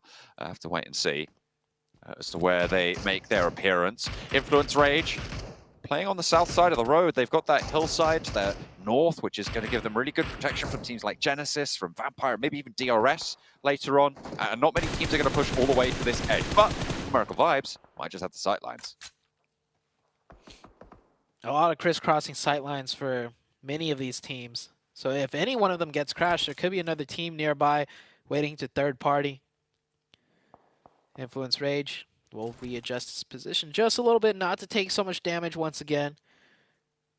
You see their HP part is going back up. Brute Force making a little more headway now onto that western side, no longer at that compound. But they are taking a lot of damage from IHC. IHC Alex also receiving a lot himself. Rook rotating again, trying to stay out late. Past curfew, maybe. We'll have to wait and see. So 4 of their team are going to actually get across the road. They've moved around DRS now, who are across the way. They're actually going to get up into a couple of the divots there, but have been spotted. Genfos for BTR. At one point added back onto the tally, and Major Pride now drawn level with. Remember, it is a 1-point difference. They are dead even on the chicken dinners right now. Major Pride and BTR both having achieved 2 chicken dinners. The Elims currently going the way of BTR, which means that Major Pride, I believe, would win the tiebreaker with those placement points on 61 to 53. Oh, he finds the run over driving around there. He could even confirm that point. IHC. Oh, no, that's actually Brute Force losing a player right there. Crazy wild rotation out of Rook, but they went for it. Lose 2 members, and can they find more? He's going up the hill. He's probably going to try and shoot into the urban environment and hope a compound is open. Wheels might have been shot out over the top. No, he's going to keep going. Hops out the buggy, and he finds a compound for himself. This is a little bit off-center as his teammate gets blown up, not able to continue much further. Rook with 4 players coming in very late, only 1 managing to survive. Nade in from Major Pride to Demuerte. 2 teams in crucial positions on the tables right now, and the push goes well to start off with for Major Pride. They have isolated Demuerte on in. Another knock sent over, but Dino goes down. The MG3 is there on the top floor. It's difficult to deal with. Major Pride on 3. Demuerte have picked up a point, but they are not going to be able to jump over with Vampire if they don't find more than this. And Vampire will need to go down pretty soon as well. 2 players on the ground floor and a 3rd player for backup. They really know that they cannot misstep now. Major Pride have added a point to their total, and they want 2 more. Corker starting to bleed out, but he's in the zone. Can Furia get him back up because the nade is being launched down the stairs? Might just put the cat amongst the pigeons for Major Pride. Furia. Oh, that nade's good. Ooh. He readjusted to a different room, hoping to throw the side of Major Pride off, but they track those footsteps right in there. Major Pride take that fight. They pick up a couple more points, much needed points too, as they are on that 3rd place position. They do lose 1 member though. But with 3 up at a decent spot, I think they're happy with it. Weibo Gaming, the 1st place team, trying to breach onto D+. This is a different D+ team. They are much stronger, more powerful than before. And actually, Weibo Gaming did a 3-1 split push.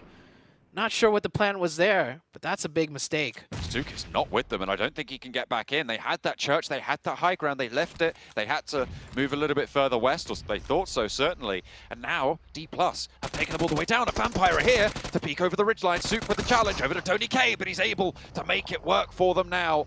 And Vampire pick up another point. They take down Weibo. The chase is on at the top. A point given to Vampire. It's still going this way, that way. Its chaos continues. And Weibo Gaming's biggest weakness are these 3-1s. We saw it the other day against Queso. They lost the 4v2 because they had 1 player back once again. Another 3-1. I guess sometimes it works really well for them, but sometimes it is disaster. And currently in first place, I think they need to play a bit more safe to maintain that. That's not the case here. They're out. They only have one more game left to go. In second place, third place, fourth place, all alive, looking for that first place position. Major Pride trying to figure out their way out. They're sitting on the low tier of Chumacera, which is kind of in this valley, surrounded on all sides. They're luckily isn't really a team overlooking from that northwest side. Brute Force are actually down in the ditch that sits over there. IHC have better sightlines over to that ridge, so they can't really push up, which is fortunate for Major Pride. The teams out to their east, Team Queso, also sit in that valley, but SCM9 have oversight onto their rotation. So if the circle pushes them off, Major Pride might be able to move, but it's not going to do that. In fact, it's going to center onto Major Pride. Could be a huge game for Major Pride. For Miracle Vibes, also in a great position on that northeast. It is pretty much a little bit of a higher ground overlooking towards the center of the zone, so that gives them a lot of sightlines advantages on the next shift should it go away from them. DRS fighting for their tournament lives here, coming in from the northeast. They have a long ways to go and a lot of fighting to be had. Genesis clashing with Influence Rage, who have managed to put up a point on the board. Today, it hasn't been spectacular from Influence Rage, but it might have been enough. It might have met that barrier. They're up to 127 points now, and they're looking a little bit safer. The teams further down still scrapping it back and forth. Shots over to SCM9 from 4 Miracle Vibes to try and add points to their total in the meantime. Major Pride have managed to earn 4 eliminations on their total, which puts them just 2 points behind 4 Miracle Vibes. They picked 1 point up from Queso, bumping 3 up to 4. So Queso down to the 2-man. Vampire, they're going to try and thread the needle here on this rotation, driving past D+, past the sightlines of some of the 4 Miracle Vibes players, and straight into the compound. Papi Potro, the solo holding this, and yeah, he's going to try and eject as fast as he can. Tony K trying to cut him off. Tony K actually tried to cut him off and continue past the road. What a mad lad. Wow. He is going to pull back, though. The rest of his team probably like, no. There's a different team across the way. We can't just keep going. So they'll get into the zone safely. They'll keep all 4 up. And I think at this compound, they could keep their vehicles alive, too, for another quick, short rotation if needed. Tony K looking like a little bit of a mad dog there, just chasing on. He's like, you get out of here. Oh, this is our compound now. Rah, rah, rah, rah, rah. Just chasing him down, you know. You got to go for it. Biting them ankles. So what he's going to find over to Potro, with only 2 players alive for Team K, so they do just have to regroup. Major Pride, I think, took a knock there, and in fact are down to 3 as well in their central position. Circle closing in. DRS slowly but surely making their way closer, but they are making their way closer to a very point-hungry BTR team. BTR, we saw them play this position last time, so they are very familiar with the ins and outs, the weaknesses, how much to give up, how much to take, and they've given DRS the false sense of security at that compound.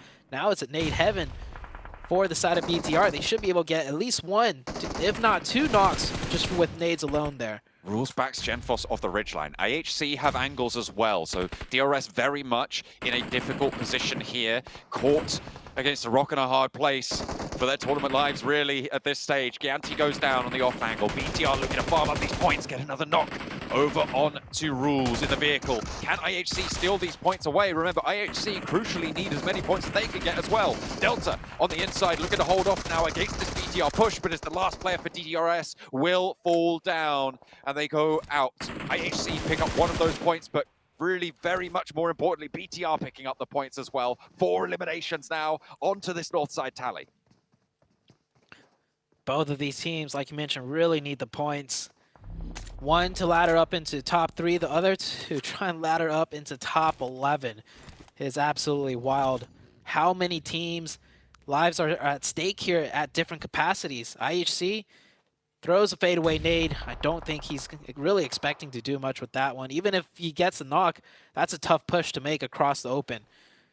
And the zone close by to both teams. So I think they realized some damage needs to be made onto either one of them if they want a safer passage in. If IHC can't make this crossing, Brute Force might have the best spot in this circle. They are currently guarding out IHC's rotation. You go down to the southeast, BTR spot you. You go down to the southwest, Brute Force holds you out. If Brute Force can hold this high ground above the Chumacera location, They have such great sightlines out towards the rest of it, but getting up that ridge that sits to the left-hand side of your screen is so difficult. It definitely is. BTR is starting to mount their rotation right now. I think they're going to just try and play on the close zone, use the deflades. Alex finds a knock onto mine, though, so that's the opening. Brute Force now with only 2 players and a lot of different angles that IHC is pounding them in on. They could find the next knock, the much-needed one. Demo drives up close. Damage is done, too, from distance. This should be a surefire win for Demo. Yeah, he gets that 1v1. Only 1 player left of Brute Force. IHC is securing their location. But hold on, look at this. Sem9, all the way from the south, sending one of their players, I think, to third party. Depp is actually looking to maybe put a bit of a crunch on. They've realized that this is a really strong ridgeline into the circle. It's their main breakout. They don't want to go down in where they've seen all these other teams maneuver. It's their only rotation, but Depp gets spotted, and Xiol keeps it together. IHC making the break right now for the roster to try and keep them on up. Oh, Vampire okay, they went... going okay, on sorry. into the scrap with D+ as well. They are going to take a back foot, and Schweppes is not. Yeah, BTR popped up with 5 eliminations. I thought it said they were eliminated. That's my mistake. Vampire now taking the fight with D+. D+ crashing in. Vampire getting the points, converting the points. And D+ now forced to scurry away. I nearly had a heart attack when I saw that BTR symbol pop up. That's just them picking up to 5. Now 6 eliminations. They're still all alive with 4. Sorry to startle any BTR fans are out there. Oh my goodness, look how many eliminations are on the bubble as well. 5 for Major Pride, 6 for BTR, 4 for Vampire, and IHC with 4 as well. It is so down to the wire. We're probably going to be going into this last game with so many questions, but we're still yet to conclude this one. Zute, as Brute Force go down and Bigatron pick up a 7th elimination point. They are dead level with Major Pride, but they've just jumped over. Did you see that? The table swap for Major Pride to jump up over for Miracle Vibes. This is too much math for me to keep track of. I'm just going to do my job and say what I see on the screen and forget the numbers. BTR now controlling that northern side just a little bit more. IHC still has a foothold up there in the form of, I think that might be Demo on that northern half. Yes. One of the players of IHC, as BTR is desperately trying to hold him out. Satar actually gets a little bit of that zone. That makes him a lot more comfortable. But hold on.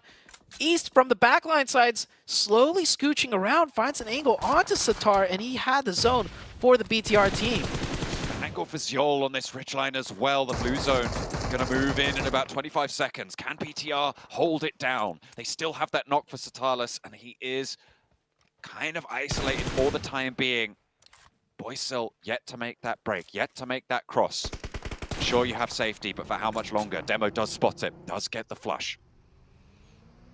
BTR, I think they are going to have to concede this one, but that does force them into a more risky rotation here. They're going to have to go back to the spot that Satar went down at, and maybe with the zone closing a little bit more, it is more isolated, but Xiol has something else to say about it. Steps a little bit too far ahead. They forgot to account for the fact that there's 2 back there. One player playing anchor. Great job out of BTR to keep one back. Almost a sacrificial play for Gen Force, but a much needed one.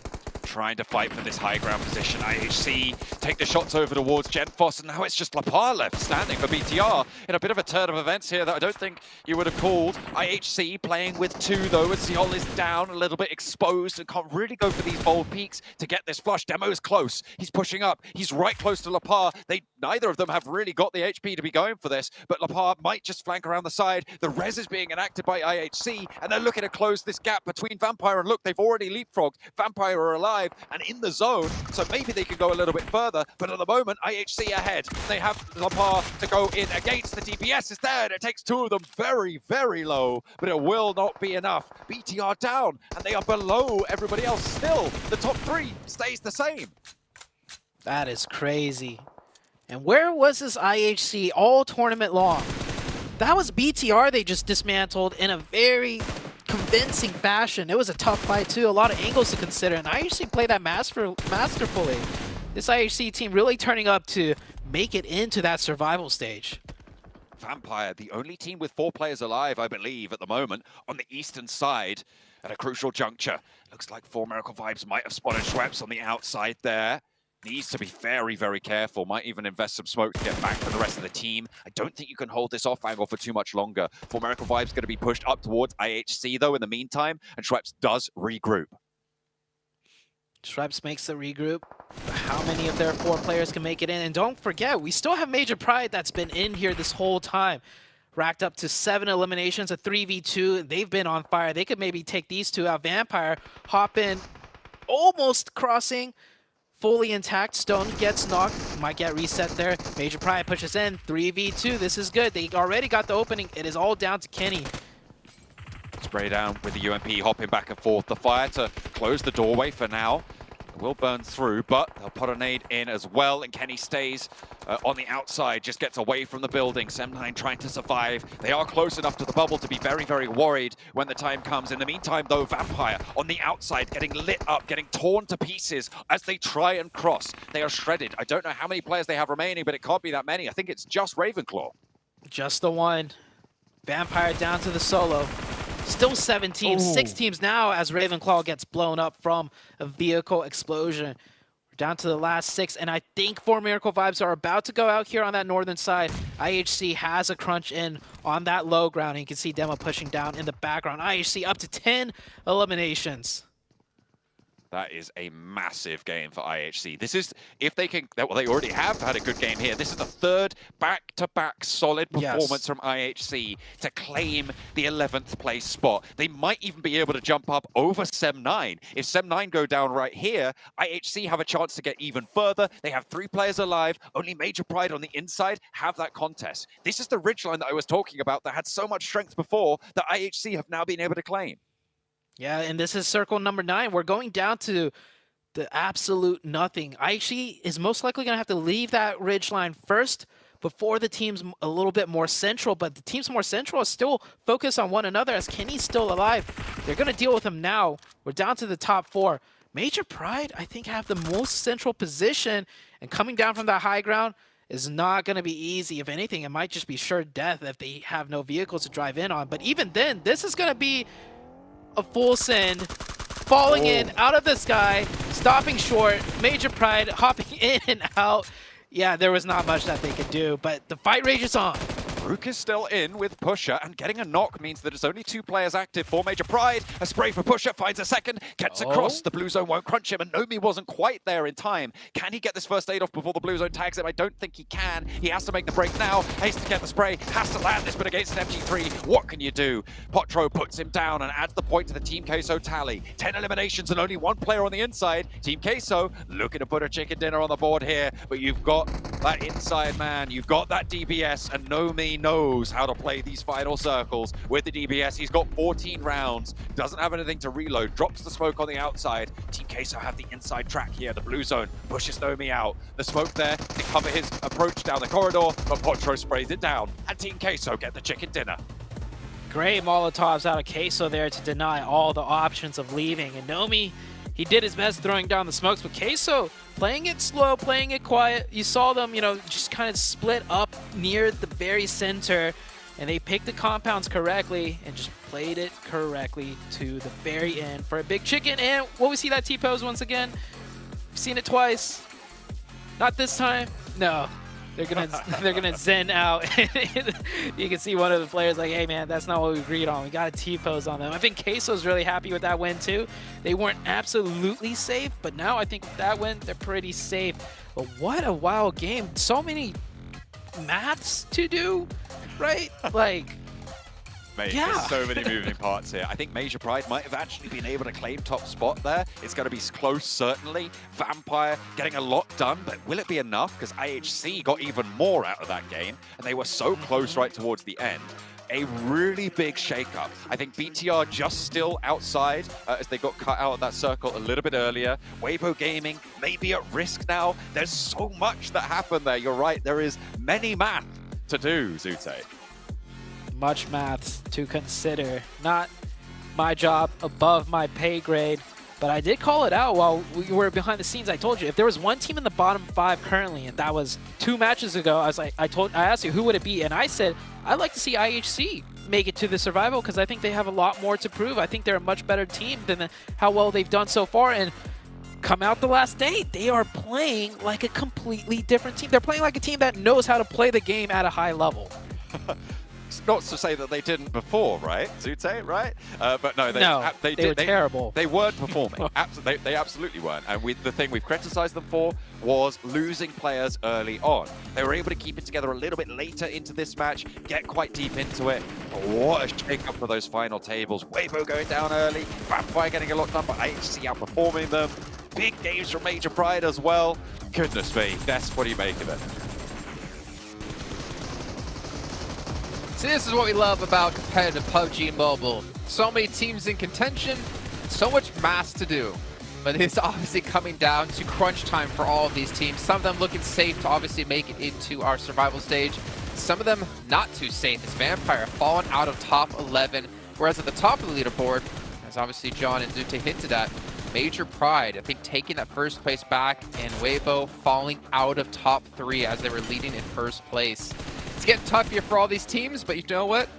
As his viewers, we love it, right, Cameron? Oh yeah, and it's going down to the wire. There was a couple of teams in the middle there, looking at like 6th through 9th, 10th or so that are relatively safe, but right on those bubbles, both of them. This last game is going to be so impactful here. Queso with a nice win here, 18 points total, but our attention is going to be on Major Pride, on IHC, For Miracle with 7, and then Weibo with 0 down there at the bottom.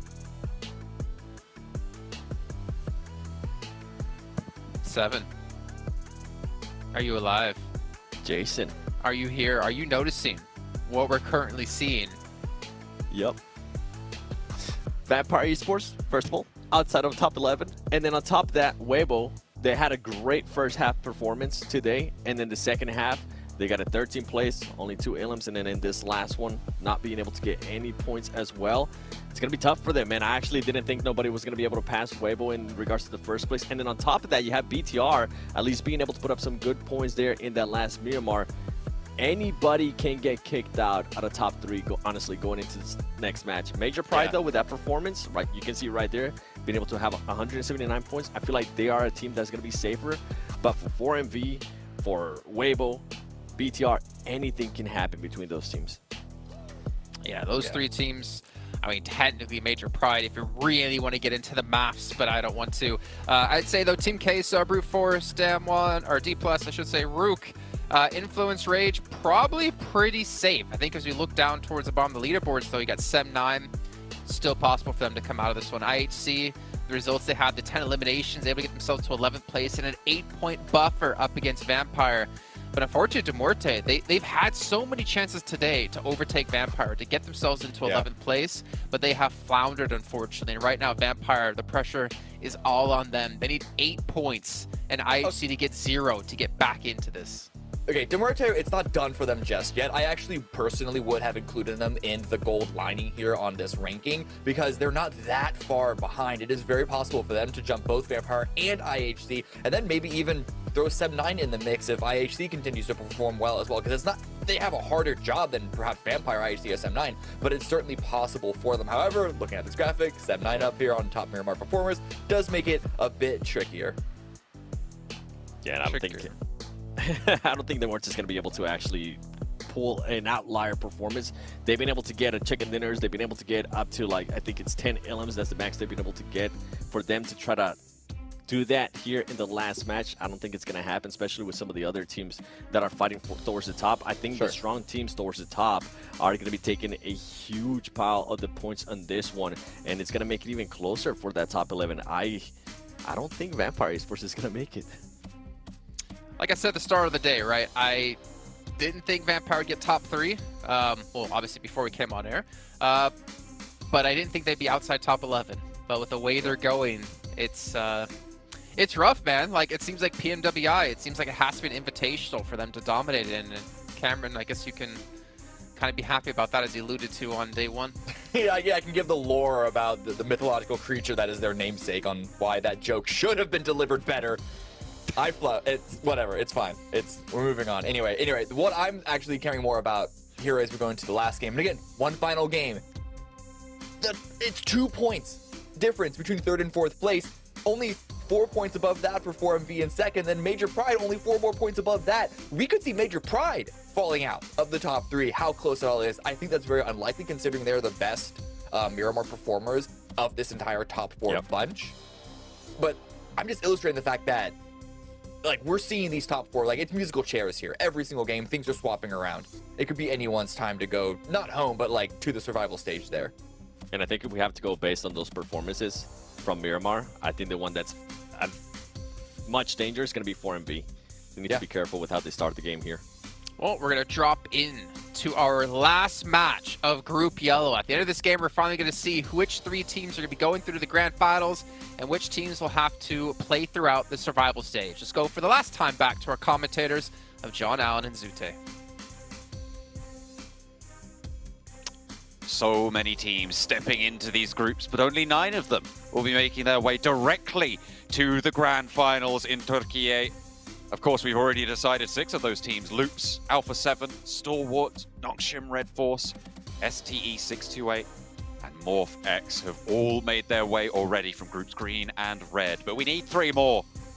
Who will be able to cut out that top 3 remains to be seen. And with 1 match to go, it is very, very close. Extremely close right now. We saw the leaderboards right now, and with this last match coming up, I'll just say it now, there's a lot more maths to be done once again, and I'm not going to try and do any of it. So I think I got we should, you, don't worry. I think we should just wait, you know, build the suspense. Just pretend you can't do maths either, John, please. Give me something. That's not something I can do for you, I'm afraid. I'm far too invested in the results of this tournament. Goodness me. It has been down to the wire all the way, really. I mean, all the way since the start, it's been a close fight to see who's in those top 3. And the bubble has just been heating up over the last day and a half or so as well, as Vampire sits in 12th. They look to chase IHC in 11th.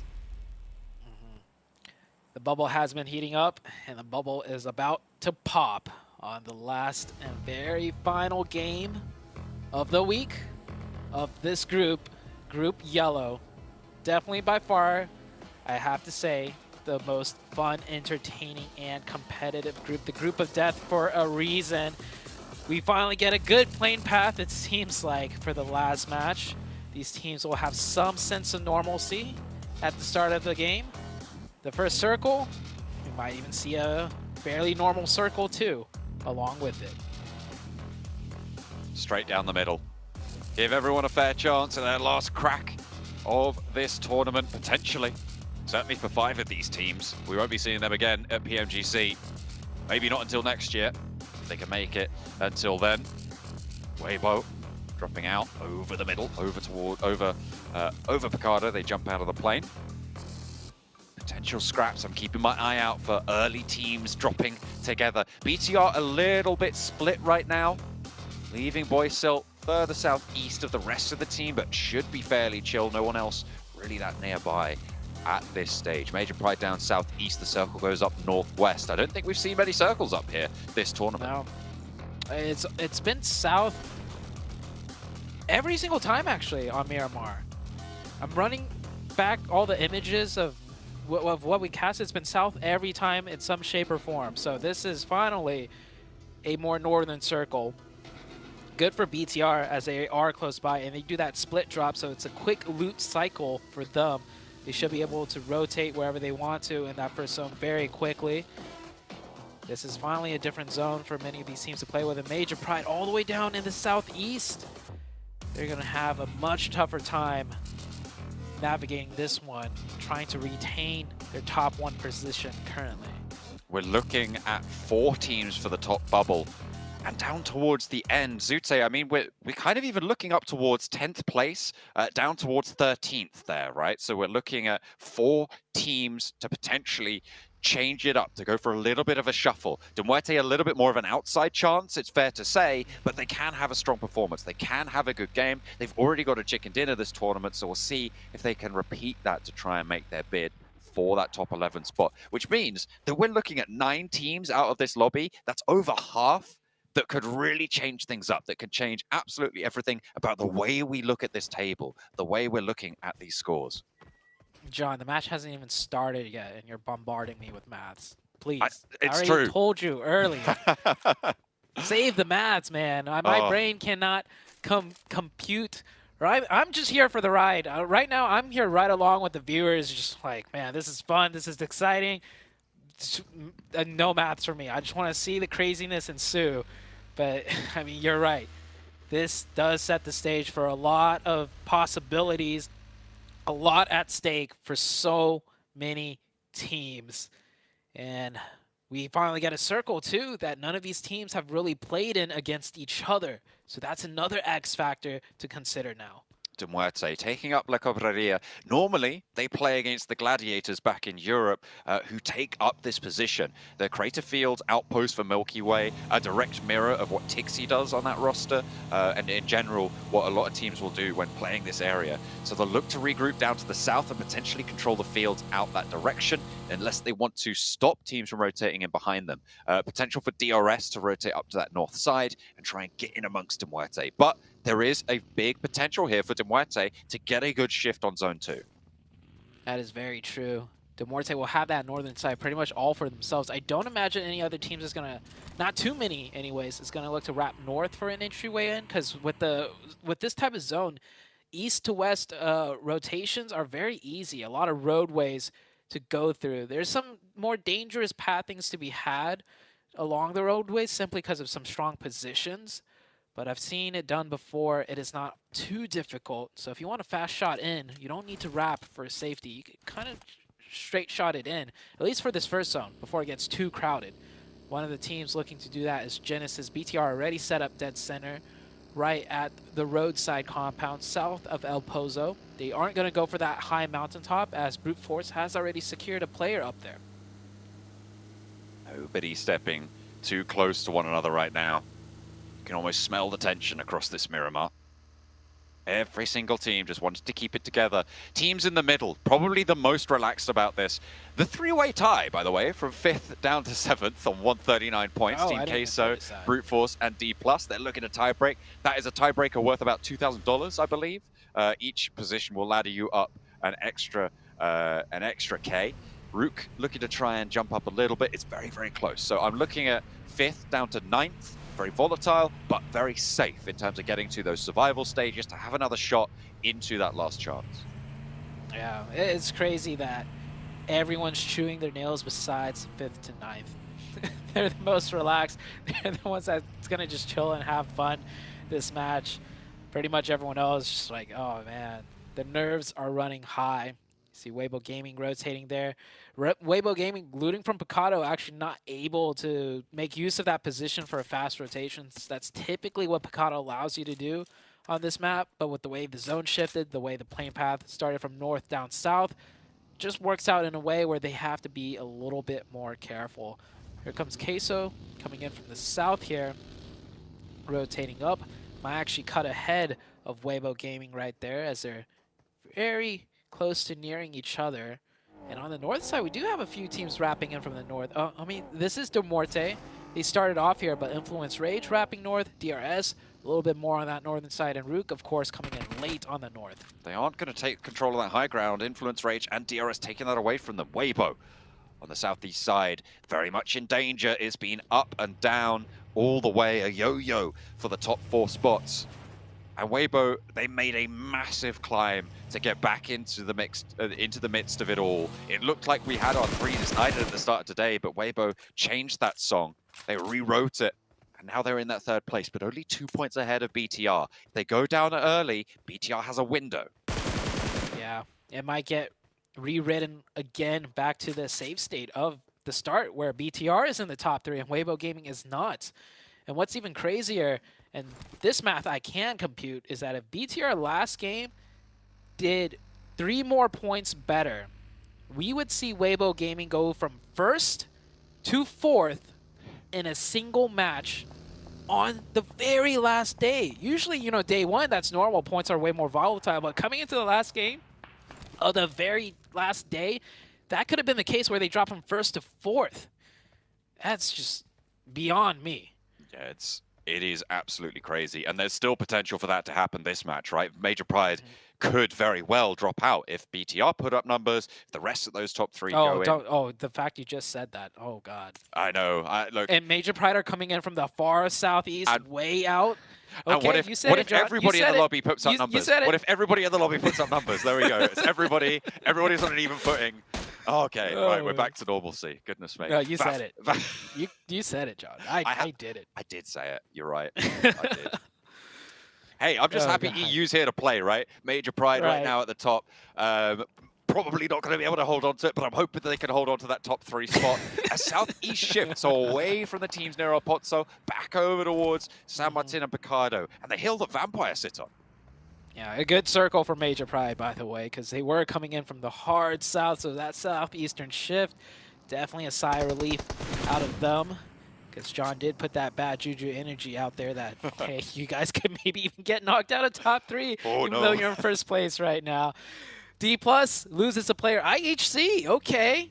They are in 11th place. They get another point lead, a bit more of a padding against the side of Vampire. 7-9 still also a team that could potentially drop out if IHC and Vampire surpass them. Maybe even De Muerte could jump up and over them, but would be a little bit more unlikely. Vampire sat 9 points behind them. With the circle that they've got right now, I mean, they're probably in one of the better spots to try and make this happen. 7-9, not really close to the circle at all, in fact. They are currently not on my map, so I'm not entirely sure where they're actually coming from. We'll have to wait and see if they're able to make it through. BTR just lost a player.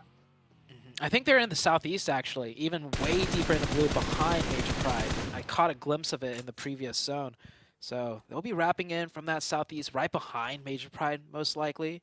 Genesis here taking some shots out. Taking a look at the map. Weibo Gaming dead center at Power Grid. That is the central position. They're playing a little bit of a split right now. Weibo Gaming, I think, just aim for top 3. Don't do anything crazy. You don't need to be #1 in my books. Just get that top 3. But BTR losing that player, right, in 4th place, brings them down to massive. 3 on the western side. They tried to push through and couldn't quite find the terrain. Going down, I believe, to... I'm not entirely sure. I think it might be Team Queso there on the western side. And that is a really, really big hill for them to climb now. Trying to get around that high ground that Prepod sits in is going to be really tricky. Yeah, BTR looking very dangerous now. Down to 3, and this is a difficult zone to rotate in on. They already lost 1. Sem9, oh, Tam getting into a little vehicular accident, knocks himself out. Maybe he could get revived if there's a teammate close by, but BTR down to 3. That is rough. Sem9 Tam, this is, I don't know if he's got teammates close by. Oh yeah, Macau is making that mad dash back towards him. I couldn't tell if he was driving away or to him. But he will get revived.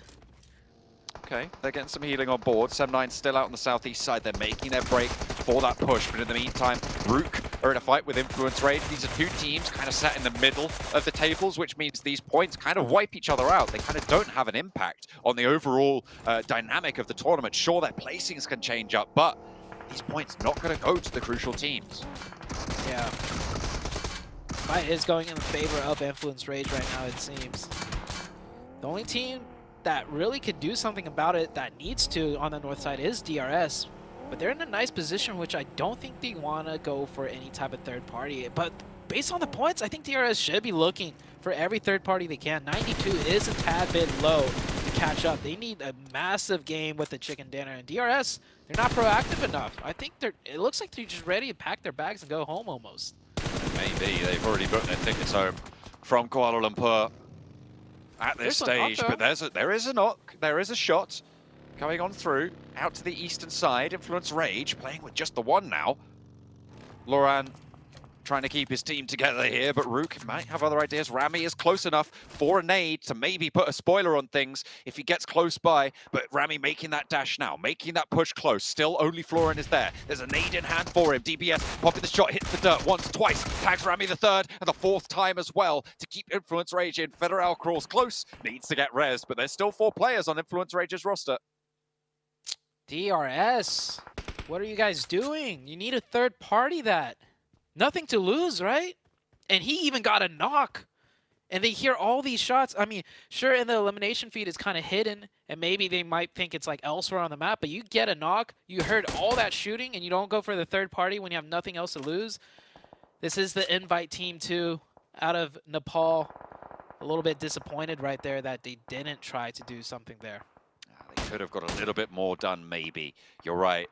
But I mean, it's almost a 30-point match. It would be a record-breaking game for DRS to be able to make this one work. It is still possible, but we'll see what they can do. That's BTR taking another knock from up into the north side. Could we be deciding our top 3 right here and now, early on? Not like this. I want a bit closer of a race. But Weibo Gaming, they're definitely happy about this. They're ecstatic. BTR was their only real challenge, and as soon as that player gets confirmed, Weibo Gaming, the comms will go out within their camp. Hey, BTR down to 2. We're looking pretty good here. And they've got a point as well. They're 3 points ahead with BTR on 2 on an outside position. They just need to hold out for Weibo on that southwest side. IHC, Team Queso, and 4 Miracle Vibes, though, are right next door to this power grid, to the power grid area, pushing up from the southwest side. All of those teams going to look to try and move in. And Major Pride as well are right there. So Weibo Gaming still not out of the woods just yet. It is a sad day to be a BTR fan right now. I'll say that much. I can't imagine what the chat's like for the BTR fans. Still with 2 up. It's not done until it's done. But it is looking quite grim for the side of BTR. Maybe if they get this circle blast here, hard to the northwest. It's close. But none of the compounds are in zone, and they have a 4-man on their north and a 4-man on their south to cut through. And even if they drive further into zone, they have a 4-man of DRS to kind of sneak under. Yikes. IHC, 3 points right now, 123 total on the western side.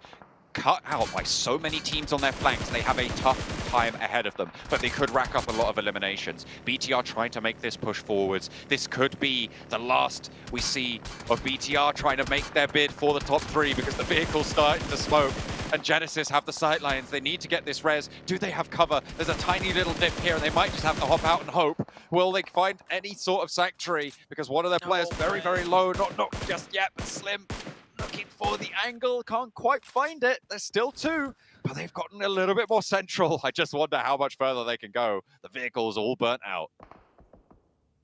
Zone bless them, please.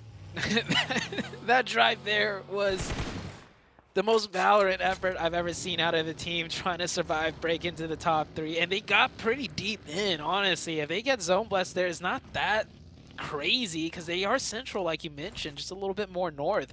And that's a great obscure spot to be in. So let's see if it plays out their way. Down on the southwest, though, this is where all the action's happening. Yeah, IHC picking up mass. This IHC team, man, this is the IHC that I knew of way back in the days. Where have they been all tournament long? Showing up in the very final day? Well, hey, the final day is where it's going to really count. And turning up with 5 points, 4 players still up, looking very strong. For Miracle Vibes, looking to slow down Team Queso, but 2 players of their own means that Doc really doesn't want to get knocked. I'm surprised that IHC have managed to keep this pace up. I mean, they've had 3 back-to-back good performances, right? They're looking for a 4th as well. This would be a miraculous run for IHC to be able to break in and claim that spot. They started today on 63 points, Zute. They have almost doubled their point score in one single day. They are 1 point off achieving that record. They're having a similar sort of day to what Bigatron were able to do in day 1. It is, to not understate this, incredible and unheard of to see something like this turn up right at the end. They are doing in one day what they managed to do in 3. So that is, yeah, sure, they started off the day with only, 62 points, but that is, I like that comparison to Bigatron. They're having almost as big of a day as Bigatron did in the first day, so they are really popping off. I mean, this IHC team, they've come a long way over the years, and I'm glad to see that they're not just going to bow out right now. They certainly don't want to give up without a fight, and they are fighting. 70 points was the Bigatron total for day number 1. In this one, right now, 62 is the tally for IHC on today's matches. Mongolian team and potentially the third Mongolian team to have a chance to make it to the finals, because 4MV and STE already making that barrier gap, trying to be that third name in the rotation. And Mongolia is certainly a region that people pay attention to and will continue to do so. But I'm still looking at Vampire. Can they make it happen? Sem9 haven't had as much of an impact as IHC here. If they go down, they could be the bubble that Vampire are looking to push onto. With this new circle shift, I'm suddenly looking back at BTR and Weibo Gaming. Weibo Gaming have IHC and Major Pride surrounding them, both with formats. And this zone shifted in a way where the close edge is going to be heavily contested. Weibo Gaming could go out right now with only 2 elimination points. BTR, sure, they haven't picked up any points, but they're in the zone. And if they're in this zone, they could get the next one, and placement points could be coming in, because they are in a very obscure spot. They might not even be found until way later. They do need to profit on this match, though. They were 2 points behind with the 2 eliminations that Weibo have. That puts them 4 behind, so they will need to ladder up pretty late into this game and try and stay alive for a long, long time. They don't have a vehicle there, remember, as well. So unless a team crashes them and they wipe them, they're gonna have a tough time getting out of there. Weibo lose another player. Gap down on the outside. Major Pride starting to move on through, and IHC want more blood, as if it could get any better for this team's totals. IHC playing like it's day number 1 and they have everything to win, trying to make it into the top 3. This team just playing perfectly right now, getting the knocks, putting the pressure, getting close, adding more pressure. Maybe they will commit into here. I don't think so. Committing here would be very dangerous, as Weibo Gaming do have the UMPs, the DBSs, and a third party close by from Major Pride. Ever so imminent. All of those teams looking for that bubble. All on 2 players remaining. Actually, Weibo did get that rest, so they're up to 3. But remember, 4 Miracle Vibes only have 2 players, and they are just ahead of this engagement right now.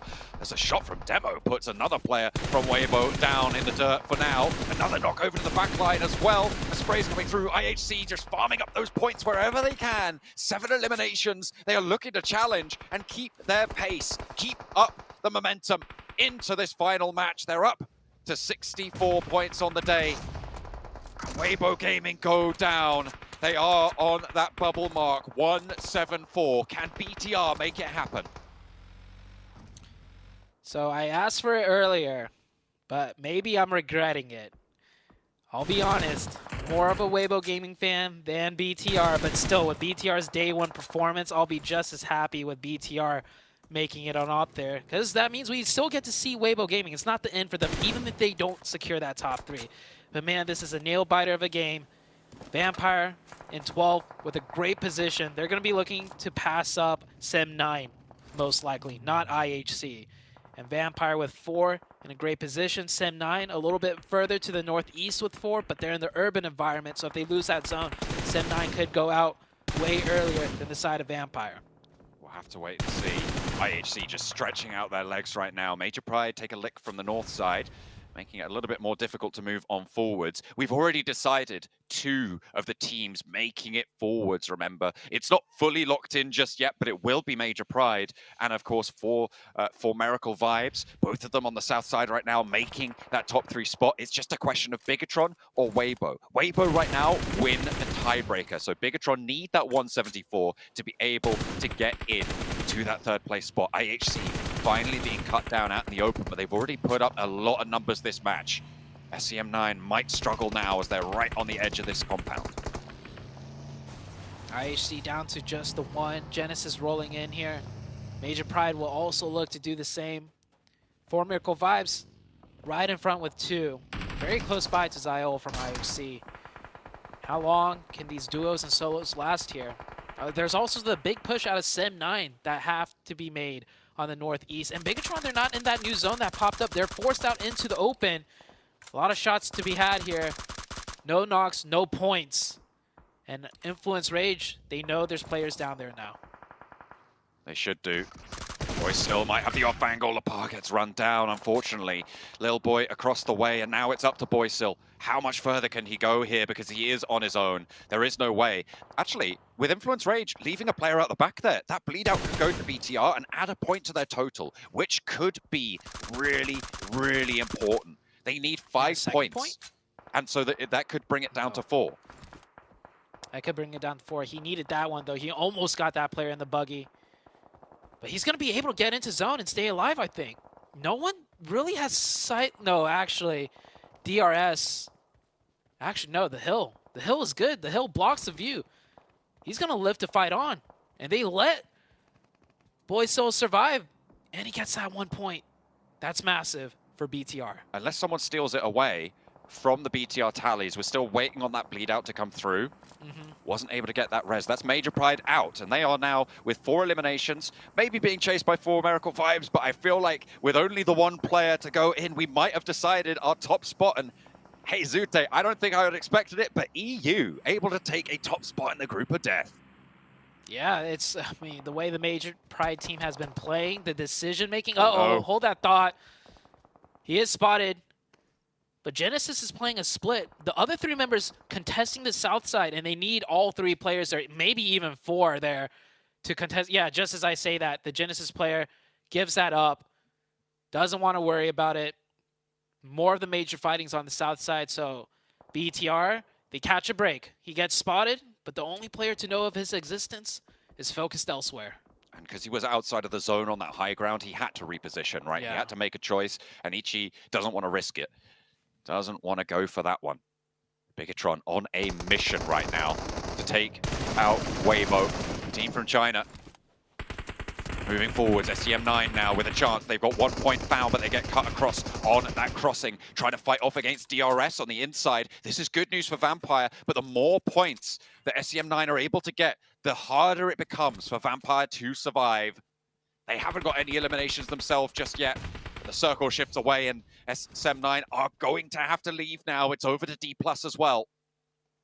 I think BTR is good in that zone. He just needs to crawl up a little bit more. He won't get into more sightlines of any more enemy players. Unless if someone looks towards his way and goes out of their way to clear out the backside, placement points are going to come into effect. BTR didn't get that elim point, by the way. They're still sitting at 0 elimination points. Oh, that is unfortunate for that one to have been stolen away. That might have gone over to Genesis. I mean, they've got 9 eliminations right now, Zute. They are still on 100 points, which means that they are 22 points actually with the elimination short of that mark. So very unlikely that they can make it, but they've stolen that point away and could have a big impact on the top 3. Crossing from SCM9, and Vampire have an angle. Stoned lights them up, but it's Killer to open through. Vampire not happy that they won't get the point, but happy that it's going over to SCM9 because that is the mark still. 122. They need 10 more points this match for Vampire to be able to claim that 11th spot, that last spot in towards the survival stage. They get the zone, too, in a very strong position. They don't get the elims here. They can get the placement still. Tem was knocked by Vampire. He did get revived. Desperately trying to get the points. And he does get knocked, but to who? No, it is DRS to take that one. Vampire having these points just drafted on over to the DRS players. Although 3 players trying to get up the stairs there, making it really quite tricky to get on through. DRS struggling against SCM9. SCM9 have started to lose players now, and Stoned picks up a point. 2 eliminations for the Vampires, and they find Killer as well. Maybe a 3rd added onto that tally. SCM9 caught on the inside. This is brilliant news, but how much value can be extracted for SCM9? They've got 2 points themselves, and another knock goes out their way. SCM9 now trapped on the inside. 3 points apiece for both of these 2 rosters, but SCM9 in much more of a poor position, and Vampire close it down. They add those points as well. That actually came through from somewhere else, I'm not entirely sure, but Vampire now on the chase. 10 points needed more than what they have right now to be able to close it down. When with 4 players, with so many other teams weakened right now, D+, the only other strong team with 3. Vampire, they're feeling it. They could very well do this. BTR, he's forced to move way too close to D+.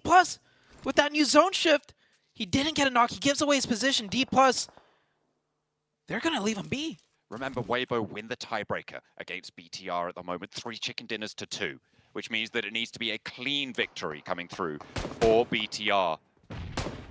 A really close sport game, but the taps are there. They know he's in, and this might be it. BTR going down here would mean that Weibo are able to take that 3rd place spot, but a couple places more and maybe things could change. 4th? A nade over from Tony K to BNS, and that might help the tallies. Bigatron Are they going to be right on the cusp here? Because they are the top 4 teams now. If Vampire can clean out Federal first, if they can find another player onto D+, there's a chance. Oh no, he's running in the open. He has to. Blue zone's closing. Federal doesn't have to move. He's still alive, 1 HP, and he is out. He is done for. Is that enough? 4th place. Points will have to be tallied. BTR, what a run. It's not over either way though. But Vampire, can they get the 10 points? They still need that 10. With the placements coming in, with 4 elimination points, they're looking good. D+, oh, they're not aware. Federal is spotted though. Shots have to be made. Federal is out. We're down to the top 2. D+ versus Vampire. Vampire need that little bit more. They need to win this fight. I think if against D+, they need to find these points here. A really close match for this roster. It is nail-biting. Vampire, PMWI champions, 2 years in a row, on the cusp of being eliminated, have their chance, they have their shot. The circle has given them their wish. But against D+, who have been playing strong today, there's no smokes, however, in the D+ bank. There's little utility, and Vampire have an area closer to the center of this circle. Yeah. Vampire, they need to be careful not to smoke out too much of their own vision. I don't know if they are aware of the fact that they have center control. D+ has to push out first, but they're blocking all vision of that happening. Maybe Vampire want to go aggressive first and sweep in onto one of their sides. It looks like that might be the case as they're all mounting up to the right-hand side. Dueling with these shots, burning on that ridgeline, the smokes breaking out into the roadside there. A lot of Molotov power, and in comes the rally. Vampire going all in on one play. Swipes over the first, and it's now D+ to try and hold it out. It's going 1 for 1. Oh, South there, and they're lighting him up. Vampire are falling in the face of it, and Stoned is there to try and hold it down. The last player alive for Vampire against Nobu with the backline. He's low, he makes the cross. It's a 1 versus 1 for their tournament lives. He's trying to play in the strength for Vampire. He has got that first aid. It's ticking away. A nade for Nobu. For D+ display spoiler. He's got an ankle. It's out wide, but no! Vampire are shut down. Have they done enough? And second place with the eliminations. It's all up to the tables. Do they know? Have they made it? It's all up to this. It's right down to the wire, and D+ take the chicken dinner, but it's all eyes on Vampire. How many points did Vampire confirm at the end? I think I caught him confirming 1. That was it. I don't know if that's enough. But either way, I might be too harsh. They didn't have to push. No one on their team spotted out the fact that they had the advantage. D+ had to push out of the ridgeline first, and they had a small bumps, a small hill to work with. If Vampire don't make it in here, Sertani's gonna have a mouthful with the team. That was a throw by the Vampire team if they didn't make it in here. That was so close. I don't know if they were able to pick up those flashes. It certainly would have been a good idea to, in a 1 versus 1, to be able to pick up those points, but Vampire need everything they can get in order to make that bubble. They might have that chance, but it could have all just been thrown away right there and then on a 3-player in a vehicle crash. No one playing backstop, no one playing that off angle. They had a chance, and Vampire potentially throwing it away. Also, BTR, could it be that that single point taken away from them after they got the knock is going to be crucial up to the top spot? There are 2 bubble questions that we have right now. We need to go to the desk in order to find out the final standings, but it is so close. I'm looking at all of this, and frankly, I don't really care about what else is happening. It is on Vampire and Bigatron, the 2 chases. Have they been denied? Have either of them been allowed in, Sute? I don't know. That's a maths question. You did say. I am not going to partake in maths here, but I'll tell you this much. I was entertained. You were entertained. The crowd was entertained. I think everyone viewing this was entertained, but it will have to come down to the points and the maths, and we'll let the desk cover that one. Well, ladies and gentlemen, I have done the maths. I have tallied everything up. And the answer to whether Bigatron made it into Grand Finals and Vampire made it into the survival stage is... Oh, I'm actually being told we can't reveal that yet. All right, instead we're going to talk about this game here, gentlemen. Seven and Cameron, this was a game for the ages. A lot of moving parts, a lot of teams on the cusp of potentially qualifying into the next stage, whether it be the Survival or Grand Finals. But I don't know. I wasn't keeping track of the mass. I didn't want to know the mass until we get to that final graphic of our overalls. Where to start? I mean, Weibo, a team that has been very consistent in regards to their performances when it comes down to Myanmar. They weren't able to put up a performance here, even though that was a team fighting for that first place. 4MV as well, a team that has been inconsistent, being able to at least secure some points. But then it comes down to Vampire Esports. I was very against, as we were watching the game, of how they were just sitting out. They were just being very, very patient. It kind of ended up working out for them, but I feel like they really needed that chicken dinner. D+, though. Finally, we got a chance to see their final form there towards the end with those 17 points, but is it enough for BTR? 0 Ilums, dude. Yeah, oh, man.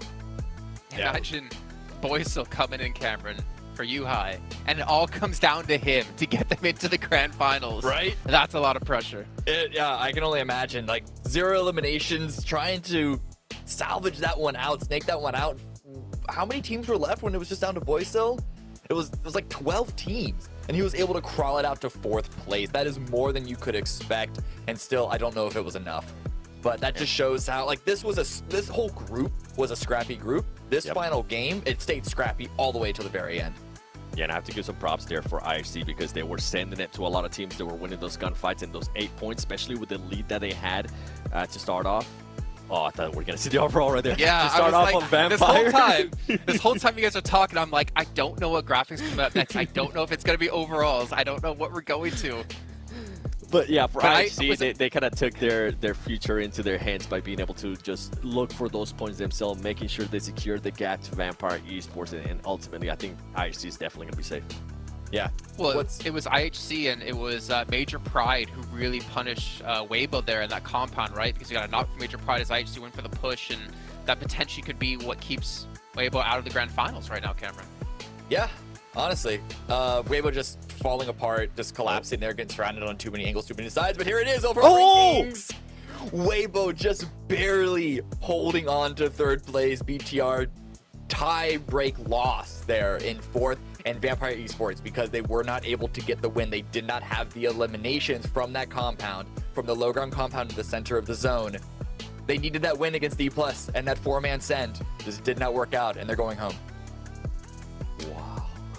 Well, one upside for Weibo right now, there is no SKT in the Grand Finals, so maybe they'll have a chance this time here. Sorry, T1. SKT was from my time, way back in the day. And Vampire, 1800 points short. Okay, I'm not that old. And then even John informed me, IHC getting 75 points on the day, more than Bigatron got day 1. Yeah, kind of goes with what I'm talking about with their performance, taking their future into their own hands. And from Vampire Esports, you can see the player there at the end of the match too, trying to secure those Ilums, and it just wasn't enough. Vampire Esports, that I feel like that's one of the biggest shockers right there. A team that a lot of people, including myself, expected them to do good here in PMGC, expected them to kind of redeem themselves from the awful PMGC that they had last year, and then continue and not being able to put up performances here, and that's it. They're going to go home. Now back to the drawing board. Yeah, I do want to quickly shout out Genesis from not just this round. They had a really good round. I think they got like 15 or so points, right? But just from this day overall, Genesis had a couple of really good matches. Unfortunately, it was too little too late, even with this final round. We actually saw 3 of their members there on the top gunslingers, the top 4 only being overtaken by 1 member from IHC. It's just unfortunate that like we didn't see any of that from them the first couple of days, and just the points were not going to be there unless they just ran away with both Miramars in a row. But still, you know, want to give a little bit of a shout. Yeah, honestly, I think really happy with the way this group played out, and I think it's the perfect way to end our like group stage, since we still have the survival stage, obviously the last chance to come up here. But we've definitely seen some unforgettable matches and unforgettable moments throughout this one. Thinking about Nomi back a couple of matches ago, just sitting chilling in the middle of DRS as well. I mean, you think about that individual play, obviously it wasn't all individual in the whole scheme of things, but hey, Major Pride take 1st place out of this, and Europe, you know, can kind of be proud because they have a team here with a really good chance to take home some really high placings in the Grand Finals. They do, and for that, I kind of want to give some props to Weibo, because this team, even though the second half of this day was absolutely awful, they were able to do just enough on that first half to just kind of maintain themselves there within the first place. At one point, they were first place, and I myself was saying, okay, if they continue to play like this, I don't see anybody being able to pass them, especially with what I was thinking that they were going to be able to do here on Miramar in the last 2 matches. They were not able to do that, so big props to them for being able to come out hot and making sure they took their future into their own hands. Yeah. And going into the survival stage, I know this is a bit of recency bias, but recency bias is the same thing as like looking at a team's form throughout the groups. Going into the survival stage, I actually think the 3 biggest threats are obviously going to be Bigatron, but I think IHC and even D+ from the most recent performances looking like better, feeling themselves. The chemistry is more there. The communications, I assume, are going to be more there. They're going to be really big threats going into the survival. Well, we can't forget though, Cameron, this is a completely different spiel, right? Because we're going to have, if I'm not mistaken, like 24 teams playing in this one, and you have to adjust your applications for every single time. But what I am hearing is we do have an interview coming up on the stage with Naomi, previously known as, coming in from Major Pride here to talk us about this event.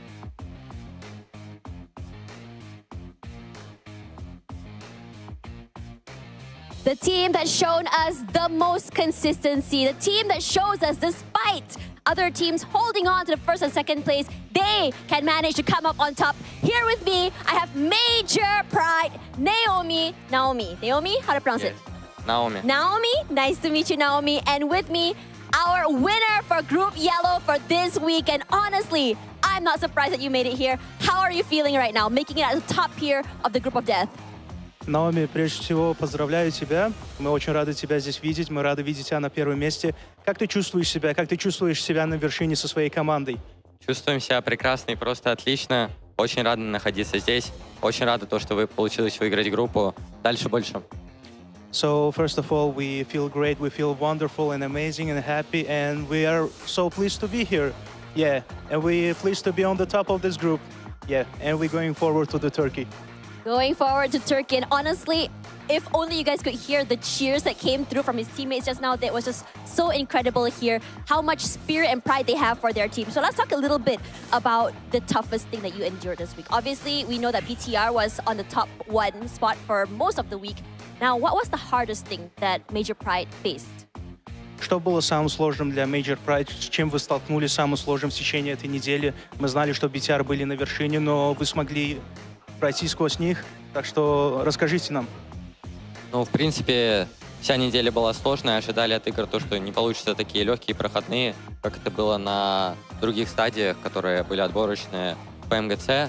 В принципе, ну, адаптацию просто хорошо провели, особо ничего сложного не было, только выдался тяжелый очень последний день. Были тяжелые зоны, тяжелые игры, но по итогу получилось забрать свои поинты и выиграть группу.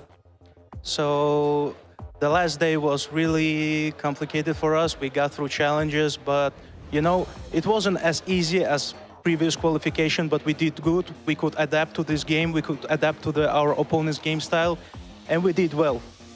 And you guys definitely did, top of the scoreboard at the end of the day, and the points are just so very close.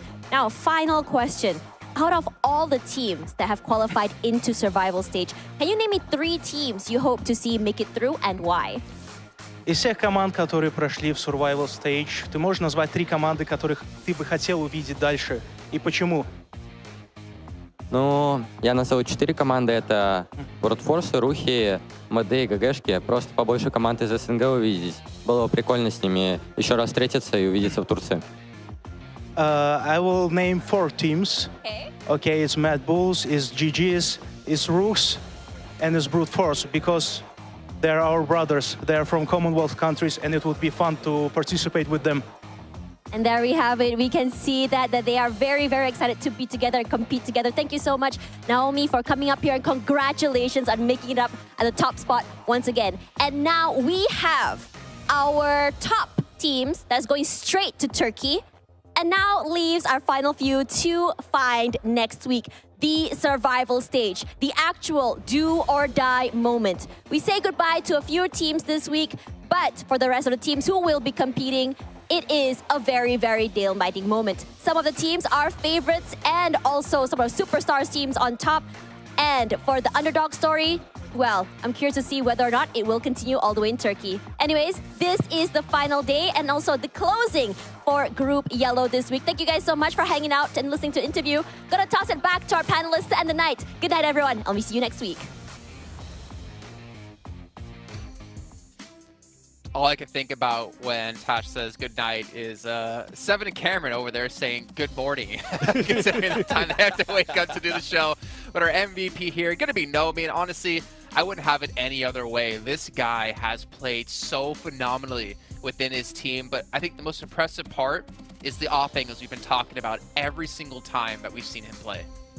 Not only just the off angles, I think the survival time that we're currently not able to see here, what he was able to do earlier, you were saying too, he was the only one alive earlier in the match. In one of the matches, he was able to survive, get those placement points for his team as well. If it wouldn't have been for that, it could have been a completely different story here for Major Pride, but overall, Nomi, I mean, you can see him top elims and top damage. Yeah, just his ability to play those off angles and be the closer of a bunch of these situations is really, really strong. Usually, that offside, when it's a 3-1 split, that individual solo player can be their make or break moment. In fact, that was something criticized for Weibo on the commentary team earlier on. But Nomi, every single time, knows how to play that position, rarely ever gets knocked as a solo, and has those off angles to close the rounds. And even when he's the one up left, gets something out of it. Clutch player, just brings so much to the table, and Major Pride should be very glad that he is on their squad. Well, there we go. Our team's going straight through to the Grand Finals. We have Major Pride, For Miracle Vibes, and Weibo Gaming. But of course, it's not the end of the day. It's not the end of the tournament for these other 8 teams making it through into the survival stage. Some of them coming a little bit closer than the others when it came to getting straight through to the Grand Finals. But unfortunately, they're still going to at least have, or I should say, fortunately, they're still at least going to have that second chance to get there here. And as we look at these teams, I think IHC, with the performance they put on today, as you mentioned before, with 75 points on the day, they have shown their true potential.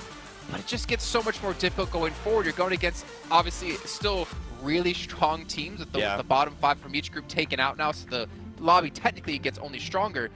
But it's going to be even harder considering the amount of drop locations they're going to have to switch with having a group system, having to bring teams in and teams out. You're going to have to prove your adaptability if you want to be able to succeed. Looking here at the Grand Finals, man, the 9 teams that have already qualified, God, just looking at all on the same page, it's actually hitting me how strong already the lineup is looking. Yep, we got 2 Brazilian teams, 2 Chinese teams already coming through. You know, proven to be which of the regions can be the strongest. Honestly, I think for me, like seeing Loops Alpha 7, like we've covered them throughout the entire year when it came to the Americas regionals. I think we have some high expectations for these teams, but then again, we know their weaknesses. We know how slow teams like Alpha 7 can start events. We know how strong some teams like even Stalwart Esports here coming in from Group Green can be. Yeah. I don't know who's going to win the Grand Finals, but one thing I do know, I'm excited to see who's going to get there and who's going to come out on top and be the one. And I'm excited to see survival stage because just look, we're talking about groups of death. We're talking about what's going to happen here between those league stage. Well, now we got a chance to see it, and then we're going to be going towards survival stage and a lot of hungry teams. I'm going to be looking at Group Green. I mean, they have Prestigious there. And then if we go to Group Red, you have Inco, a team that has been here before. Maybe they'll be able to use the experience that they got from this last year so they don't have to actually end up going to last chance. And a surprise team that I'm going to be looking at to seeing how they perform, No Surprise, and Hyper. I want to see if they're able to even do a little bit more research. Remember, their full roster from what we've seen in the past is not there. Are they going to have enough, or are teams just going to be picking on them? Yeah. I mean, that is, again, a little bit of bias here because of how familiar we are with Hyper, but the fact that they're coming in with essentially feels like an entirely new roster because of the sub situation. The fact that they are even in survival stage to begin with was, I'll be honest, a little bit of a shock. Enigma Galaxy, my eyes be turned towards them, and Coops, obviously, I mean, we saw the performance they had in Group Red. They were so close to be able to pull it off, but they still have that second chance here. I mean, looking down towards Gladiators as well, we have to talk about them. They're the only special invited team to make it into this part, at least, as we did see DRS unfortunately fall by the wayside. But for me, Gladiators, they have a lot to prove because they have been looking, not great. Say it. Not trying to be PC here. Not great. I agree with you. I mean, it's a team that was barely able to make it in from talking to some of the people that were actually doing week 1, especially with how Juicy was saying if it wouldn't have been for the match that they had in the last day, they probably wouldn't have made it in. And it comes down to, okay, you can't be relying on just one match. I feel like a lot of these teams that were able to make it even from our group, they have a lot of ups and downs. We need to start seeing a little bit more consistency. Bigatron, definitely one of them. We've been talking about how Bigatron has been able to just kind of save face after day one, after just being able to put up a good performance. And boy, that ended up backfiring for them. And then if we go to some of the other teams, right? FaZe, remember FaZe during Group Red? That was one team that actually ended up surprising this game because they started off awfully, but then they started getting hot. Yeah. Yeah, I mean, but this is the real struggle for teams going into the survival stage, right? Is that we saw how long it took a couple of different teams to realize what the meta was of this current lobby. Bigatron took full advantage of that on day one. They got a whole number of points while teams are playing a little more slow. But now that it's a new lobby, so things are kind of reset. But then again, teams are also, you know, hopefully more aware that they need to or should want to start faster. So it's always interesting when lobbies like this get shuffled around to see what the start looks like. If anyone is going to be able to take a lead, what sort of lead is it, and how does that maintain itself going through the rest of the stage? Man, I'm just looking forward to hot drops, honestly. With having the groups rotate, it is going to be ridiculous. You're never going to feel safe, and hopefully the claims you make over on socials are going to be enough for you to maintain your position. But before we get to end off the show here, I got to remind you guys once again about our official smartphone sponsor provider here at PMGC 2023, the Infinix GT10 Pro. You guys can pick one up and dominate the lobby because you know what? It was born for you. It was made for you. So go out and put in the work. Ladies and gentlemen, that's going to round out our entire group stage. We still have the survival stage to kick off. However, we're going to be having a 2-day break until then, which means Wednesday is we're going to be back at the same time to kick off our survival stage to find out which teams advance through into our last chance and, of course, into the grand finals thereafter. Hope you guys have a good 2 days off, and we'll see you Wednesday for the continuation of PMGC.